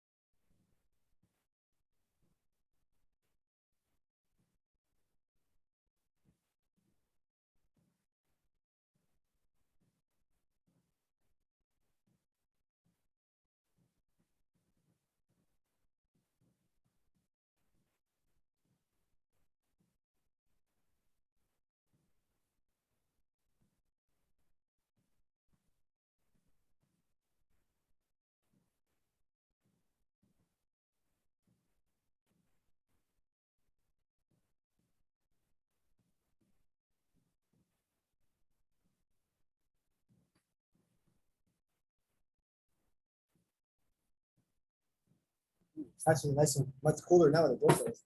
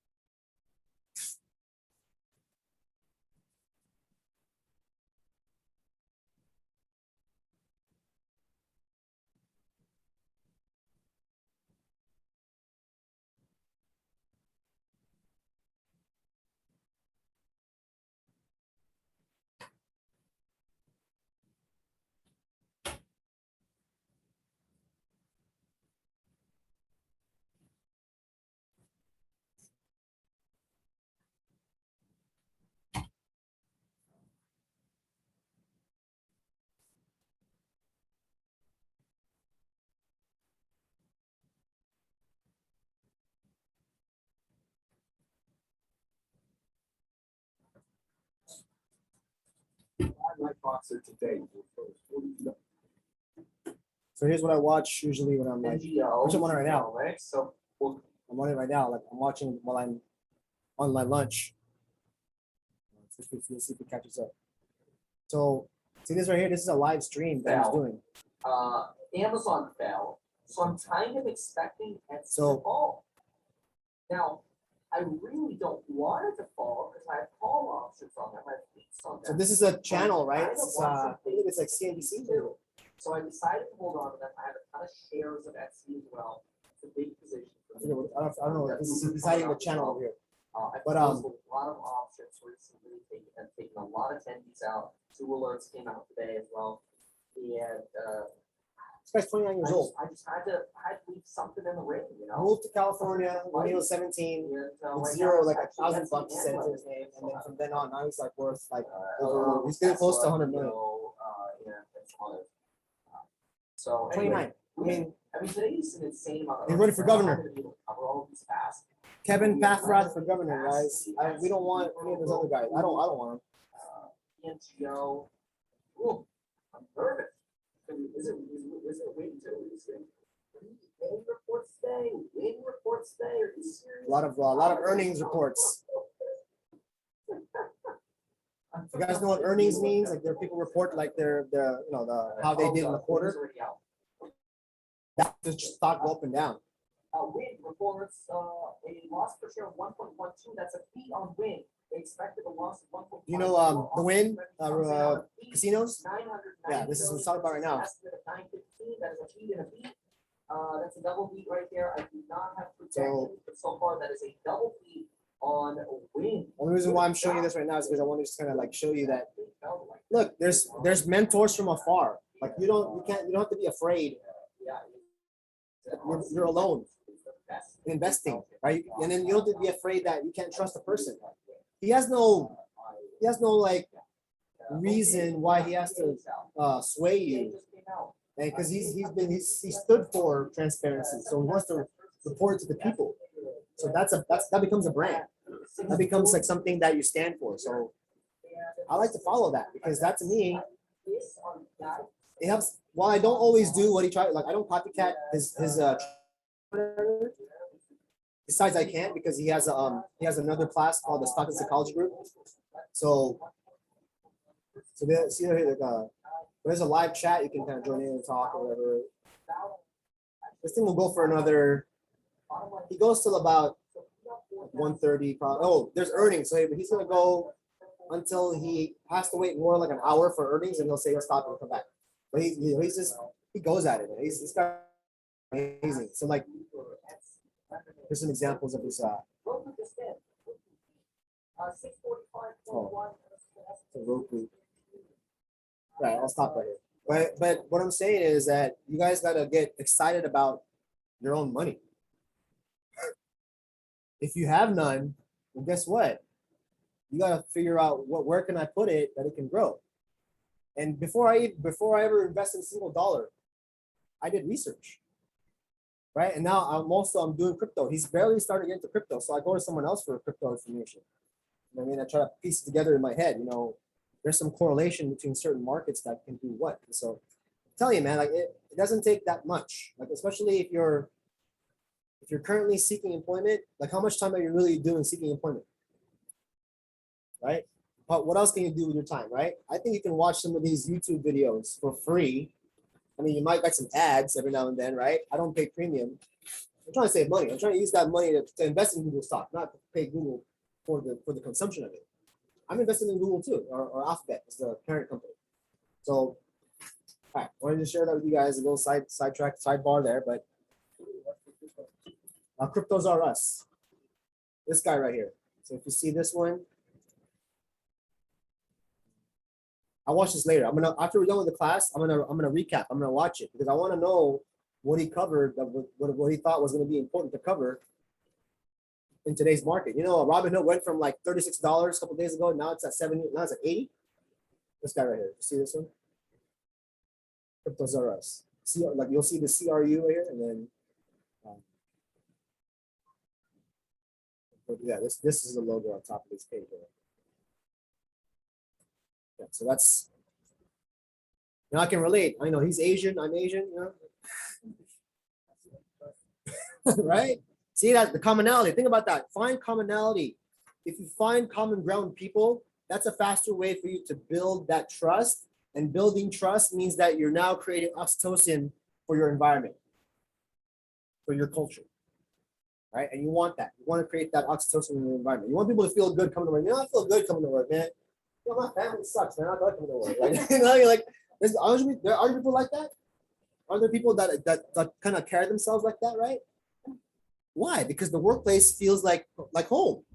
And when you create an atmosphere, I mean, are people going to work harder? Are people going to be happier? They're going to be more fulfilled at the end of the day, and they're going to be excited to come back to work the following day. It's all about the environment. It's not about the job you're doing. Honestly, can you feel me on that? It's not about the job you're doing. It's about who you're doing it with and why you're doing it for. This is important, or more important, I think. Yeah, sucks, right? So, but for some people, they're like, yeah, I'm glad I'm at work because I don't have to deal with my wife, kind of thing. You know what I mean? No, I love my wife. No, we're good. All right, so this is PPE. All right, we are going to talk about personal protective equipment, and we're going to talk about it in terms of employer requirements, what you really need to know, and how you're going to apply that information in real life. And so, objective 1, hierarchy of controls. I kind of gave you a little teaser already, right? And we're going to dive deeper in it. Right? Identify different types of PPE in general industry. So we're going to go over different types of what they use in general industry. So it's good for you to know, because if you're well versed in that regard, or at least you understand it, right? Then you know, like, okay, well, no one can like trick you in an interview question, especially when you're going for an interview, right? If you have done safety before at your job, you just didn't know it. You're alive, right? You have done safety on the job, but the problem is not everybody thinks like you, right? And not everybody thinks like OSHA. No one thinks OSHA. You know what I mean? Like, that's like the last, what's OSHA? But I honestly didn't learn about OSHA until I was working as a worker in any industry for 15 years, 15 to 20, almost 15, 17 years. I'm like, OSHA? Occupational, that, I sound like I've heard that before, but I don't know what that is. Like, you know, this didn't register, you know? Well, it should, and it's going to be there's a lot of money in it, a lot of money there. Because people don't want to pay money, so they'll pay money to not pay money. You know what I mean? Like, it's amazing. Okay, so PPE training requirements. Talk about that. Employer responsibilities and employee responsibilities. So both. We're gonna see the contrasting difference between why employers are held to higher regard. Remember this, right? If you brought a life into the world, you're responsible for that life until it can take care of itself. Right? Just to be in a broad sense, right? You would agree with that statement, right? If you chose to bring a life into this world, or you chose to adopt a pet, or you chose to whatever, right? Now it's your responsibility to take care of that living thing until it can take care of itself. And most pets cannot take care of themselves, right? So human beings can, though, but if you make it so that they feel like they can't take care of themselves, and they'll be stuck with you forever. If that's what you wanted, then I guess mission accomplished, right? But if not, then you better learn how to give them the tools so they can do it on their own. So how does that apply to the workplace? I said the same thing. Let's just change employer and employee, right? Same thing, until they can do it for themselves, right? And again, you want to do what? Retraining, annual. That's required. I mean, geez, wouldn't it be crazy if there's an organization or like a governmental enforcement, like, hey, you got to train your kid once a year. Like, we're gonna inspect your home. Like, there's like OSHA for like families. And then you're like, man. So FOSHA, Family Safety and Health Administration. Imagine that, right? Like, right? Imagine that, right? That's right. It's just funny. I think we might have to make like some kind of like comedy representation of like families, you know, like someone like long time ago, like, hey, did you give your son the training today for how to go potty in the bathroom? Oh no, like, kind of thing, you know? That'd be hilarious. So first things first, what do we do before we do any work? Assess the workplace, AKA hazard assessment, right? Okay, so if you're an owner of a company, you're an executive, you're a manager, right? What's your first priority? How are we going to do this to make money? How are we going to make this work so that we can save on expenses, right? So you see the contrasting spectrum of thought, right? That's not their first thought. If you're trying to make money, your first thought is not safety, right? So if you're a safety person, your first thought is, okay, whoa. That's dangerous. We can't put anybody there before. That's the reason why your parents hated OSHA, because they overthought the process. Like, well, you know, we can do this. We've done this forever, right? But again, not everybody thinks like you, right? And if you start hiring people, what are you doing, right? You have to train them. But remember this about PPE in itself, right? It is the last level of control, but you don't give that first, right? You don't flip the triangle, right?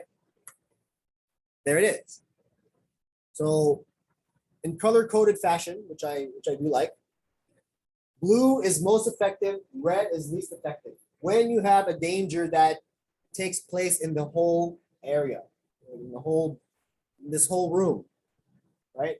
So, like I explained earlier with that example, right? The first thing we do is eliminate.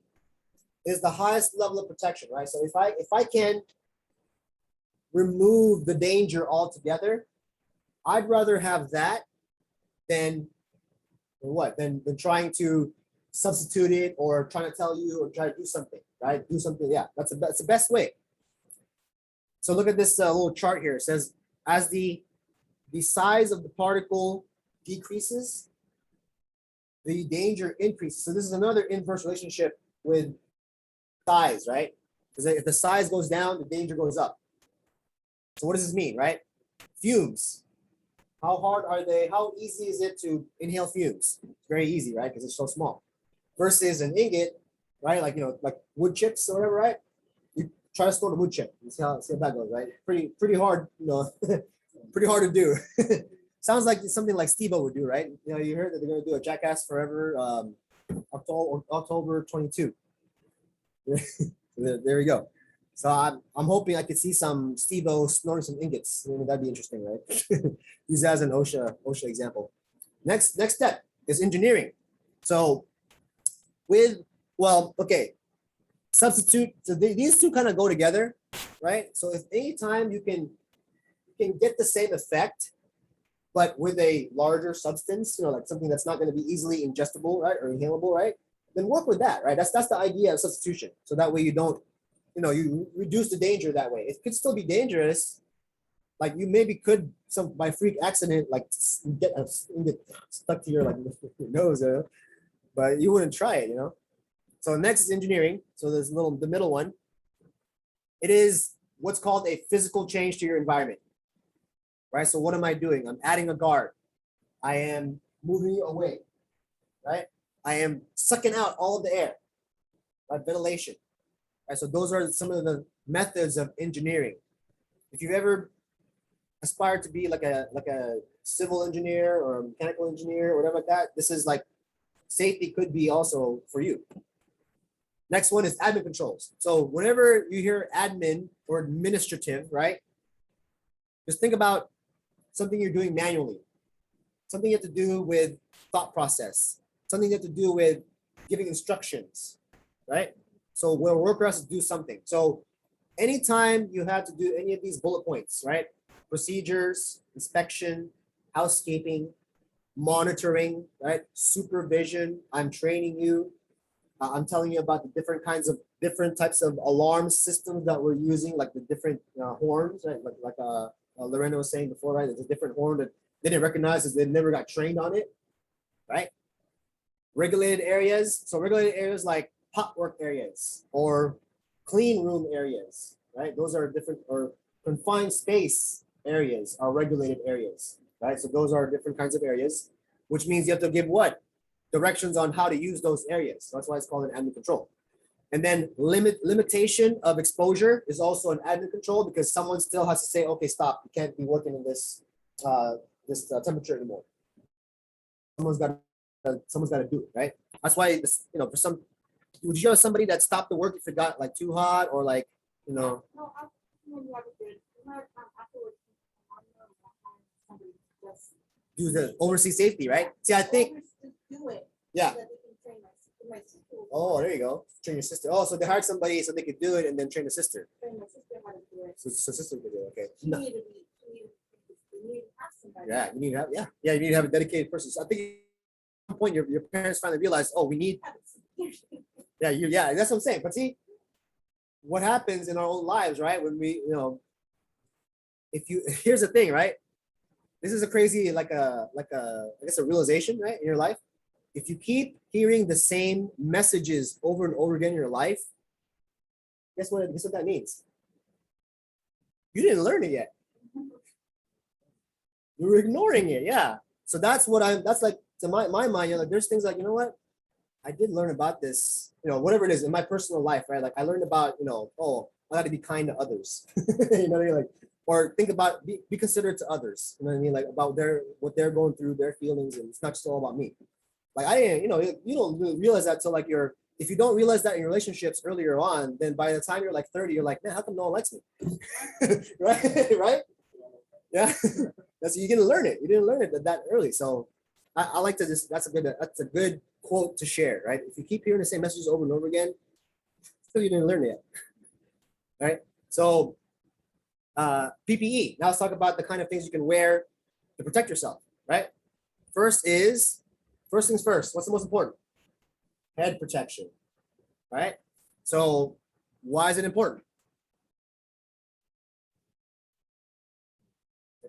Protect your brain. Well, what else is it besides that in your brain, right? Everything is there. So you could say your head is your central processing unit. It's your CPU, right? It's your computer, right? And the rest of your body is like, it's a machine, right? There's, if you can make it that distinct, then you have a better understanding of existence. But check this out, right? Without your head, you're dead, right? So that's, it's crazy, right? But it's, it's all there. So we gotta protect the head. So let's talk about, OSHA was very intuitive when they thought about this system because they didn't want to make it so that it's like, oh, A is this, B is this, C is this, D is this. So they're like, you know what?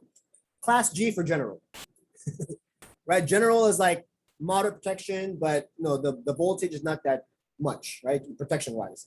So if you want more protection with electrical, it's going to be class E or electrical, right? It's intuitive. So you're proof tested to 20,000 volts. So if you get, if something touches your head with like 20,000 volts, it'll probably just like brush off, versus like, zap you and cook you, right? Class C for conductive. Remember I was talking about conductive? What does a conductor do, right? They orchestrate the people, right? So in this sense, actually, who do you think would be wearing these when they come visit? They're just for comfort. Who do you think be wearing these when they come to visit?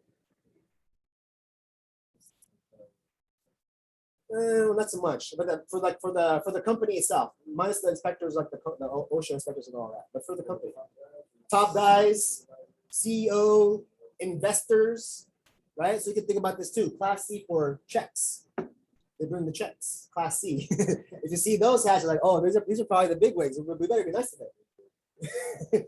That's what you should be thinking about. Because if you recognize that, what does that mean?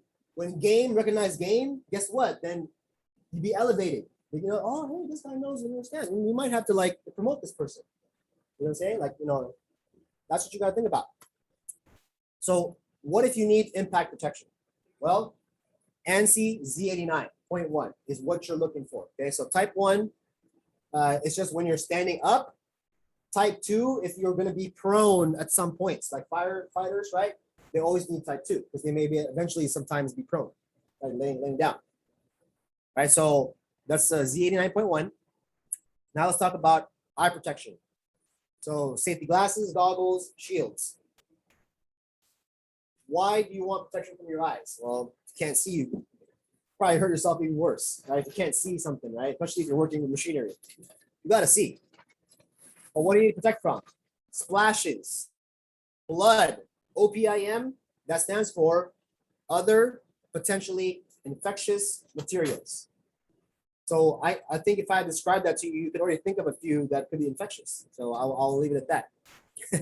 Anything, right? Mucus, saliva, right? And others, right? Urine. It's actually not sterile, by the way. FYI, if you've ever read that before in your life, it is not true. Some studies have said, oh, urine is sterile. Like urine is not sterile. Urine has your exiting liquid, toxins, correct. Yeah, so you shouldn't, I mean, if you're dying in a desert and you have urine to drink, then maybe you could do that. Last resort kind of thing, but I mean, don't do it because you're at a rave and you thought it was gonna get you, you'll feel the buzz again. Don't do that. So intense light hurts, right? If you've ever seen a flash from a camera or a flash from a welding, right? Hurts. Very debilitating sometimes. Like, oh man, you gotta stop. Dust and flying particles, and then molten metal splashes. Anybody ever have to work in like molten metal? Like your kids ever played the floor is lava? How about a real world the floor is lava? Like that kind of like danger. Like some kind of spill happens on the floor of a work, and then it's like hot metal, right? That's I have some videos for that too, actually. But that's molten metal. So if you need eye protection from impacts, remember what's the recurring theme here? If it's impact protection, you need ANSI protection. American National Standard Institute. Okay, so that's what it stands for, ANSI. So if you want impact protection, you better be ANSI if you don't have ANSI. Because if you're not protected properly, you know what ANSI means, right? Like anxious. Like you better be ANSI if you don't have ANSI. It's never mind. Selecting eye and face protection, right? Elements to consider. So we got to remember, how am I going to protect you from the dangers, right? So it should fit properly, and unrestricted vision and movement. So meaning to say, if I have a PPE on and if I move to the left, it shouldn't be like ouch, right? It shouldn't like hurt, right? When I have it on, it should be comfortable. And certify like unrestricted movement. So if I like move my head, it would like, oh, how come I can't move my head all the way to the right if I have this goggles on, right? It shouldn't do that. Must be durable and cleanable. Okay, that's by virtue of expense, right? I mean, I'm sure as an employer, you don't want to burn through PPE like that, especially for goggles. You want them to be cleanable and durable. And then the last one here is very important. You got to make sure that it cannot disrupt any other PPE that you're wearing. So for instance, if you're wearing goggles and then a face shield, right? They cannot interrupt each other. Like you have to work, like you gotta try the range of motion, right? That's the fit test. And you do range of motion and then it's fine, good. But if it's not, then you better find a way to adjust it or have different sizes or different brands, whatever the case may be. Not everyone's the same, right? Like, if you're a certain ethnicity, your head shape might be a little different than if you're a different ethnicity, right? There's a possibility of that. Or it doesn't even matter. You need from a certain background. You could just be brother and sister and have different shaped, heads, right? Safety glasses. So we need these for moderate impacts from particles. And so now, who here has to wear prescription glasses? I do actually. All right, so there's options for you, because if you're wearing prescription glasses, that the employers still have to provide you the PPE, but they can't make you wear the PPE provide, because when you do that, right, you have to settle for what goes over your eyes, right? The goggles go over the glasses, right? Or put on contacts. But sometimes the work you're doing may not be conducive to wearing contacts. What if it's like a lot of air blowing, and then you have to use your eyes, and you're getting like air all over your eyes, and it's like, right, drying up your contacts, right? Mine get dry. So what's your alternative? Well, so the employer has to pay for a portion of the prescription glasses that can actually be ANSI. Like let's say there are ANSI rated frames, right? And then ANSI rated protection for the lenses that can be made into prescription. So what happens here is your employer will pay for what they would have paid for the PPE, and then you got to pay for the rest. Co-op, right? It's a co-op, because I mean, you can't make the employer pay for the whole thing by law, right? And if you don't want to wear what they're providing, right, then you gotta pick up the rest of the cost. It's equitable, right? It's fair. So that's what this is for. Now goggles. Goggles will protect, your facial area immediately, so around the area, and then of course, you can put them over protective lenses. Now, why would you need a certain type, right? So you have direct, indirect, and non-ventilated. So you're looking about the particle size now. So you're looking about the danger, of course. So if you don't, there's no such fume danger, like there's no fumes. Direct ventilated might be your best option because it won't fog up as quick. But if you have splash entry from liquids, then you might want to get an indirect ventilated so that it doesn't get in too fast into the eyes, right, into the face, in the eye area. Or if it's non-ventilated, then what? Then you're probably working in something dangerous that get to your eyes and then hurt you, right? So fumes that can hurt your eyes, right? Because not all fumes hurt your eyes, right? There's some fumes that are like way worse for your eyes. So those are the three. Now let's talk about face shields. Face shields protect you from nuisance dust, pretty much. I say if you ever buy a face shield, they're usually like $5 to $10. If you need impact protection, they have to be ANSI rated, right? They have to be rated for impact, right? And usually they'll be like anywhere from $50 to $100. Is that like riot gear? That's impact protection, right? So riot gear, like I think this could, no, I don't think this is. This is like looks pretty heavy duty. I should don't know the brand. I couldn't see that. So those are your face shields. Now welding shields, basically, if you're welding, anybody had done welding before? So you have to wear that to protect yourself from that intense radiant light.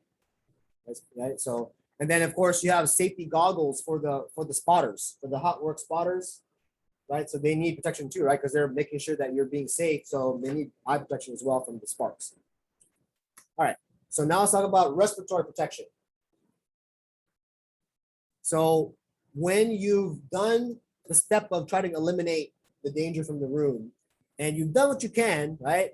Like there's you've done your cleaning, you've done the whatever it is, and then you've done the ventilating, but then you put your meter in there, it still reads the danger levels, right? So now you're like, okay, well, the only way we're gonna be able to work here is to probably continuously have a ventilation system getting the air out, blowing it out, and then making sure our technician is going to be wearing respirators, right? So here are your types of respirator. You have your particulate respirators, which are these right here. So, your N95s, your KN95s.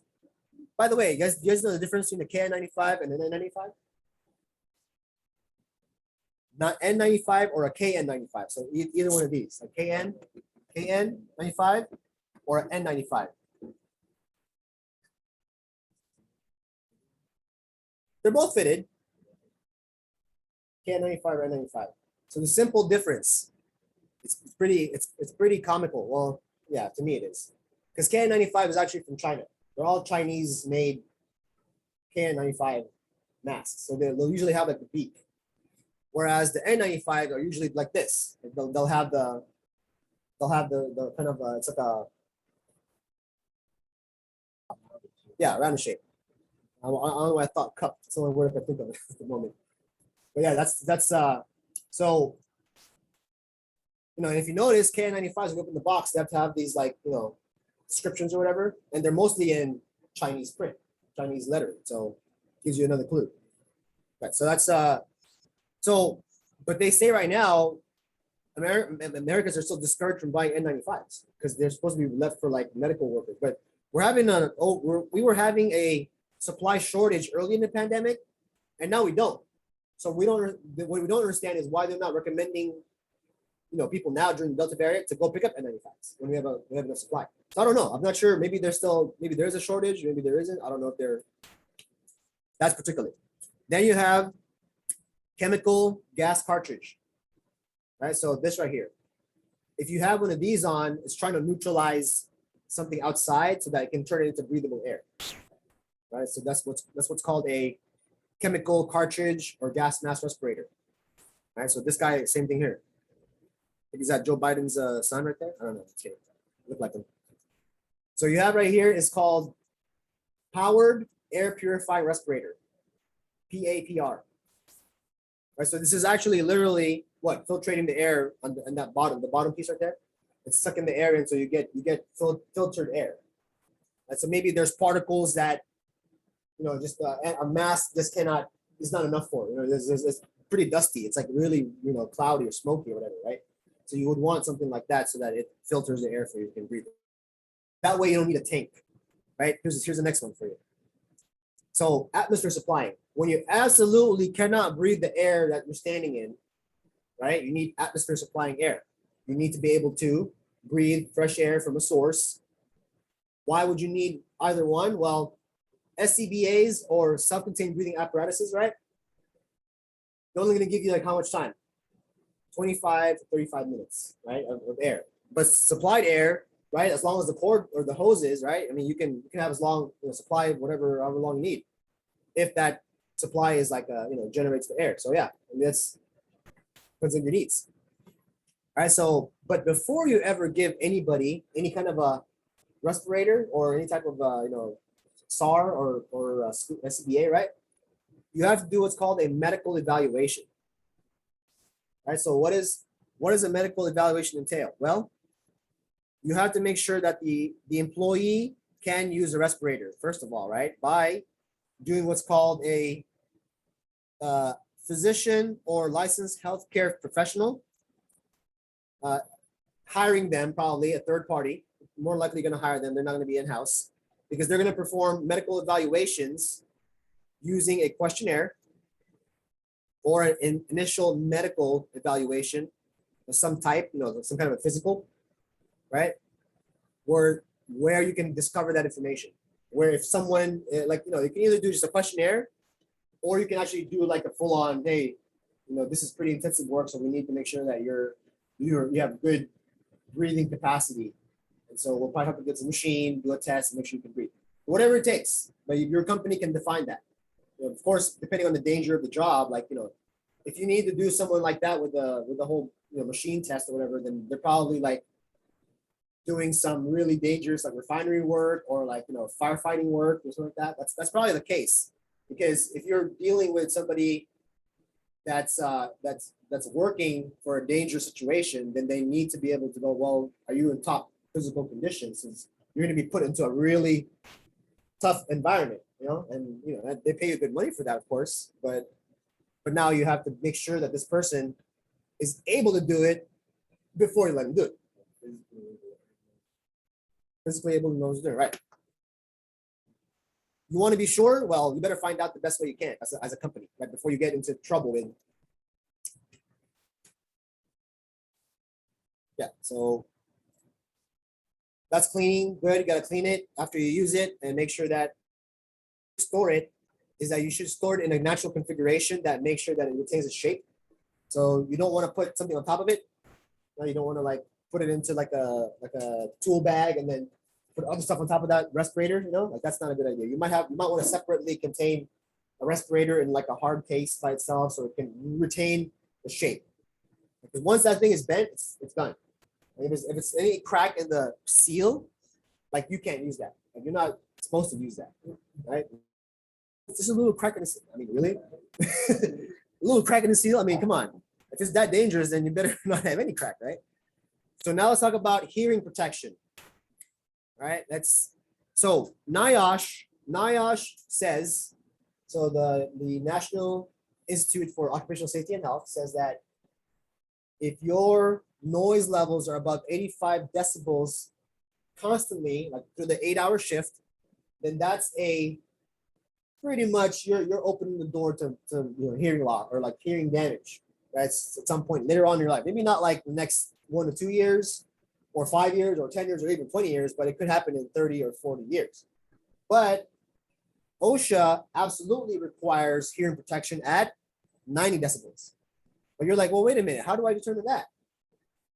Oh, download an app called Sound Meter, Decibel Meter, whatever the case may be. Apple has, all kinds of apps that Android doesn't. The one I have, I believe, for Android, I'm an Android person, right, is not available for Apple. So, oops. So here it is. It's calculating the decibels right now. As you can see, it's getting me at about 70 right here. So by the time I talk louder, I'm gonna have to give you guys PPE. But look, here's the cool thing about this right here. See that little part right here? It's keeping a little histogram. So it's taking the last 30 seconds of sound and giving you the fluctuations, the variations, right? So what can you do with this? Well, now what I can do is take a screenshot, boom, screenshot it, right? And now I can save this and send to my manager and go, hey, look, manager, or there's some, something not right. It's too noisy. It's happening now for the 5th day straight. I don't know if it's gonna keep happening or not, but I took a sound meter and it's over 90, and over 90 says, well, we need to have hearing protection of some sort. So that's, that's how you would determine that type of a situation. So you can use that, sound meter. It's a good, yes. I'm sorry? Oh, sound meter. It's called sound meter. Are you on Android or Apple? I'm sorry, both? Yeah, so this will be an Android app. I know there's one for Apple. It's called, I think it's just called like decibels, I think, or just dB. I'm not sure. There's all kinds of free apps out there. The one thing you're going to be expecting, right, from a free app is what? Ads. So if you're okay with that, and maybe don't give up your location, like permission. What you need? My microphone, my camera, my what? Why do you know that? Well, the microphone might make sense because there's a sound meter, right? But why does it need my camera? Why does it need my contacts? Why does it need my, right? Careful for that, right? Because that's how they data mine you. Right? You familiar with that, right? Data mining. They want your information, compile it to a database, turn it into a number. So here's the chart. So if you're exposed for the level of this, then you can only work this long in that condition per the day. It's not like, 15 minutes. Okay, 1:15. Okay, we'll come back like an hour later and do it again. Like, no, that's done for the day. That's what they say. This is 29 CFR 1910 95 B1. That's the rule. That's the code, right? So now, chances are your workers going to know the codes? Probably not. But if someone does, you're screwed. Like someone's going to do it, and then they're going to log it. They're going to report you, and then you're going to get an OSHA inspector come show up. If you didn't do anything about it, if you ignored the person and go, there's no noise problem. There's no noise problem, right? And do some managers do that? Some owners be like, no, what do you mean? This is normal, right? So that's kind of a noise. It's a lot of noise, pun intended, right? So what do you need to do? You need to look into the kinds of equipment you need. So foam plugs, muffs, right? Or any kind of molded earplugs, of course, cost more because you're getting a molding of your inner ear, your ear, not your inner ear, sorry, because your outer ear. So you want to consider the noise reduction rating. So how much am I reducing? How much am I over? Okay, how much do I need to reduce by? Okay, let me make sure I get a little bit stronger ones to be really sure I'm not crossing that line with my people. Right? That's how you should think about it. And in OSHA, there's a mentality, and the mentality is it's always twice the weight that it can support. Right? So like fall protection, right? It should be twice the weight. So if I'm 160, then I should make sure that a person who's authorized knows that this thing can hold up to 360, 320 pounds, right? But the regular standard is that if you don't have a person that can determine that, then you better make sure that this thing can weigh 5,000, that can hold 5,000 pounds per worker, at least. So there's some things that like, this thing can hold 5,000 pounds. You know what I mean? Like you can tie off to that. So there's, so in hearing, you want to be just sure. The decibels is a little bit different. Sound is a different dynamic. So if you're getting 95 decibels, right? If you reduce the decibels by 10, you're not really getting 82, right? You're probably getting like 86, 85, 86, like decibel, right? So you better make sure you're overrating versus underrating. the hearing. All right, so how do you put in earplugs? How do you insert earplugs into your ear? Okay, you do this, right? Do that first. You do first thing before you do that is you probably want to what? Make sure that the roll, yeah. So yeah, think about Bob Marley. Roll it like a joint. Roll this. Roll until once it's finally rolled like that, then you go and then insert and then let it expand. How do you test it? What's the best way to test it? Like someone go like this, like this. No, the way you do it is you cup the ear, and if you hear a whoosh, whoosh, whoosh, then you didn't do it right. You should not hear a whoosh, whoosh, whoosh. You should hear a swooshing sound when you do that. It should be like nothing. You shouldn't hear the swooshing sound. So that means that the airflow can still go into the ear, and you're hearing that airflow, which means what? Sound pressure, which is what? Bad. So bad. You don't want that. So that's how you. So try it again, and then when you do that, you don't hear the whoosh, whoosh, and then okay, good. You've got the full seal going for that. Okay, so now let's talk about hand protection. So what are their potential hazards? Well, absorption, cuts, right? Punctures, thermal burns, like chemical burns, spill something on your hand, right? Or just really hot, extreme temperatures. So what do you need for that?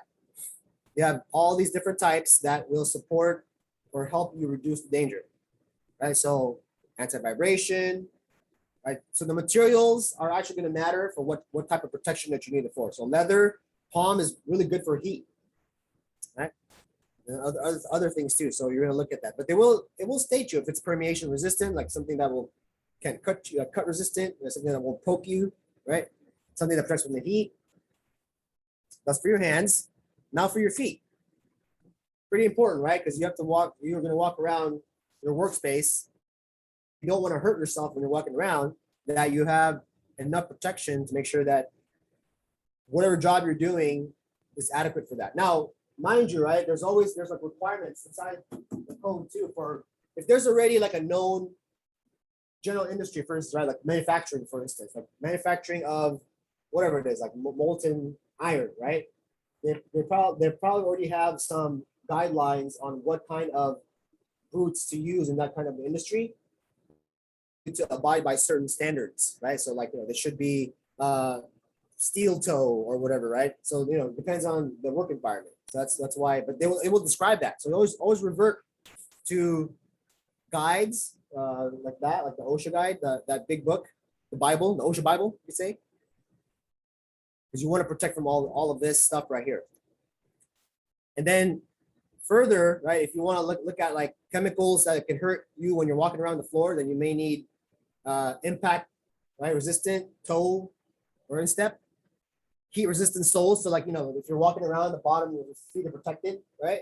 How about metal shanks, right? So if you're stepping on things that have like spikes on it, you want the metal shank on the bottom so you don't get like poked from the bottom, right?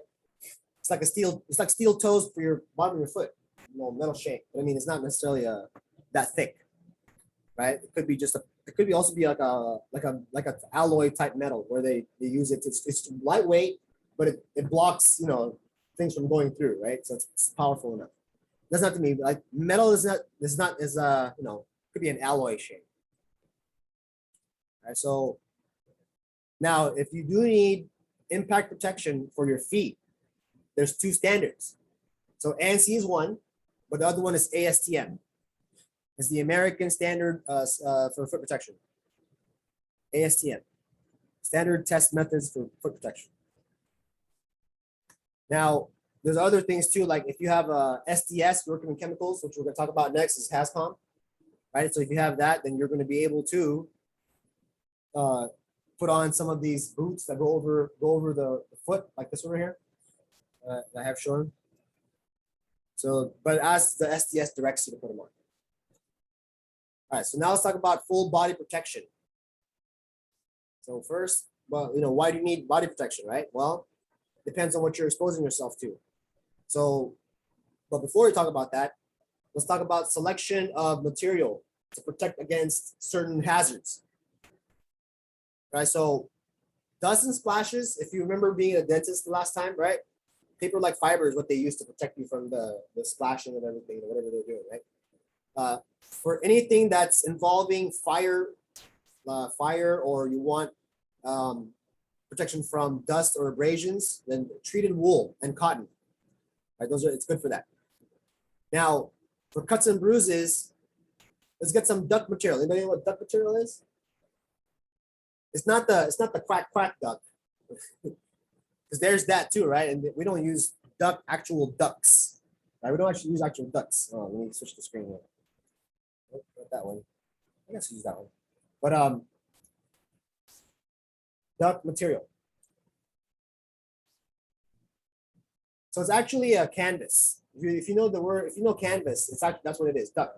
But duck, right, is actually from the Dutch word duck, linen or cloth, linen canvas is it's a Dutch word basically. That's why it's called duck material. So in the industry, it just stuck. Right? The name just stuck. They don't say canvas, it's duck. Like canvas is 2 syllables, duck is 1.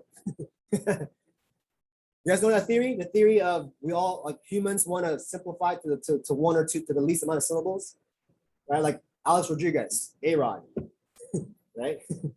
So there's all, us humans, we want to do that because humans tend to be lazy. Right? If I can, it's what? Least resistance, yeah, that's that theory right there. But that's a good and bad thing, depending on how you take it, because it also helps us innovate, but it also helps us survive at the same time, right? So, but duck is specific to industrial use, like general industry, duck material. And then if you need protection from heat and flames, leather is the best. And then if you have any other types of chemicals, physical hazards, rubber, neoprene, you've probably seen some of those. Have you ever worked with neoprene? Like wetsuits? Have you ever had a wetsuit before? They're made of neoprene. So like they're very good for chemical splashing. They're like it protects you from exposure from liquids, chemicals. Depending on how thick it gets, you can have more protection, right? So it's definitely important to know what you're protecting people from, right? Because then you don't want to get the wrong material, and then they're not protected at all. All right, so this is levels of PPE according to OSHA and EPA. So EPA, they're another governmental agency, right? Environmental Protection Agency. And their focus is on what? Protecting the environment, right? So A, B, C, and D are just letters to represent the severity level, right? So A is the highest. A is when you need all of the protection for skin, respiratory, and eye.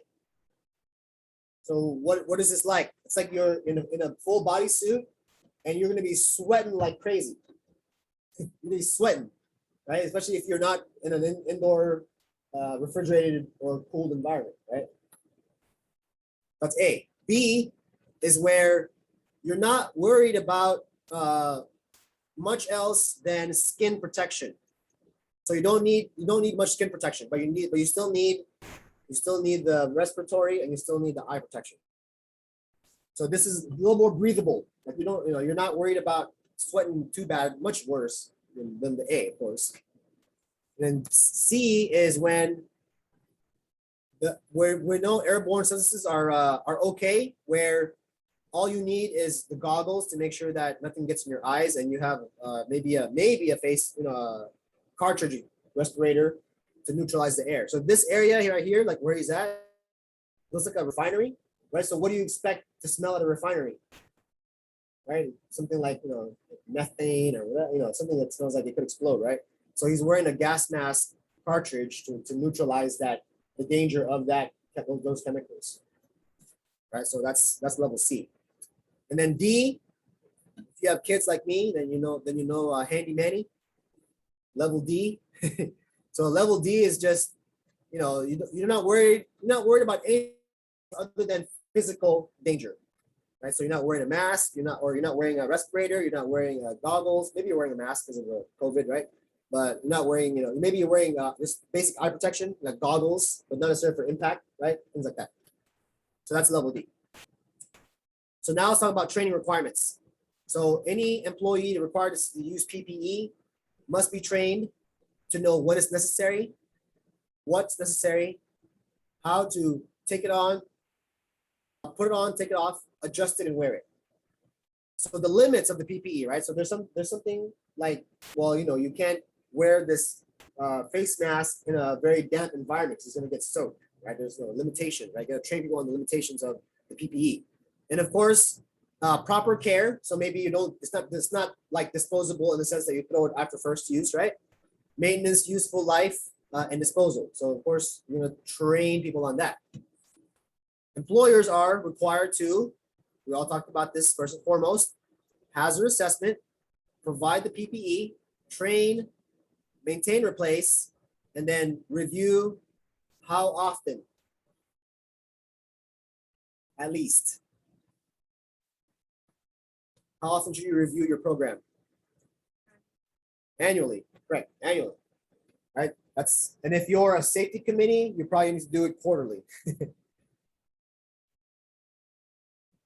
Now, responsibility. So the employer is required to pay for PPE used to comply with OSHA standards. Now, if you're thinking about how to remember this, oh, by the way, I'm going to tell you guys this right now. I'm going to give you a little sigh of relief, right? There's actually no exam in OSHA 30, so I'm not going to be testing you at the end of this, right? So there's no exam to earn the OSHA 30. Yeah, because there's no. So this is not like a like you don't get like college credits, right? There's no such college credits that we issue, right? That's why there's no exam. Think about it. But the project management one will, but that's because it's an accreditation. It's an accreditation for that project management. This is OSHA 30. It's more remedial. If you wanted to get college credit, you can take the OSHA 511. That will allow you to earn credit for college or whatever if you want it, or it allows you to transfer that credit so that you can take the OSHA 501, which allows you to become a trainer, like me. Right. So there's only 2 classes. Yes. That's an example of 10, but not 30. So it's my option actually. The 30. So the 10 was they probably did the 10 so they make sure you're paying attention. Because if I'm the employer and I'm having somebody like train people for OSHA 10, right? What's the chances that you might not pay attention to the class, right? Then I'll make sure that I'll give a test on the people you are paying attention to the class. Now here, this is more like it's not an employer based, you know what I mean? Like there's no if you're on your own, right? So if you're not learning here, then you're wasting your own time, right? So I'm not, that's why for OSHA 30, we're not required to administer an exam as a trainer. So it's good for you guys. But I mean, I'm sometimes bad for some people. They feel like they need to do that so they can really stick it and say they're learning. Yeah.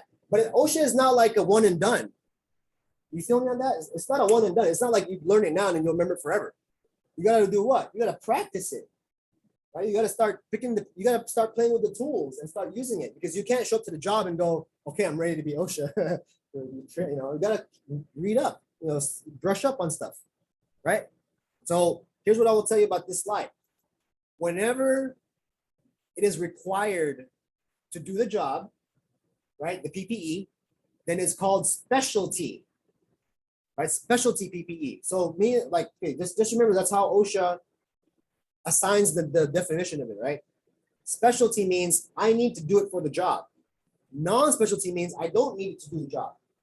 Okay, you follow me on that, right? So specialty, I need it. Non-specialty, I don't need it for the job, right? So the employer is required to pay for PPE used to comply with OSHA standards. So all of these right here are specialized or specialty PPE, right? So you need all this to do your job, then the employer is required to pay for it, right? So now we talk about exemptions, right? So so the employer does not have to pay for these, right? So non-specialty safety toe, protective footwear, and non-specialty prescription safety eyewear. So remember, it's not required for the job. So I'm not required to pay for it. Non-specialty, right? Everyday clothing, we get that. Ordinary clothing to protect from weather, like also skin creams, like sunblock. That's not a requirement to pay for the employer, right? Now, if you're in agriculture, I think it's a little different because they have an agriculture OSHA, right? So maybe they require it there. I don't know, right? I'll see. I don't know there. I really don't. But you know, I really don't care to find out either. Like, you know, it's not my area to address with you guys, right? So, but here for general industry, where are you most likely? If you're general industry, where are you? Indoors or outdoors? Indoors. That's why they put this here. All right. So skin cream. I mean, you're not going to be needing sunblock inside. Block you from what? Block you from the bad vibes from the people. You know, like, I got a bad vibe cream. You know, that's, you know, let's put this on, right? Block away those vibes, right? So yeah, the employers don't need to pay for that either, right? So consumer safety items worn by food workers, like hair, those are not, they don't need to be paid for by the, now, OSHA doesn't require it, but does health department require it? Probably, it depends on the job. The health department could require it, you know what I mean? So OSHA does not, so remember, even if, like say OSHA doesn't cover or doesn't regulate something, doesn't mean another department doesn't either. I mean, they may do it, right? So just remember that. So even though you think that, oh, OSHA doesn't cover this, but yeah, the health department may say, yeah, we need to have hair nets for food. Now, lifting belts. Lifting belts don't actually protect you from anything. They just correct your posture. They prevent you from, you can still bend over wrong and pick up something wrong if you have a lifting belt. Right, you know that, right? It's supposed to correct your posture so that you tend to like want to go down, and it supports you when you pick up. Bless you. Are you sneezing? Oh, coffee. Okay. You okay? You need some water or anything? Or? Would you like some water? Yeah, if you feel you need some, yeah, please, you know, get some. Yeah, no, you can get out. No problem. So for the employee, what are your responsibilities if you're the employee? Well, you're required to properly wear the PPE. See that? Don't leave it to chance. See what OSHA did here? I'm not going to assume, right? They didn't assume. They didn't make an ass out of you and me, right? So they stated it. They said, you know what? You're required to properly wear PPE. And it even says there, properly wear. Not just wear, properly wear, right? Attend PPE training because yeah, you gotta put that in there. You know, think of your workers as your children. What do you gotta tell your children? You gotta remind them. You always gotta remind them, right? You always gotta remind them, and then to the point where you get mad, and you still gotta remind them, right? Right? It happens, right? So you just gotta remember, oh, fine, you know what? I'm not gonna hurt myself anymore by making myself mad. That's gonna remind you. Right? So care for, clean, maintain, inform supervisor for replacement. Right, so that's the employee requirements. All right, knowledge check. This is common causes of foot injuries include crushing, penetration, molten metal, chemicals, slippery surfaces, and sharp objects. True or false? Yeah, foot injuries. True that. Number 2, who is responsible for providing PPE needed to comply with OSHA standards? Employer. Right, so remember that, always an employer. Hazard controls must be addressed in which order of priority? If you look at the board, you will see it.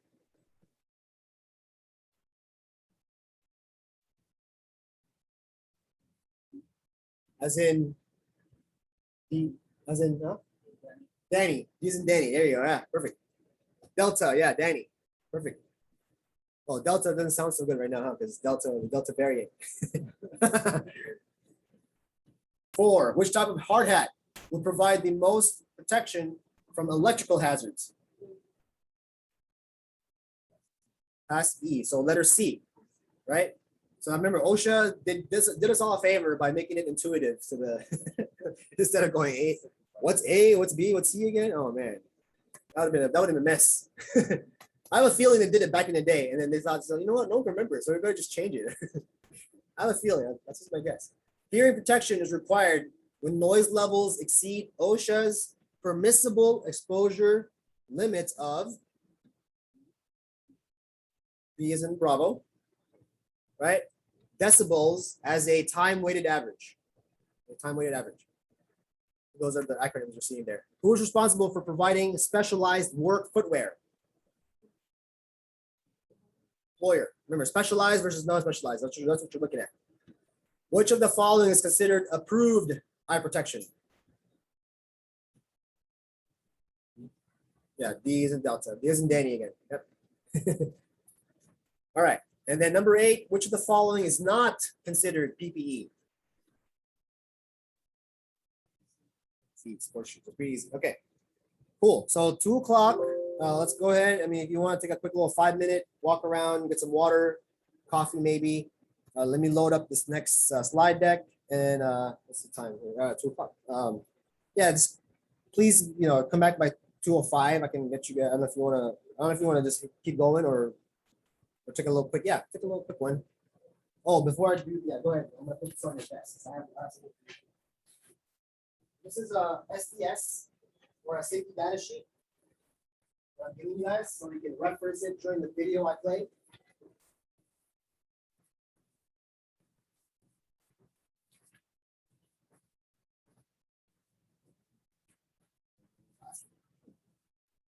So this SDS.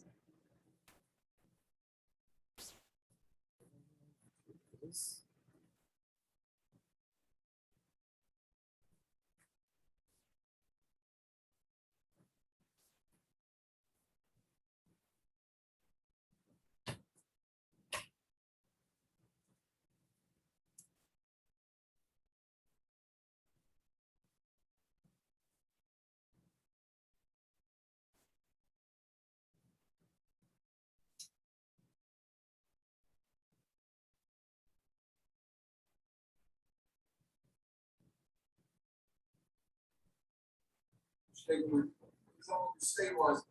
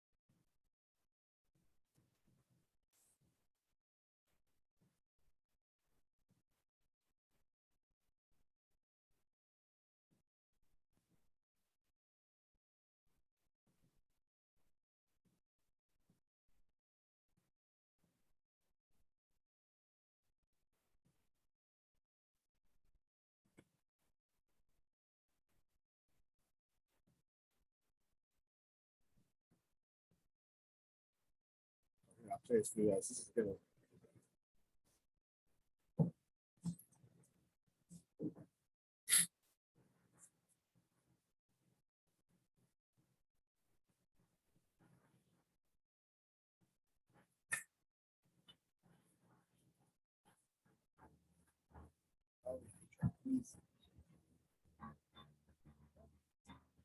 He's just taking a video too. He didn't tell me to stop.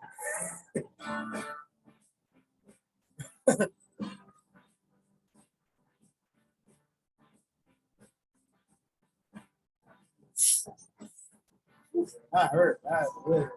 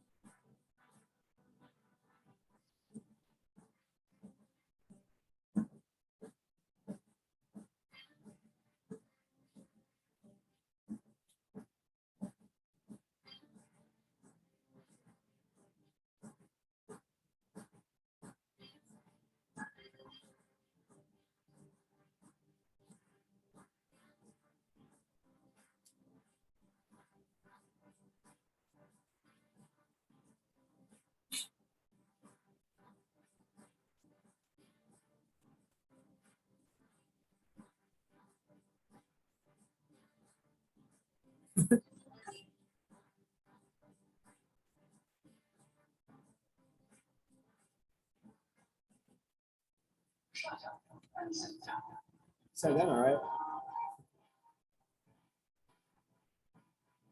So you would never want somebody to do that. Like, I mean, he's okay, but you know, I could have went worse. Or this, or that is just not safe, right?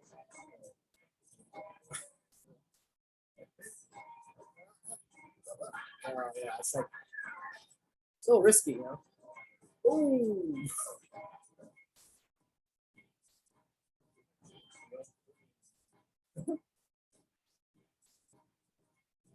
Like, oh, there you go.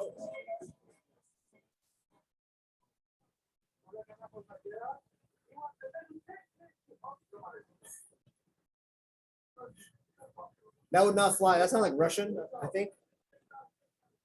Anybody recognize that at all? It's either like Russian or Arabic. I don't know. I can't tell. That's hilarious. Yeah, He's gonna go flying across the fill the engine with water. And some other with a tarp. And we now entered the machine. 1, 2, 3, 4, 5, 6, 7, 8, 9, 10, 11, 12, 13. Okay, we're gonna smother it with a tarp. It's actually gonna work, I think. Oh, all right.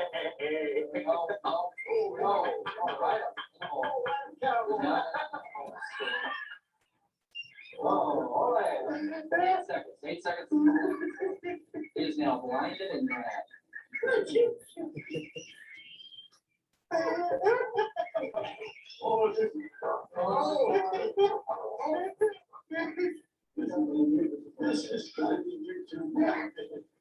film is rolling, Howard. All right. It's funny, right? I said the film is rolling, right? It's funny. All right, so we're going to this video. Hazard communication or HAZCOM. So this video right here, I'm going to play for you. I can go a little faster on this one because this guy talks kind of slow. So 1 1/4. So when it gets to the part where the SDS talks about the SDS 16 sections, you have one in front of you now.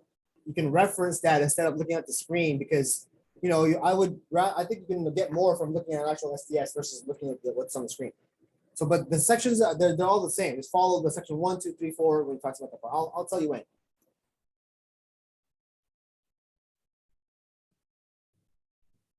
You've no doubt heard the term hazard communication and the acronym MSPS, short for Material Safety Data Sheet. The Hazard Communication Standard requires employers to train employees about the hazards of chemicals and substances in the workplace. In 2003, the United Nations adopted a globally harmonized system of classifying and labeling chemicals. Here's a new acronym you'll be hearing a lot more in the future, GHS. The GHS includes criteria for the classification of health, physical, and environmental hazards, as well as specifying what information should be included on labels of hazardous chemicals, as well as safety data sheets. Since 1992, the United Nations have been working to create and enhance a globally harmonized system for the classification and labeling of chemicals that can be used by importers, distributors, and manufacturers worldwide. The United States was an active participant in the development of the GHS and is also a member of the UN bodies established to maintain and coordinate the implementation of the system. The Occupational Safety and Health Administration, or OSHA, has mandated changes to the existing hazard communication standards that adopt the globally harmonized system. In this video, we'll go over information about the new globally harmonized system of hazard communication. Specific changes to be discussed include new container label formatting, product identifiers, signal words, pictograms, hazard statements, precautionary statements, and safety data sheets. On or before June 1st, 2015, all of the following changes to the hazard communication standard will take effect. Material safety data sheets, or MSDS, will become safety data sheets, or SDS. The new SDS will serve the same purpose as the old MSDS. The SDS will be in a standardized format and easier to read. Labels on hazardous chemicals will include pictograms that visually identify the main hazards. Signal words will be required on all labels where hazards exist. The signal word warning will indicate less serious risks, and the signal word danger will indicate more serious risks. Hazard statements will be required on labels to explain what the hazard is. Precautionary will be required to explain what you should do to protect yourself from the hazard. All labels will be required to have pictograms, a signal word, hazard and precautionary statements, the product identifier, and supplier identification. Labels will vary, but must still contain all the following elements. Product identifier. This can be the chemical name, code number, or batch number. The manufacturer, importer, or distributor can decide the appropriate product identifier, but the same product identifier must be on both the label and in section 1 of the SDS. Okay, so remember that? So the same information should be on the label that's on the SDS. So remember that. That's a key thing. Remember that. There are 2 signal words in the GHS system, danger and warning. These signal words are used to communicate the level of hazard on both the label and the SDS. The appropriate signal word to use is set out by the classification system. For example, the signal word for self-heating substances and mixtures, category 1, while warning is used for the less serious category 2. There are occasions where no signal word will be called for. The GHS will require pictograms on labels to alert users of the chemical hazards to which they may be exposed. Each pictogram consists of a symbol on a white background framed within a red border and represents a distinct hazard. The pictogram on the label is determined by the chemical hazard classification. There are 8 pictograms required by the new standard and 1 that is optional. The health hazard pictogram is used for chemicals that pose a risk to your health if used improperly. The flame pictogram indicates there is a risk of fire, and you should be especially concerned about ignition sources and combustible materials. The exclamation mark pictogram will usually be used in combination with a health hazard pictogram to signify particular health risks which are less severe than the skull and crossbones category.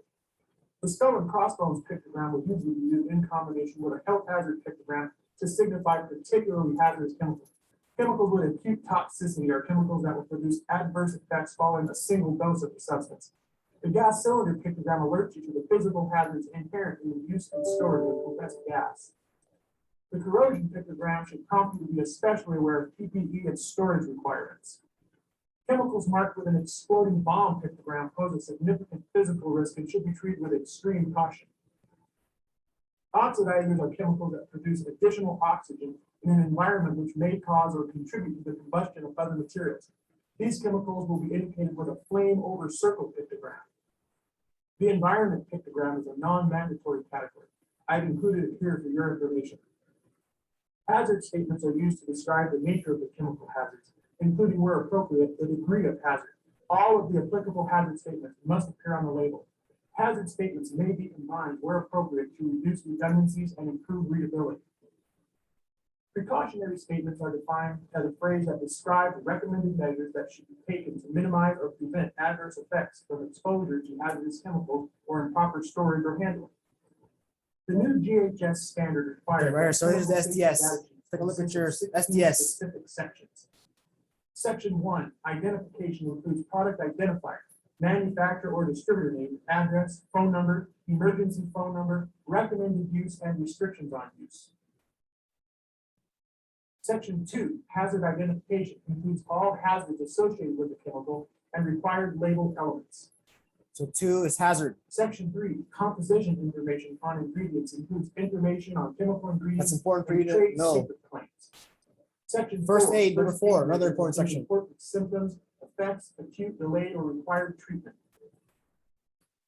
Section 5, firefighting measures lists suitable extinguishing techniques and equipment, chemical reactions as a result of fire.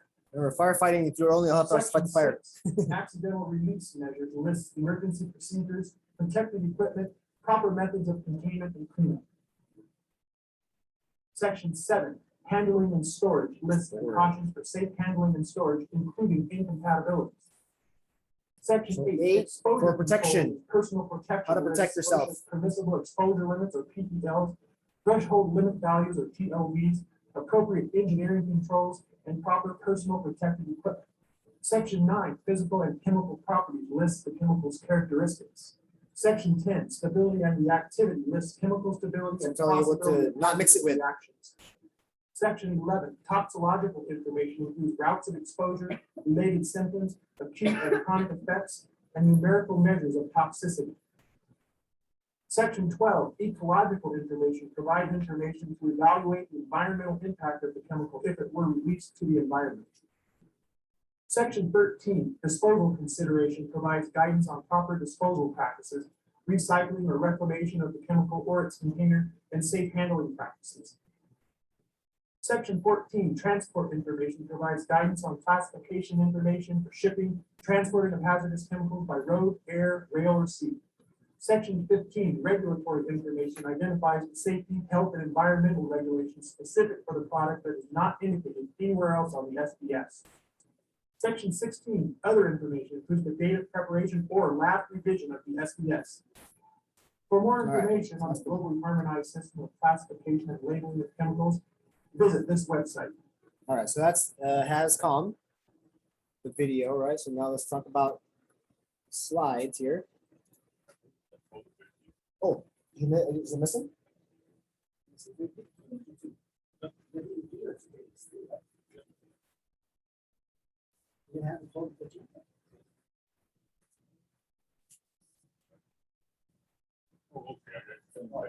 Oh, yes, yes, in fact. That's always there. It's back and forth, yeah. So the things to remember on the SDS, the most important ones for safety managers is 2, 4, and 8. 2 is for the hazard. And I'll tell you guys more about it later. But that's just I'll drop it there for you because that's something that will be really important. So what's our objectives? So employer responsibilities. We're going to talk about the components of a HAZCOM program. There you go, another word, program, right? But when you think about HAZCOM, anybody here worked in an environment where there had a lot of chemicals, like fabrics? Did you do a lot of dyeing or whatever, or like dyeing and cleaning? Okay, so you probably did have. Well, I don't know when you stopped the business. When did you stop the business? 2001. Oh, okay, yeah, that's way back. Well, at some point, if they get the business going, they needed a master list of chemicals for what they're using on site, and a HAZCOM program, right? That puts it all together, right? So you also need to learn about labels. We saw that in the video. We're gonna dig a little more in depth, right? And also understanding the right to understanding. So being able to really get a good picture on what that right looks like, to understand. Okay, so we'll move on here. There we go. Okay, saw that section. Okay, so this is more employer responsibilities that I'll highlight here. So this one you have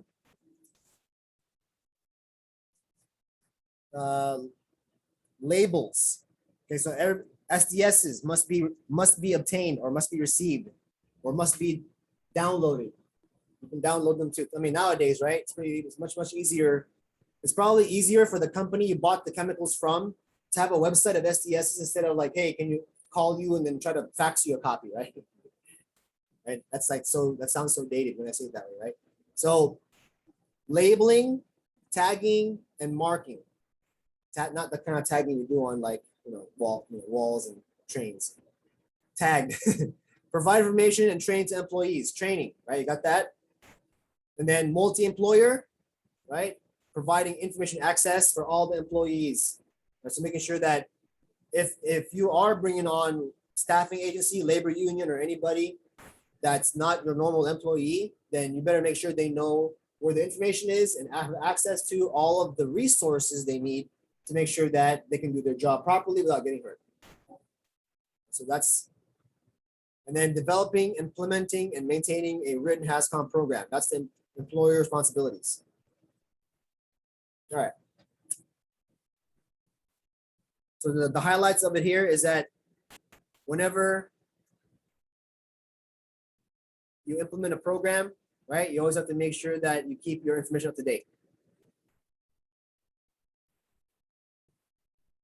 That's if you get new chemicals, yeah, you have to get add new SDSs. If you have a new personnel, a new person that got promoted from the shipping department now to the production department, making chemicals, well, they need new training, right? So things like that, right? So what are the requirements for a written program? So you have to find a systematic way to coordinate all the elements. So that's the one piece of information that, just like I said before, right? OSHA does not know how you operate your business, but they put the onus on the owner to make sure that they understand a systematic way to coordinate all the elements. Okay, so here's how that looks like. List of hazardous chemicals present at your work site. Okay, perfect. We understand that. Availability of the SDSs to employees and downstream employers. We get that too. Right, labeling of chemical containers. and then the training. So here's what you need to have for the chemicals. So that, remember in the video, you heard me say that use a product identifier, but the identifier you should use is the same one that's on the SDS. So you don't base it off of what you know, you base it off of what you have available, right? So for instance, this SDS you have in front of you, what is this chemical? Carbon monoxide. Would I necessarily sell somebody carbon monoxide? A company? Will I sell carbon monoxide to a company? The answer is no. Because carbon monoxide is not something that you could use industrially. It is a byproduct of combustion, right? But why do we need an SDS for carbon monoxide? Well, here's why. Cover chemicals in all forms, whether they're contained or not. So let's say I got a machine here. I got a machine that needs diesel power to run. It's inside my warehouse. It's letting off exhaust. You're getting the diesel smell too, but you're also getting what? Carbon monoxide. So it doesn't matter if it's in containers, pipes, and those generated by work operations. So guess what? Is it dangerous? Yes. So I need an SDS, even though it's not something I'm going to sell, even though it's something that's not going to be, I'm not going to receive it either, but I may receive it through work operations, right? So that's the way you have to protect from it, right? Now the other times when you have to create a label for the products that you're using in your warehouse, right? Let's say I got a big old tub of industrial size thing of 409, right? And it is 409, but now it's in a big tub. I have to pour it into individual containers, right? To be able to everybody to use it for cleaning it at the facility, right? So I have to create a labeling system that matches whatever the name is on the SDS, and it's going to be on the label, right? So if it says you find an SDS, it says 409 on the SDS, then guess what? You're going to use 409 on the label too, to avoid confusion, right? Because how else can you say carbon monoxide? What's another way to show it? The CO. No, CO2 is carbon dioxide. CO is monoxide, right? So CO. But what is CO to military personnel? What does it stand for? CO. The commanding officer. I gotta bring it to my commanding officer. Here you go. Here's the carbon monoxide. Kind of thing. You want to remove the ambiguity. That's why I'm telling you that. Explaining to you that you have to make sure that you copy the name that's on the SDS that's going to go on the label. Okay, that's important. But remember, if it's dangerous, it's still, you have to have an SDS present. So like if you're, whatever you're making there, you're producing something and you have a byproduct that's dangerous, well, you better have an SDS for that byproduct. If it's something that is a chemical that exists and that it's dangerous. So SDS, okay, we got that, we're good with that. Now, you need an SDS custodian. I would call him a custodian, right? An SDS custodian is somebody who maintains all of the SDSs in your workplace, especially when you have a lot, right? And if you have a lot of chemicals and there's only one you probably want to get a counterpart, like somebody you can assign a secondary role that isn't as busy, but they're still part of your staff, your supervision, that you can assign, you can delegate this role. Now, if you're 5 people in the company and you're the only safety person, you're probably doing it, all of it. You can't pull these guys off because they're probably doing a lot more work. Depends. It just depends. I'm telling you that you have to understand how you need this role present. So if it's not a person, then it better be you if you're the person that's in charge of it, right? So that's what I'm saying. But someone better be in charge of keeping it together, keeping it, intact, and make sure that the SDSs are where the chemicals are located too. So you have to keep them near where the chemicals exist, right? You can't have an SDS, like chemical SDS list, right? And then there's nothing over there where the chemicals are. You know what I mean? Like you can't, that doesn't make sense. You're gonna get cited for that if the inspector does happen to inspect it. Because you have to have it near the vicinity that the chemicals are located at. Right? Because it makes no sense, right? If I have to look for first information and I have to run all the way in front of the office and come all the way to the back, what's the other person that fell down? What's happening to that person? Right? Probably getting hurt worse, right? Or they're not getting the right first aid and it might make the problem worse, right? So that's why you need the SDS in the area. right? So train the workers on the format and the use. Hey, get that YouTube video, show them that video. It's a very comprehensive video. In 10 minutes, I pretty much explained HASCOM for the updates after 2015. So it's a good, use resources for free, man. That's a vendor. Haskell is a vendor, right? So I mean, you don't have to buy anything from them. You can just use the free video, right? Doesn't matter. I use it all the time. Right? So here's the 16 sections, right? You go there, keep going. The way you can remember 2, 4, and 8. It's kind of like they're all even numbers, which is easy, right? But how do you remember the individuals? Like, where do I go for first aid? There's a mnemonic for that. It's 4 for first aid, right? 4 first aid. 2 for hazards, right? Here's my way to do this little trick with you to remember. So when there's a hazard, you pause. When you do a peace sign, right? You gotta pause and you gotta stop. You be peaceful, right? So you stop. So 2, number 2 is the hazards. So pause, like peace. Right? That's how I remember it. And then 8, you gotta guard yourself. You gotta guard yourself, protect yourself from the danger. Who's a number 8 guard that we all love if you're in LA? Kobe. So that you remember it easier. Protect yourself. 8, number 8, section 8. That's where you can find the PPE. Personal protection, right? So if you're gonna protect yourself from the dangers, then you gotta go to number 8. Is a guard. That's how I remember it. Yeah, that's how I do. And that's the most important ones to remember for safety managers, because all these other ones are, well, they're needed, but they're just not as important as the safety manager role, right? The 2, 4, and 8. All right, keep going, labeling. Okay, so now when you have an STS custodian, you also need a labeling custodian. It might be a smart idea to assign the STS custodian to be the labeling custodian too, because they're going to be ones doing all the changes. If there's changes, then STS here, label there, right? So that might make sense. But if you got a big facility like a big chemical, if you had like 90 employees at one time, right, and there's a bunch of chemicals everywhere, then you probably want to assign those roles like redundant roles. If someone's off, then someone can take over. Someone's not there, or you got to you can back them up, right? Like that. That's what I mean. So you have to make sure that if you have a big company, you might want to share that role and then find a system of accountability where you keep everything centralized as far as your database. There's things. That's why you have Haskell, because they're also a third-party vendor that can teach you, right? Teach you how to do it for yourself, and then now you can train your people. So exactly what your parents did when they hired somebody to teach your sister how to be a safety manager, right? Yeah, see, she probably was like, I don't know what I'm doing. I don't know, so at the time, right? But that probably was a great experience. And what's she doing now as a career? Okay, so since she's giving care, so that's a CNA, it's a nurse, About fabrics anymore? Like we don't I'm gonna let this go forever, right? Well, I mean, because the mentality there was if she knew a safety career paid as much or better than a CNA does, she might have kept going with a safety career, because it pays a lot. It does, it really does. I'm just whether this the higher the danger, the higher the pay, but also the higher the danger for you too, right? Because you're putting yourself in that situation. So labeling compliance. Okay.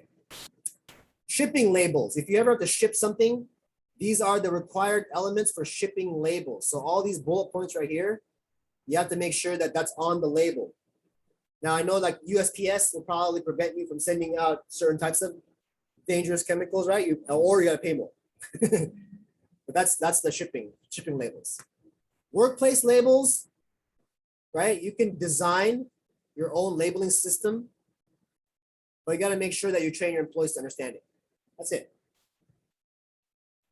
You can choose the same label for shipping as you do for the implant, but sometimes you have bottles that may not fit those big labels. So you have to design like a thermal label, or what some companies do and completely compliant. Use a Sharpie and just mark the bottle. Like they put the name and then if you have to draw a pictogram, they draw like the diamond and then the skull and crossbones. I mean, if it works, it works. You know what I mean? Like OSHA's not picky. If you're hitting all the bullet points, it doesn't have to be like a nice label with a nice picture, color, that. I mean, don't be a cheap person either, but at the same time, don't think like you have to have it. And that's the one mistake a lot of business owners or managers make, is they have to have it for OSHA compliance.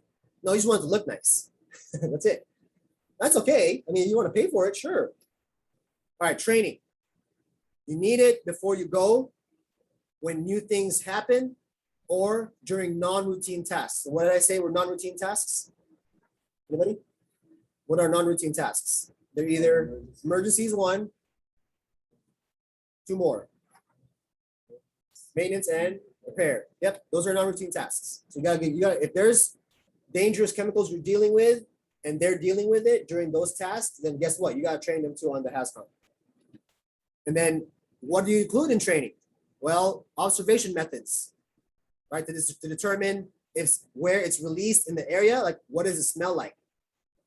It might smell like rotten eggs, but if you smell rotten eggs, then you better run the other way because that's nitrogen sulfide or hydrogen sulfide, H2S. So if hydrogen sulfide is dangerous. And then of course the hazards of the chemicals, like what it can do to you. So there's a few section. I think two will tell you, right, the hazards, of course. And then protective measures, you gotta go over 8. And then where and how to obtain initial information. So you might point them to the website on the SDS to go, hey, look, if you really need more information, then you can look here at the website to go to the company, wherever we got it from. Now, let's go over labels. Actually, you know what? Here's what I'll do. We'll stop right here. We'll finish this tomorrow. I'm gonna show you another video. It's about, I believe it's like 12 minutes. Yeah, this one's a little longer than the last one. Yeah, 12 minutes, and then we're done for the day. We'll leave off at labels here. Okay, so biohazard labels. Now, this video right here. What is this video? I'm gonna make a vote. Turn the volume off. Go to the ad. So the video, right there. Why good leaders make you feel safe. Simon Sinek. So the same guy that spoke yesterday, same guy. You're finally gonna see his face. He's you might recognize him. I don't think you recognize him, but if you've been reading, if you do a lot of reading, maybe you will. He is a very innovative author. He's a very contemporary, he's very in tune with today. So when you watch this video, he uses a lot of different examples with corporate culture, military culture. He's gonna make a contrast. And what do you want to take from this video? Well, what you want to take is, how do I help be a factor in helping my culture, my environment, my employees feel that I've got their backs? How do I go about sharing that feeling? Like, you know what, employees, I have your back. Because if you have their back, what happens, right? They're free to be most productive. I can be free to hey, look, if I'm not afraid that a boss is trying to fire me or trying to watch me and make sure I'm not messing up. Give me the freedom, empower me, give me the training, and let me work. Don't you think you'll feel like, you know what, I can work? Right, with someone else, someone going, oh, what are you doing? Right? So watch this and let's have a short discussion and then I'll let you guys go.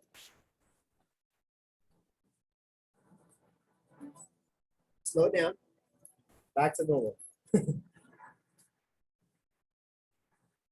There's a man by the name of Captain William Swenson, who recently was awarded the Congressional Medal of Honor for his actions on September 8th, 2009. On that day, a column of American and Afghan troops were making their way through a part of Afghanistan to help protect a group of government officials, a group of Afghan government officials who would be meeting with some local village elders. The column came under ambush and was surrounded on 3 sides. And amongst many other things, Captain Swenson was recognized for running into live fire to rescue the wounded and pull out the dead. One of the people he rescued was a sergeant, and he and a comrade were making their way to a medevac helicopter. And what was remarkable about this day is, by sheer coincidence, one of the medevac medics happened to have a GoPro camera on his helmet and captured the whole scene on camera. It shows Captain Swenson and his comrade bringing this wounded soldier who received a gunshot to the neck. They put him in the helicopter, and then you see Captain Swenson bend over and give a kiss before he turns around to rescue more. I saw this and I thought to myself, where do people like that come from? What is that? That is some deep, deep emotion when you want to do that. There's a love there. I want to know, why is it that I don't have people that I work with like that? You know, in the military, they give medals to people who are willing to sacrifice themselves so that others may gain. In business, we give bonuses to people who are willing to sacrifice others so that we may gain. Right? So I asked myself, where do people like this come from? And my initial conclusion was that they're just better people. That's why they're attracted to the military. These better people are attracted to this concept of service. But that's completely wrong. What I learned is that it's the environment. If you get the environment right, every single one of us has the capacity to do these remarkable things. And more importantly, others have that capacity too. I've had the great honor of getting to meet some of these who we would call heroes, who put themselves and put their lives at risk to save others. And I asked them, why would you do it? Why do you do it? And they all say the same thing. Because they would have done it for me. This deep sense of trust and cooperation. So trust and cooperation are really important here. The problem with concepts of trust and cooperation is that they are feelings. Yeah, right? The feelings. I can't simply say to you, trust me, and you will. I can't simply instruct two people to cooperate, and they will. It's not how it works. It's a feeling. So where does that feeling come from? If you go back 50,000 years to the Paleolithic era, the early days of Homo sapiens, what we find is that the world is filled with danger. All of these forces working very, very hard to kill us. Nothing personal. Whether it was the weather, lack of resources, maybe a saber-toothed tiger, all of these things working to reduce our lifespan. And so we evolved into social animals, where we lived together and worked together in what I call a circle of safety, inside the tribe, where we felt like we belonged. And when we felt safe amongst our own, the natural reaction was trust and cooperation. There are inherent benefits to this. It means I can fall asleep at night and trust that someone from within my tribe will watch the danger. If we don't trust each other, if I don't trust you, that means you won't watch for danger. Bad system of survival. Right? The modern day is exactly the same thing. The world is filled with danger, things that are trying to frustrate our lives or reduce our success, reduce our opportunity for success. It could be the ups and downs of the economy, the uncertainty of the stock market. It could be a new technology that renders your business model obsolete overnight. Or it could be your competition that is sometimes trying to kill you, it's sometimes trying to put you out of business, but at the very minimum, is working hard to frustrate your growth and steal your business from you. We have no control over these forces. These are a constant and they're not going away. The only variable are the conditions inside the organization. And that's where leadership matters, because it's the leader that sets the tone. When a leader makes the choice to put the safety and lives of the people inside the organization first, to sacrifice their comforts and sacrifice the tangible results so that the people remain and feel safe and feel like they belong, remarkable things happen. I was flying on a trip and I was witness to an incident where a passenger attempted to board before their number was called. And I watched the gate agent treat this man like he had broken the law, like a criminal. Yelled at for attempting to board one group too soon. So I said something. I said, why do you have to treat us like cattle? Why can't you treat us like human beings? And that's what she said to me. She said, sir, if I don't follow the rules, I could get in trouble or lose my job. All she was telling me is that she doesn't feel safe. All she was telling me is that she doesn't trust the rules. Yep. The reason we like flying Southwest Airlines is not because they necessarily hire better people, it's because they don't fear their leaders. You see, if the conditions are wrong, we're forced to expend our own time and energy to protect ourselves from each other. And that inherently weakens the organization. That's it, there. When we feel safe inside the organization, we will naturally combine our talents and our strengths and work tirelessly to face the dangers outside and seize the opportunities. The closest analogy I can give to what a great leader is like being a parent. If you think you about what being a great parent is. What do you want? What makes a great parent? We want to give our child opportunities, education, discipline them when necessary, all so that they can grow up and achieve more than we could for ourselves. Faith leaders want exactly the same. They want to provide their people opportunity, education, discipline when necessary, build their self-confidence, give them the opportunity to try and fail, all so that they can achieve more than we could ever imagine for ourselves. Charlie Kim, who's the CEO of a company called NextJump in New York City, a tech company. He makes the point that if you had hard times in your family, would you ever consider laying off one of your children? You're fired to do it. Then why do we consider laying off people inside our organization? Charlie implemented a policy of lifetime employment. Look this company up. Next You jump. get a job at They're still NextJump, around. you cannot get fired for performance issues. In fact, if you have issues, they will coach you and they will give you support, just like we would with one of our children who happens to come home with a C in school. It's the complete opposite. This is the reason so many people have such a visceral hatred, sort of anger at some of these banking CEOs with their disproportionate salaries and bonus structures. It's not the numbers. It's that they have violated the very definition of leadership. They have violated this deep-seated social contract. We know that they allowed their people to be sacrificed so they can protect their own interests. Or worse, they sacrifice their people to protect their own interests. This is what so offends us, not the numbers. Would anybody be offended if we gave a $150 million bonus to Gandhi? How about a $250 million bonus to Mother Teresa? We have an issue with that? None at all. None. None at all. Great leaders would never sacrifice the people to save the numbers. They would sooner sacrifice the numbers to save the people. Bob Chapman, who runs a large manufacturing company in the Midwest called Barry Waymill. That's another company too. Look those companies up. They're still around. Was hit very hard by They the still exist. recession. But why? And they lost 30% of their orders overnight. Now, in a large manufacturing company, this is a big deal. And they could no longer afford their labor. They needed to save $10 million. So, like so many companies today, the board got together and discussed layoffs. And Bob refused. You see, Bob doesn't believe in head counts. Bob believes in heart counts. And it's much more difficult to simply reduce the heart count. And so they came up with a furlough program. Every employee from secretary to CEO was required to take 4 weeks of unpaid vacation. They could take it any time they wanted, and they did not have to take it consecutively. But it was how Bob announced the program that mattered so much. Love this. He said it's better that we should all suffer a little than any of us should have to suffer a lot.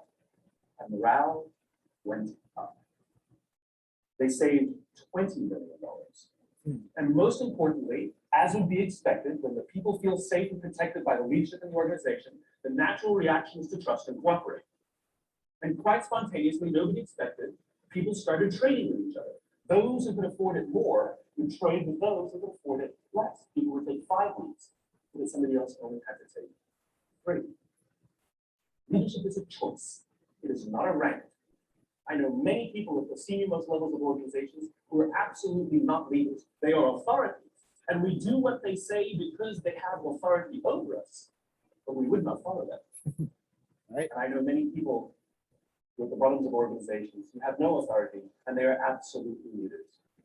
And this is because they have chosen to look after the person to the left of them. That's and why. they've chosen to look after the person to the right of them. This is what a leader is.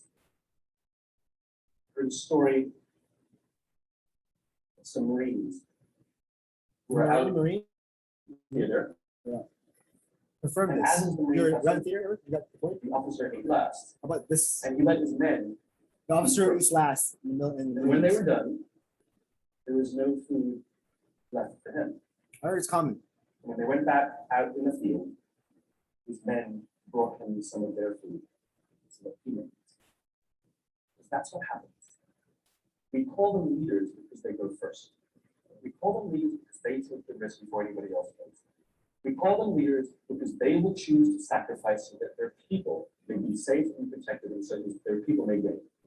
And when we do, the natural response is that our people will sacrifice for us. They will give us their blood and sweat and tears to see that their leader's vision comes to life. And when we ask them, why would you do that? Why would you give your blood inspecting tears to that person? They all say the same thing. Because they would have done it for me. And isn't that the organization we would all like to work in? Thank you very much. So that's TED Talk. And I want to tell you guys, it may sound idealistic, and I've gotten this comment before, oh, that's too idealistic. No company works like that. Well, I mean, don't you want to shoot for that at least? Don't you want to target to hit? Like, hey, look, let's shoot for a culture where people feel like we got their back. Well, we should, that's, and how can we express that to our people that we got their back? Right? That's why they make up things like FMLA and like, PTO and all, what I mean? Those are the reason why they exist, to help people cope, like bereavement leave or whatever, right? Those are all benefits, right? So when you start saying things like, no, you can't take time, like Lorena was saying earlier, oh, during Christmas, no one had days off. So now she's gonna sue Verizon because she took 1.5 hour lunch break all of December. Like working full time. So I mean, what does that mean? You know what I mean? Like they didn't give her a chance to take a break, and really, like, yeah. So that's going to be a problem, right? So, but what do you feel like when they don't have your back? When the company doesn't have your back? You're not safe, but what else do you feel? Do you feel, what kind of other emotions can you think of? Angry, resentment, right? So, and then do you think you're going to be productive? Oh yeah, I'm happy. I'm going to work. No, it doesn't work that way. One thing you can't remove from the workplace is feelings. You can't remove it at home. You can't remove it at work. What you can do, and we tell people this all the time, right, is don't bring your problems from home to work. Because then you just, it's like forexing it. You brought one trouble here, one trouble there, and then you bring it to the work. It's like, okay, now it's 4 times the trouble, right? You multiplied it, right? So that's why you don't want to do that. But people don't realize is, well, how do you deal with it when you're on the job and it's the coworker that's messing with you? How do you resolve those kinds of issues, right? Well, I think the culture is what really they're talking about. So again, the environment. The environment is very key. So I wanted to share that with you guys. Okay, so we're done for the day. Tomorrow, we have to end it a little early, like around, I want to say like 1:30 or so. So here's what I'll ask you guys to do this evening, because we have to go to a meeting